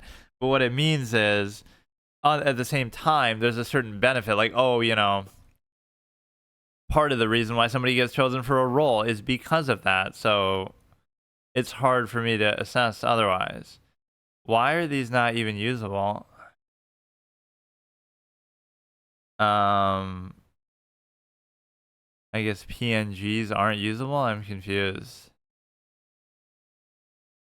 Okay, let's just do this one. Let's see if this actually works. Make sure you're facing the camera. Image too small. Fucking goddamn it. Face beauty analysis test. Unexpected tests can be unreliable. If you have low self-esteem, please do not take the test. Select a picture. Okay. All I want to do is like compare them. Okay, here we go. Watch. It's like some sort of mini games format that I'm trying to do. Every time between a game, I have to do something else that isn't just simply a game. And if I can do that, then it'll be good. Adjust your face to the oval. It's pretty much good. Place the arrow. Oh, it's going to be all... The arrow at the outer right eye. Like my right or their right? I guess it obviously is their right. Place the arrow at the outer right eye. Okay, that's fine. Arrow at the outer left eye. Okay, that's completely off. Like right there. Then place the line at the inner right eye. That's relatively right. Inner left eye seems to struggle with the left eye more. Place the line at the bottom on the chin. That's maybe her most out of place characteristic. Right, the chin is maybe not the most aesthetic. You go here, I guess, on the ear. Rightmost point on face. Leftmost point on face. Place the line at the hairline on the head. Okay. Bottom of the nose. Okay, this is so elaborate. Holy shit. Place at the rightmost point on the nose, which by right you mean my left, the way that I'm looking at it, obviously. This is the most leftmost point on the nose. Place a line in the middle of the mouth. Holy shit. Rightmost point on the mouth. Wait, didn't we just do that? Wait, we just did that. Rightmost. Wait, what? Okay, how is it even going to measure this? You are pretty, 80%. Prominent features. Good face shape. Normal forehead size. Good intraocular distance. Wide nose, long nose. Normal chin. The chin was the one. Bad face symmetry. What the fuck? This is the whole calling card that I say, what are you talking about? That she has a perfectly symmetrical face. A more perfectly symmetrical face than a robot, like in Meg. What the fuck? That's the whole point. Okay, let me see the other two just to compare and see who has the best one then. That is the exact opposite of anything. How is that bad facial symmetry? I don't get it. That's the one quality that is clear. I'm so confused. Let's do, it might just be not the greatest picture. This one is going to be, it's such an oddly specific thing to do, but okay, this one is going to be Anya Taylor-Joy. And so let's see, how do we line this up exactly? Yeah, maybe that one was a little bit out of sync, actually. Go here, outer right eye, so you can go a little bit more left. This is going to be the other part of the eye. So again, some of these pictures might not be exactly tuned for this. Place the line at the inner right eye. Okay, that's fine. This one's fine. It doesn't have to be exact. Bottom of chin. And yeah, it should have reversed those too. It's not a normal chin for her, Allison, but then it is a symmetrical face. Okay, go here. I can't even see the ear, so I don't know what to make of that. That one might fuck it up by itself. Most of the assumptions are pretty correct here, so maybe I shouldn't even change it in some cases. Right nose, left nose. Middle of mouth, rightmost point on mouth, leftmost point on mouth. Let's see who's gonna win this. 66%. I mean, these are actresses that are considered pretty up there in terms of, you know, aesthetic features and stuff. So I'm surprised. Allison Williams gets an 80%. Anya Taylor-Joy only gets a 66%. Long face, normal forehead size, big interocular distance. That's kind of her. That's kind of her thing, right? That she, what exactly does it mean? Does it mean the different size of your pupils that everybody knows? Refer to increased, I don't understand. Distance between the eyes. Is it the distance between the eyes, or is it just the size of the eyes themselves? A good nose for face. Normal mouth size, small chin, everybody has bad face symmetry, I guess. Like, what the fuck are you looking for in the symmetry department? Okay, so she's gonna end up being the big loser. Let's do one more. Then we have let's do one more where we look at Emmy Rossum, who I know the least about her because I haven't seen her like in anything ever. Right. So let's look at this face. And okay, let's see. It could be possible that some of these are just a fault of the picture itself, but I picked kind of whatever seemed simple enough. That doesn't exactly line up, but that's fine. Outer right eye. It'll come down to either the picture being at fault or my own shitty, you know, placement of all these things that probably has to be more precise. You go there, place the bottom right of chin, okay. And then rightmost point on face, which is kind of like near the, I guess it could be the hairline or the ear, if you can even see the ear in some of these cases. Bottom of the, place the line at the hairline on the head. And then here, bottom of the nose. Rightmost point on the nose. But no, it's that whole idea of like a stimuli acme element that you're able to say that that's part of the reason for something too, whether it should be, whether it's for better or for worse, right?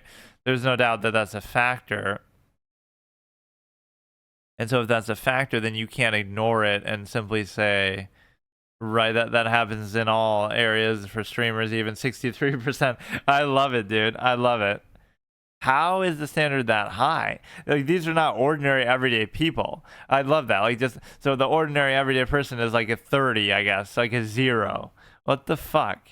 Good face shape, forehead too big, good interocular distance, unlike Anya Taylor-Joy apparently, or was that framed as a positive or negative? Just that it was so far for her. Good nose for face, wide mouth, I guess is a negative. Normal chin, bad face symmetry. So just to be clear, everybody has bad face symmetry. Like, there's no such thing as good face symmetry. It just doesn't exist. I love that. blame the pictures or blame me, but that just doesn't make sense. Okay, let's go to the next one. This is literally what I'll do. Every game I'll do something shit like that.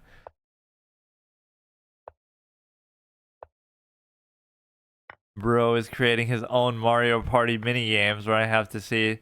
So it went basically, well, those two were basically both disappointing, but it basically went that Allison Williams wins, Anya and Emmy are not really that good apparently by comparison.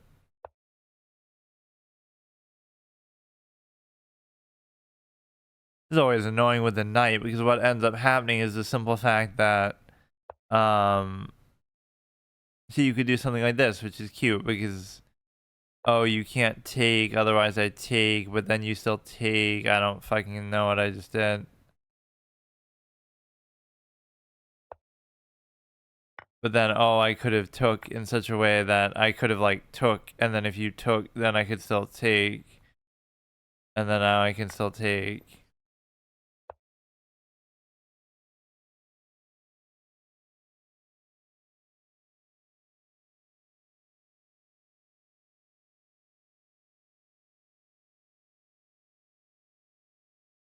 I love that random meandering aspect of my thing though. Like chess is so boring that I have to find a way. I have to do a face analysis challenge in the middle, or I have to do a fucking I want to play that Death Note game, the fucking whatever Among Us clone, or you know whatever, all this kind of shit that it opens up as topics and stuff just randomly. Do you have some sort of weird situation here where you can go like this? And so it's like a bishop pair.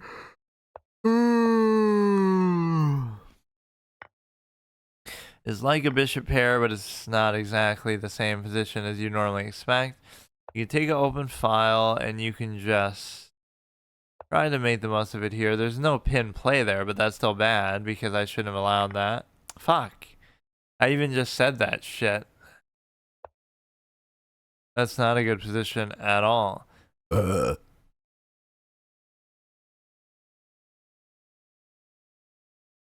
can go to here, it's covered. I'm not the biggest fan of that position. And, you know, the whole game could come down to the fact that the king is not adequately covered here. And the reason why it's not adequately covered is because... I don't know.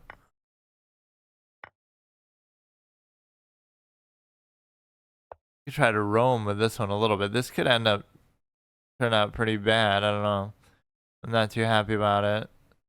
You go to here, and then if you move it, I take. If you cover it, it's okay. Let's just go here. I love that lack of facial symmetry, even for the sort of poster girl for it.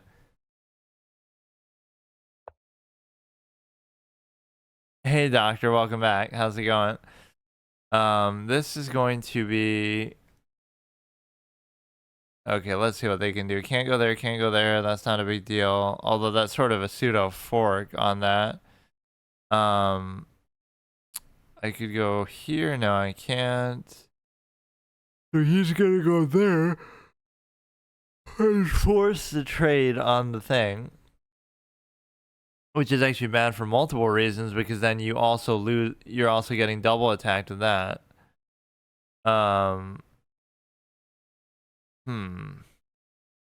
That could be a really devastating move, actually. You just go here, and then if you go there, I can just take the knight itself. Or like even here, I have no choice but to go back because you keep... This bishop is just in a very bad spot.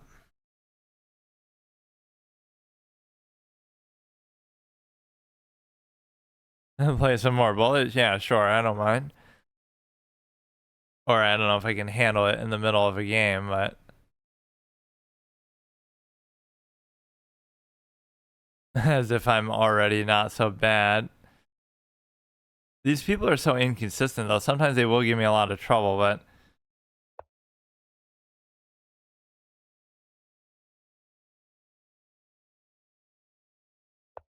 Right, you go there, and I'm perfectly fine with it. And so... I would have to I don't know what I'm trying to do here. You can't double attack it. You just have to not give up a fork, really.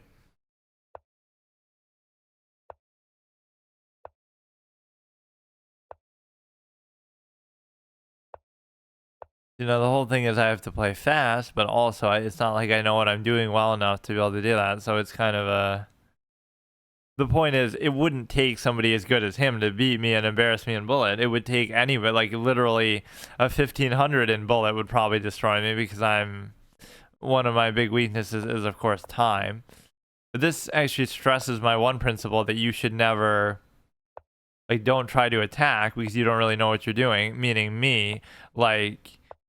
I'm obviously limited in my capability of doing that, so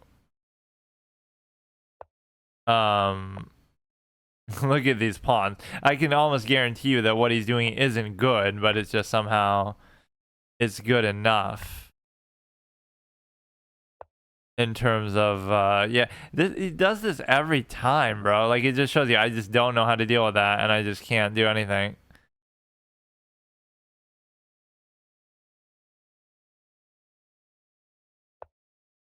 There are those moments where look how much time he's actually using, though.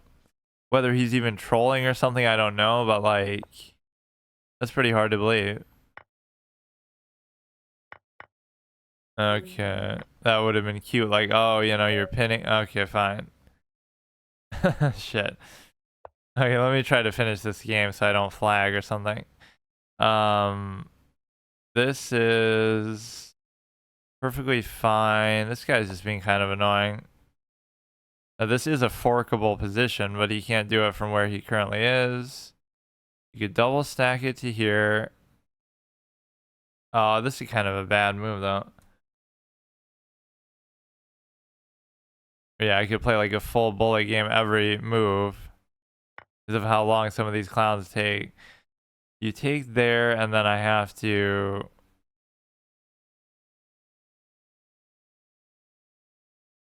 I don't know what to do with this position.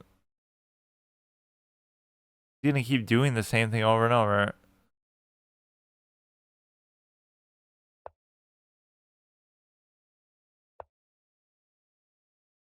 You attack the bishop. I gotta get that bishop the fuck out of there. It's kind of pissing me off.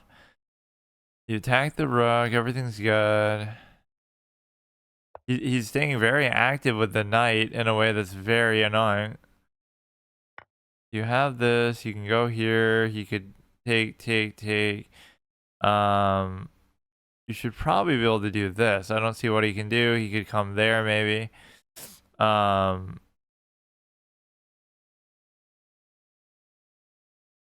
This is going to be actually impossible to cover. So the best I could do is maybe compel a trade out of it.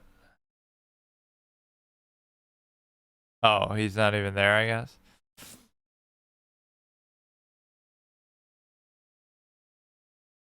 The way the site always presents it is as if you're not allowed to play multiple games at the same time, but you end up being able to anyway. Right, so it's a difference of one pawn that I don't think is actually going to happen. Oh, well, I don't know. The thing is, you can't really do it all the way, though, can you? Because I guess if I let him give a check on the back rank, then that can happen. See, if I go there, then he does that. Then I'm screwed. So I have to somehow not let him do that. And I just let him do that. What the fuck? Okay. That was such a kind of stale game that there's no reason why it had to be like that. Now is he going to struggle to do a rook and a king mate?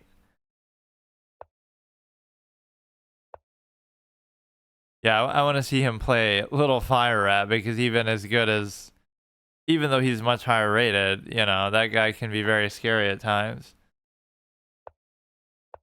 He doesn't like the longer formats though. He's kind of like me in that way.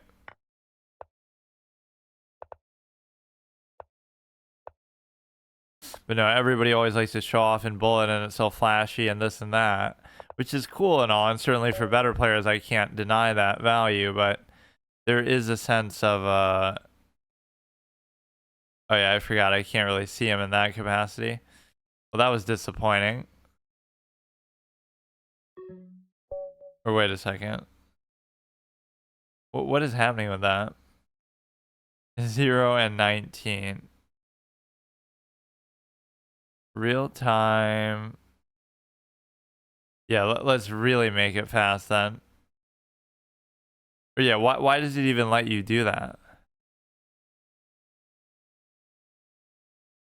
Yeah, this is the true hyperbullet fantasy right here. It's not, you don't even have time. It's literally, I was wondering why it even lets you choose 0. You literally have 0 seconds and just, what is this, dude? What is this? You gotta pre-move everything. You just have to. What the fuck kind of format is this? I mean, hey, I heard you like bullet chess, so this is what you get. Like, you can't think. You literally cannot think. It doesn't even matter. It doesn't even matter.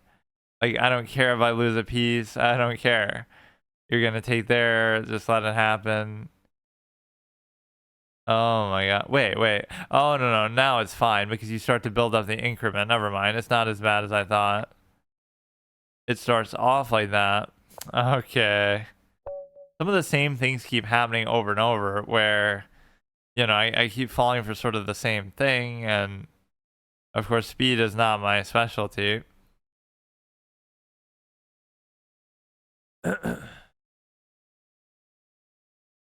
So that game was kind of annoying. Let me actually look at the last one here.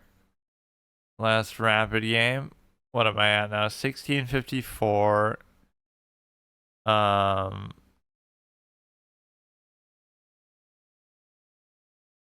Same traps over and over, almost like I should study. But the point is, if it was a longer format, I wouldn't, like, let's get an example. I don't know if I played him in that last time.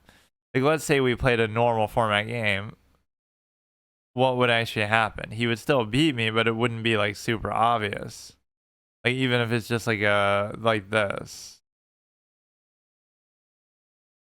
See, now it wouldn't look as stupid, because yes, I'll still lose, but it'll be something much more nuanced, much later in the game. I don't know. That's the whole fallacy with bullet. Is like, oh, you don't play 5 minute? Okay, what's the longest you play? 3 minute? Or do you only play bullet? It's way too long.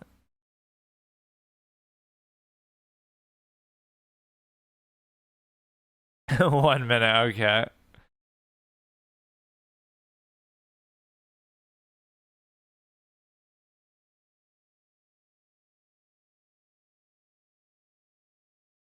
Yeah, but like so many people can beat me in this just generally, right? It wouldn't have to be somebody who's actually good.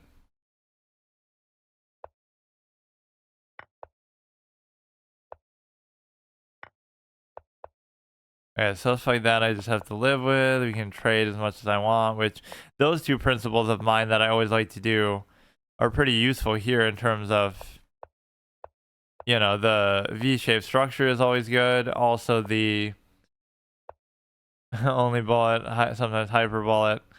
I don't think I've ever played that one though, where it's like just 0 plus an increment. I didn't even know what that was. Like, I was confused why it was even letting me do that. But no, it's a case where I have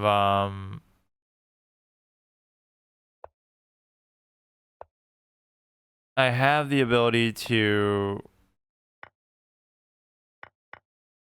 I don't know what I'm even doing. Like, see, I don't like this aspect of it because it's like, it's not that I'm not aware of what's happening. That's the difference with me, maybe as a player. I always know what's happening, but it's more like either I don't care or it doesn't matter or it doesn't feel like I can do anything about it. Like, it's very deliberate the way I play, like even with the V-shape thing that I do, even if it's bad. But no, like my trading tendency really comes out very well. Because why wouldn't I want to trade? Both because of the time format, but also because of the fact that you have you have the ability to. Oh, I don't know why I didn't just take that. You have the ability to consider that the time format is, more conducive to trading, so it just kind of simplifies everything. So I don't see why I wouldn't do it. But I do that even anyway. Even in classical games, I would sort of do that. That is interesting how much people like these kind of formats, though. It's certainly not something I would recommend at the low level, though. In my expert opinion, I would say that people who are like me should never generally do it, because in any serious sense, because it's not going to help me improve that way, I don't think. Maybe I'm wrong about that too. Like, it'll help me with sort of time to see. Like, I don't still know, nor would I be able to really figure it out in the context of that. Doesn't even seem that bad though. Like, in the context of, you can give a check there, but then let's say we let that happen. I'm not going to be able to figure it out because we're constantly under the time pressure in such a way that is just a pain. Okay. I don't know what happens with this, because you could take with the knight now, but it probably wouldn't be a good idea. I'm actually playing kind of okay maybe this game, where it's not a complete waste, even though I guess I just, as soon as I say that, it's...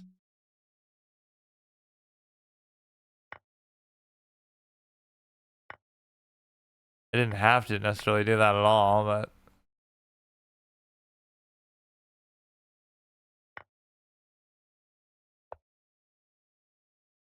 I really like that. He'll give me time when the game is already basically decided. Okay. He's going to have the world record score differential between two players.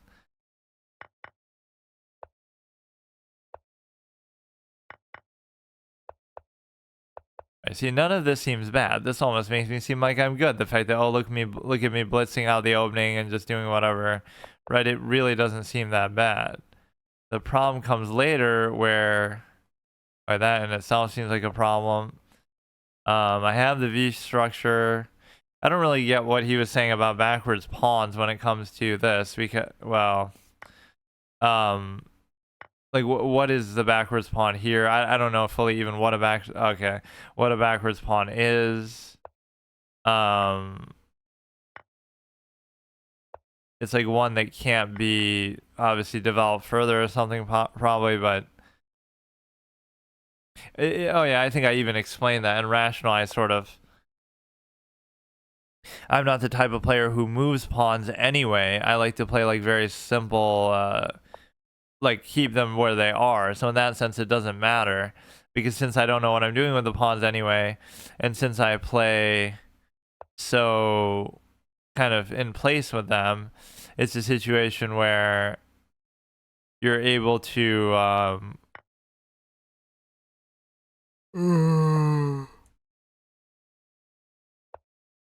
since I don't intend to move them anyway, it feels kind of like, doesn't this seem like kind of like a normal game? Like, okay, this guy's maybe an 1800, he's a little better than me. It doesn't, I don't know, you don't always feel like they're extreme strength that way. In other words, it wouldn't take a 2900 to beat me in the manner that he's doing. No, a 1500, 1800, 2000 could beat me in exactly the same way of what we're seeing here. So it doesn't feel like as big of a deal in terms of,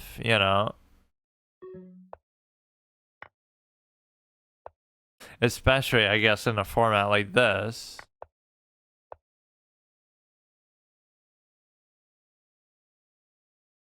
Four seconds left, and now we could actually make a comeback, because the knight is just so garbage that even a super grandmaster player would not be able to use it adequately. But I guess I spoke too soon. What a nightmare of an endgame. Okay.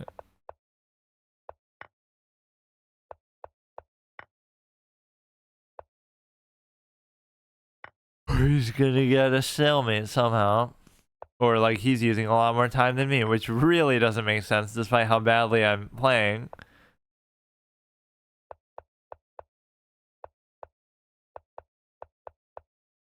or he'll calculate deliberately to get the most elaborate stalemate ever. You can never tell either, or at least I can never tell, whether a player is actually playing seriously or not. Like, and so 1 out of 20 times when I beat like a 2000 rated player, when we're doing something similar to this, right, where they'll sort of farm me and everything, the one time that I beat them, they'll be like, oh, well, they weren't trying, or they were just messing around. And then all the rest of the times they beat me, like, I don't know. It's just interesting that that comes up. I don't get what it is that keeps happening in some of these games, but see, like, this feels all very comfortable. There's nothing wrong with this. Something happens here with the kingside pawn push that I genuinely don't understand. I don't know if going here is good. I don't know if going like that is good. I really don't know.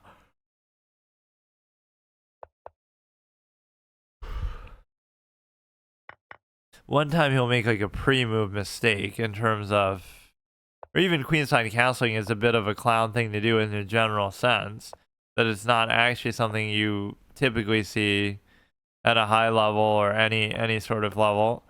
You take, that's actually okay, I guess. I don't know where I want this thing to go though. You take here, you take there. You could go here. Yeah, I'm playing relatively fine, and then it comes down to time. So you go here. See, I'm even saying it. I see it faster than he does, assuming that that was even the best move that he was trying to do. But okay, that's at least the right mindset. I'm trying to actually focus and take it seriously and make the best move, but then it's inevitable that I'll flag. So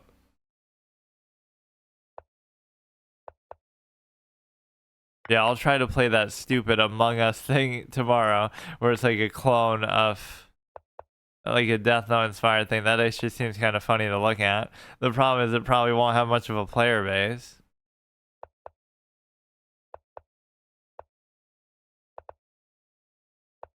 You take that, I already know it. And again, generally I'd be actually comfortable with doing that. And the reason why is because, okay, we can just keep doing the same thing over and over, where I'm doing the exact same move, but I guess it's the right mindset that I have a certain style of play that I'm trying to do, which generally could be good. Like, it sort of suits me at least.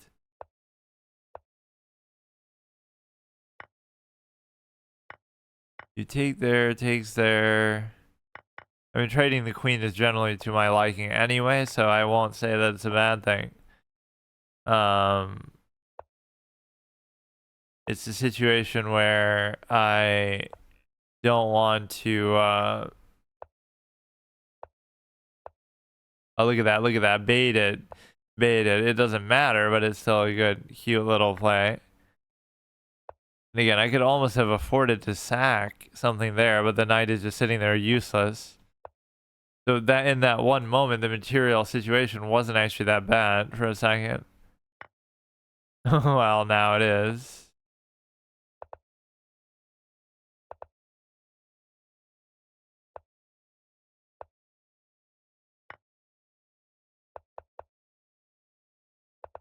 I like when they pre-move something like before even I know what I'm doing. Like, I don't even know what my move is, but they seem to know better than me what my move is going to be.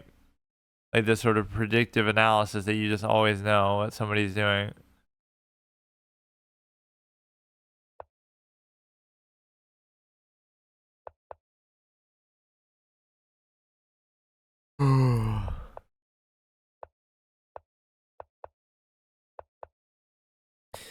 I kind of messed up there. I should have just played the other thing. So when they queenside castle too, you should always try to, kind of attack them too, I guess, in a way that can be aggressive. And the reason why is because it doesn't matter in terms of the always the same sequence. It's getting kind of annoying, actually. It doesn't do a whole, well, you know, a couple pawns there is not the end of the world. It's just I don't that is one of my core weaknesses that I always talk about too, and that everybody always seems to identify when they're playing me, is that you know, even if they don't know who I am or anything, it's the fact that I'm bad at the queenside castle, or not that I'm bad at the dealing with the king pawn push, right? If you just push the pawns very aggressively, I don't know what to do about it, or I certainly won't punish it, so I just kind of let it happen. And so you have this. Okay, he's just kind of trolling at this point.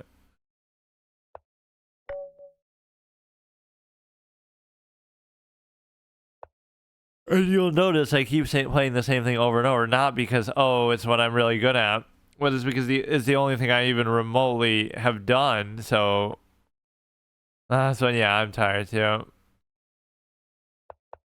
He's tired of whooping me though too.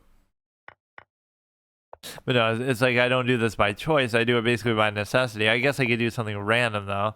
And it's not like, oh, me being comfortable in the opening is going to be that valuable, because it's like, who cares if you're comfortable, because anything that you think you know are going to do, they're already going to have done. Like, they already know how to deal with it exactly. You'd really have to go there basically, because if you don't, then if you go under, then they bring the bishop, as we've seen this happen many times.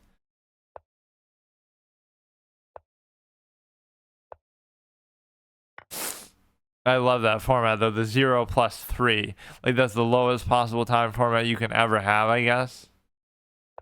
That one is kind of nuts.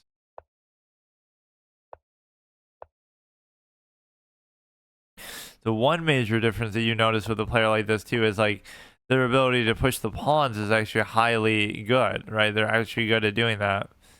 Unlike me, who's very bad at doing that.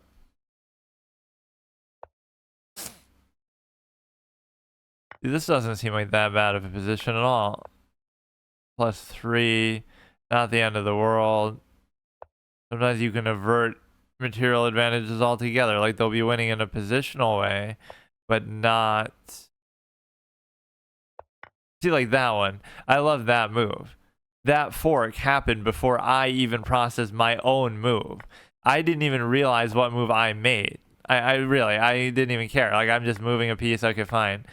And yet they knew, not only did they know the move, but they knew it was a fork and they did it already. Like, I don't get that part. I understand people can be fast at calculating, but it's like I'm not even putting a lot of thought into the move, so I don't even know. Obviously, because if I was, then I wouldn't have allowed that, I suppose. But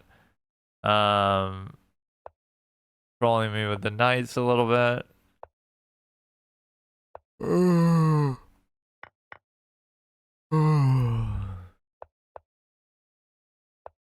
You would think I maybe would have drawn one at some point, just maybe either by accident, or you're more likely to flag him though, because like, look at his time. It really doesn't make sense.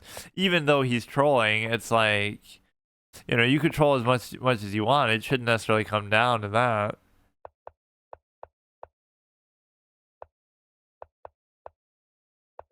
You could get like a threefold repetition possibly. Good games. Okay, let's see if I have energy to do one more of these. Kind of not really even feeling super motivated to do it though. I keep going on these really good streaks and then I mess up. Oh yeah, let me make sure I analyze these.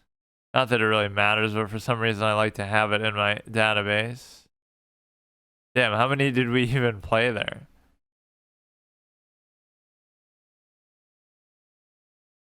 Yeah, good games. It almost makes me want to play Bullet at this low level and see like how people play it. You would think I should do pretty well there, actually. Yeah, let me actually try that. If I just play like random, here, I'll play until I lose one. So you can't go there necessarily. Go like this. I'm kind of overthinking it already. Just feels so sloppy that nobody really knows what they're doing and they just kind of flail around. Even more so than normal for us lower rated players. We just kind of flail around until somebody makes a mistake.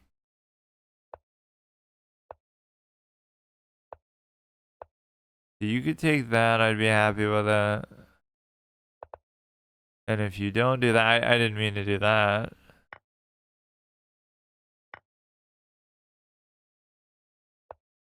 If you take, I take.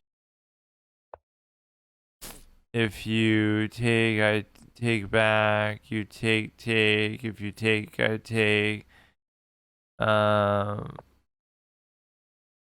Can't do anything with that. If you keep going, it doesn't do anything.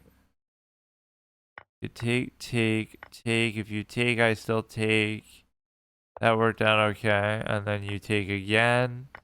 Once again, trying to ingratiate myself into the trading mentality. If you just trade everything, you can't possibly lose. Oh, shit.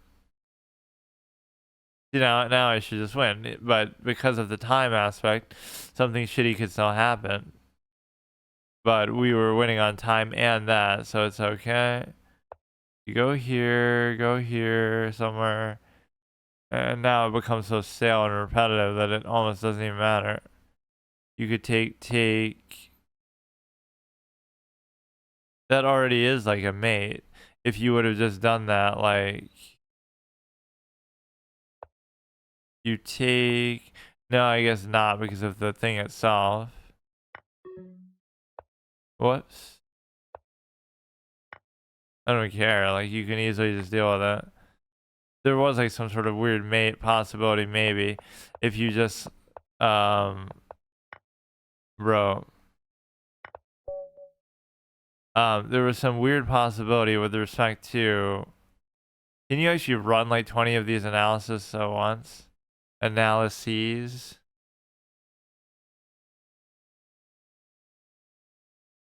Oh no, I guess not. Sometimes it's so slow actually to do this. Okay, the point is that I'm not very good at bullet and I don't really enjoy it and it's not really instructive, but obviously I get that people like it. But the kinds of people that like it are actually indicative too. Like, it's people who have played the game for 20 years and studied it their whole life. So now you can understand why, because it doesn't matter. Like, you know, even they, by their own admission, would say, like, did Hikaru grow up playing chess in bullet and that's how he learned and became so good? Of course not. He took a very long time. I'm assuming, like, he would read books and long form, you know, slow things like that, or he would play long formats like classical and really calculate and get immersed and think about it and really, you know, understand the game. Whereas if you're doing like a Zurich bullet type of format, you're undermining that understanding because you're never even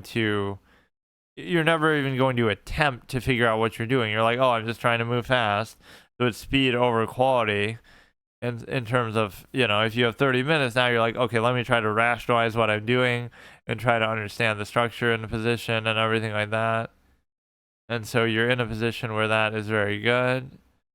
His average accuracy is probably around 90, I would assume. I don't know.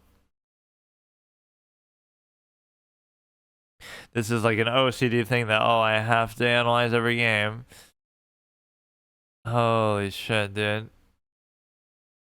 I like these random little things I do in between though, like where I was doing that facial analyzer, which really didn't seem very good at all and didn't make any sense. Or like those text-based kind of things I was doing. Those text adventure choice kind of games.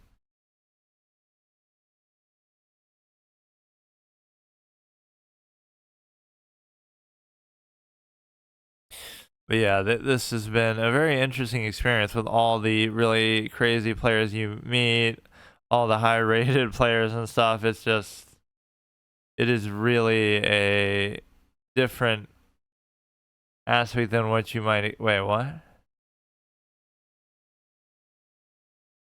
Or what? It won't even dignify that with an analysis because there's only one move. It's kind of like, what is this? What am I looking at? It's a situation where people don't even realize themselves what it is that they're really after in terms of their approach to the game. Because again, if you really want to be good, you can. It's just a question of You know, do you want to put in the time to study and things like that? Okay, see you tomorrow. No, I'll play a game either way, even if this doesn't work. But I just want to try one game like that where you're able to. Oh yeah, this is a Chess 24 set that I like so much too.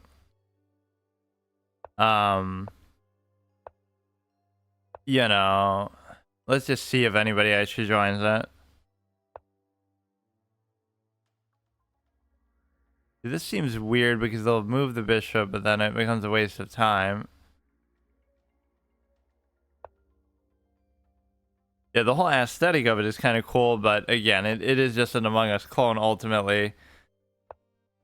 In a way that's kind of, I don't know.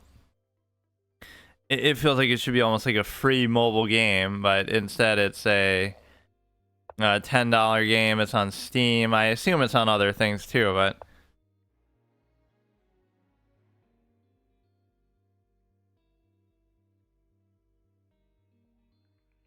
so this is pinned. So all you'd have to do is you'd want to attack it. They would take. I would take. They would take. I would take. They would take. I would still take. Now that creates a problem for them because now even this, for example, but I guess not. You'd have to first do this, then do it, and then if you take, okay, fine. I don't know what I'm doing, just kind of random things. So yeah, it's likely that nobody is actually going to join this shit, unfortunately. And we're putting a lot of pressure on this still. But I guess what it doesn't do is it doesn't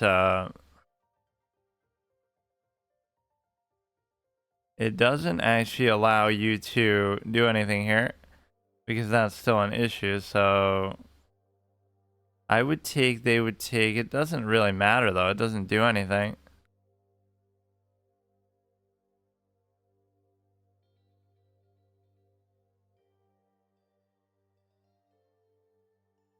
And damn, really, nobody is gonna fucking do that. I guess I'll just do it like again. I want to have like an RP too. That's kind of like, oh, I'm quiet, disposition, whatever. But I don't even know how the mechanics work on one hand either. So it's kind of annoying on two levels.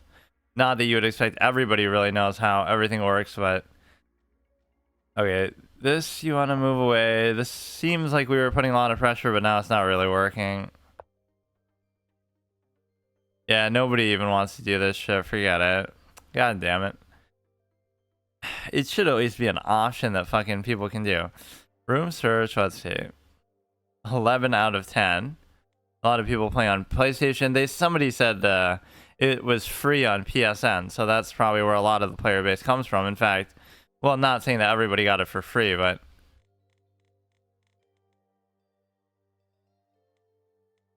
no, see, nobody fucking. This is what happens. Asked to join. Yeah, maybe I'll just alternate then. Like, I'll play one game of this, one game of that. Let's see what we have here. Why am I being so slow?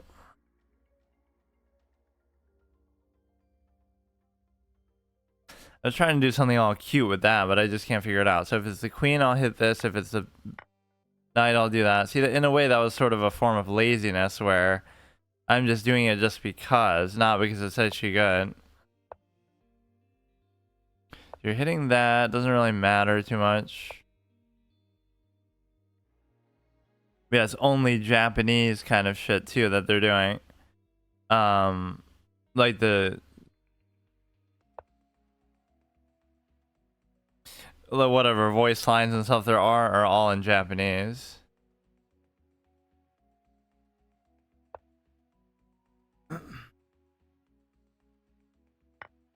I imagine that's what people are doing, at least with respect to.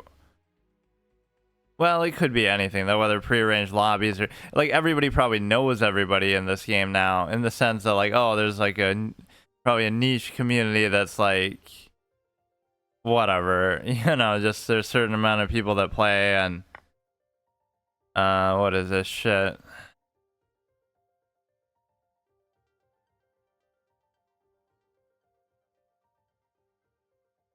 You're double attacking that. Let me see here.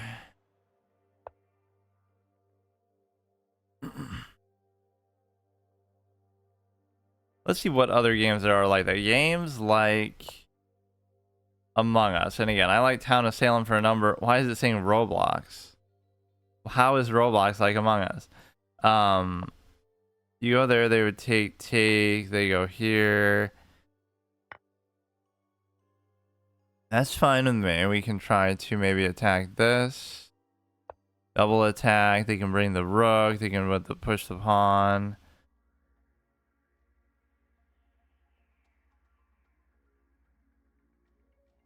Probably some sort of nasty Octopus Knight situation that could occur here. If you play it right. I'm happy with that. I'd be fine with that too. You can just do this. I mean, everything's pretty stale. I guess the one thing is that the knight could be better than the bishop here. That is kind of annoying to me though, somehow. You should always have that. I mean, it is an option. I guess just nobody wants to do it like that. That'll be my challenge RP sort of thing. Like, I have to play it.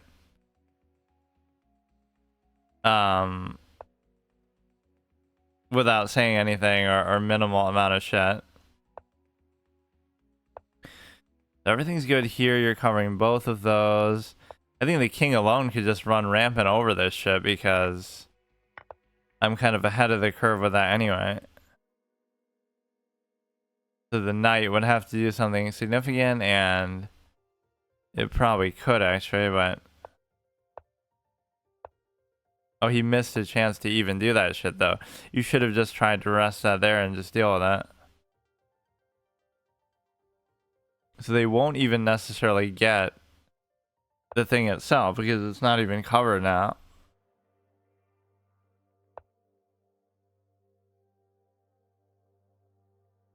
You go here. I can't really do anything to actually cover the thing itself though.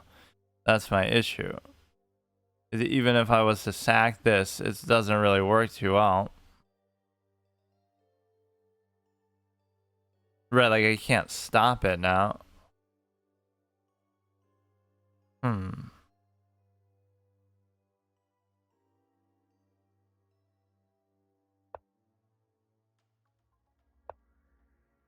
I guess I have no choice but to do it. I'm a little confused as to what even happened there, but...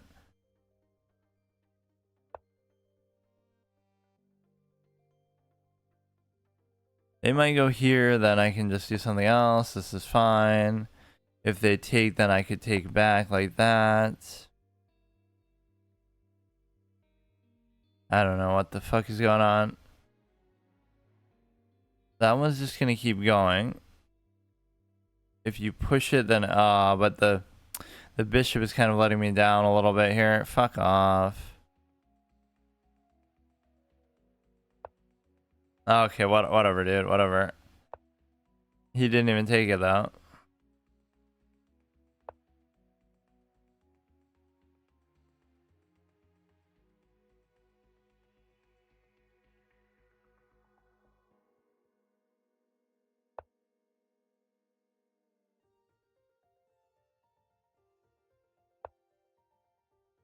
This is fine. You could potentially double attack that in a second. You could go for this, which would be pretty hard to prevent from happening.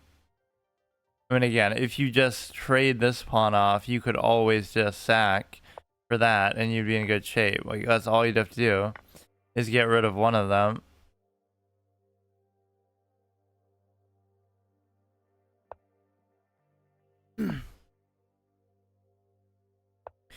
Either you block there, you could take the knight, which is the one thing you really shouldn't do, because the knight isn't any object right now. And now it doesn't matter. Oh no, I have to sack. But if you do, then it's a draw anyway, so it doesn't matter. How could you possibly stop me from doing this?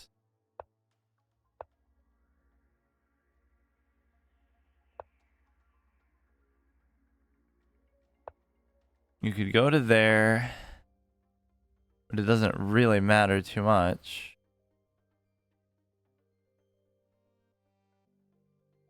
going to be a case of just the attrition movement here in terms of, you know, you go here, but then I still take, I could take for free now, and you're still covering that.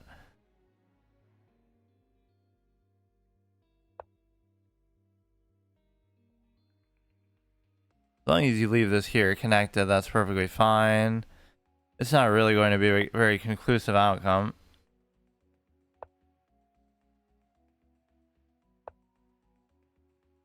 Oh, he's really going to do this, huh? Like, there's nothing you can really do, so why even bother playing this shit out? Even if I was to take the knight, like, it's not going to do anything for me. Bro is really going to try to exhaust every single threefold repetition possible before doing this.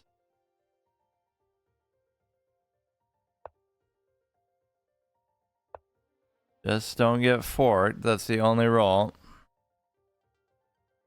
There's no amount of cover or anything you could do. Maybe there's some kind of crazy check you could give that would actually help. But again, you could literally blunder the knight and it wouldn't even matter. Or he's going to somehow flag me within the context of doing this.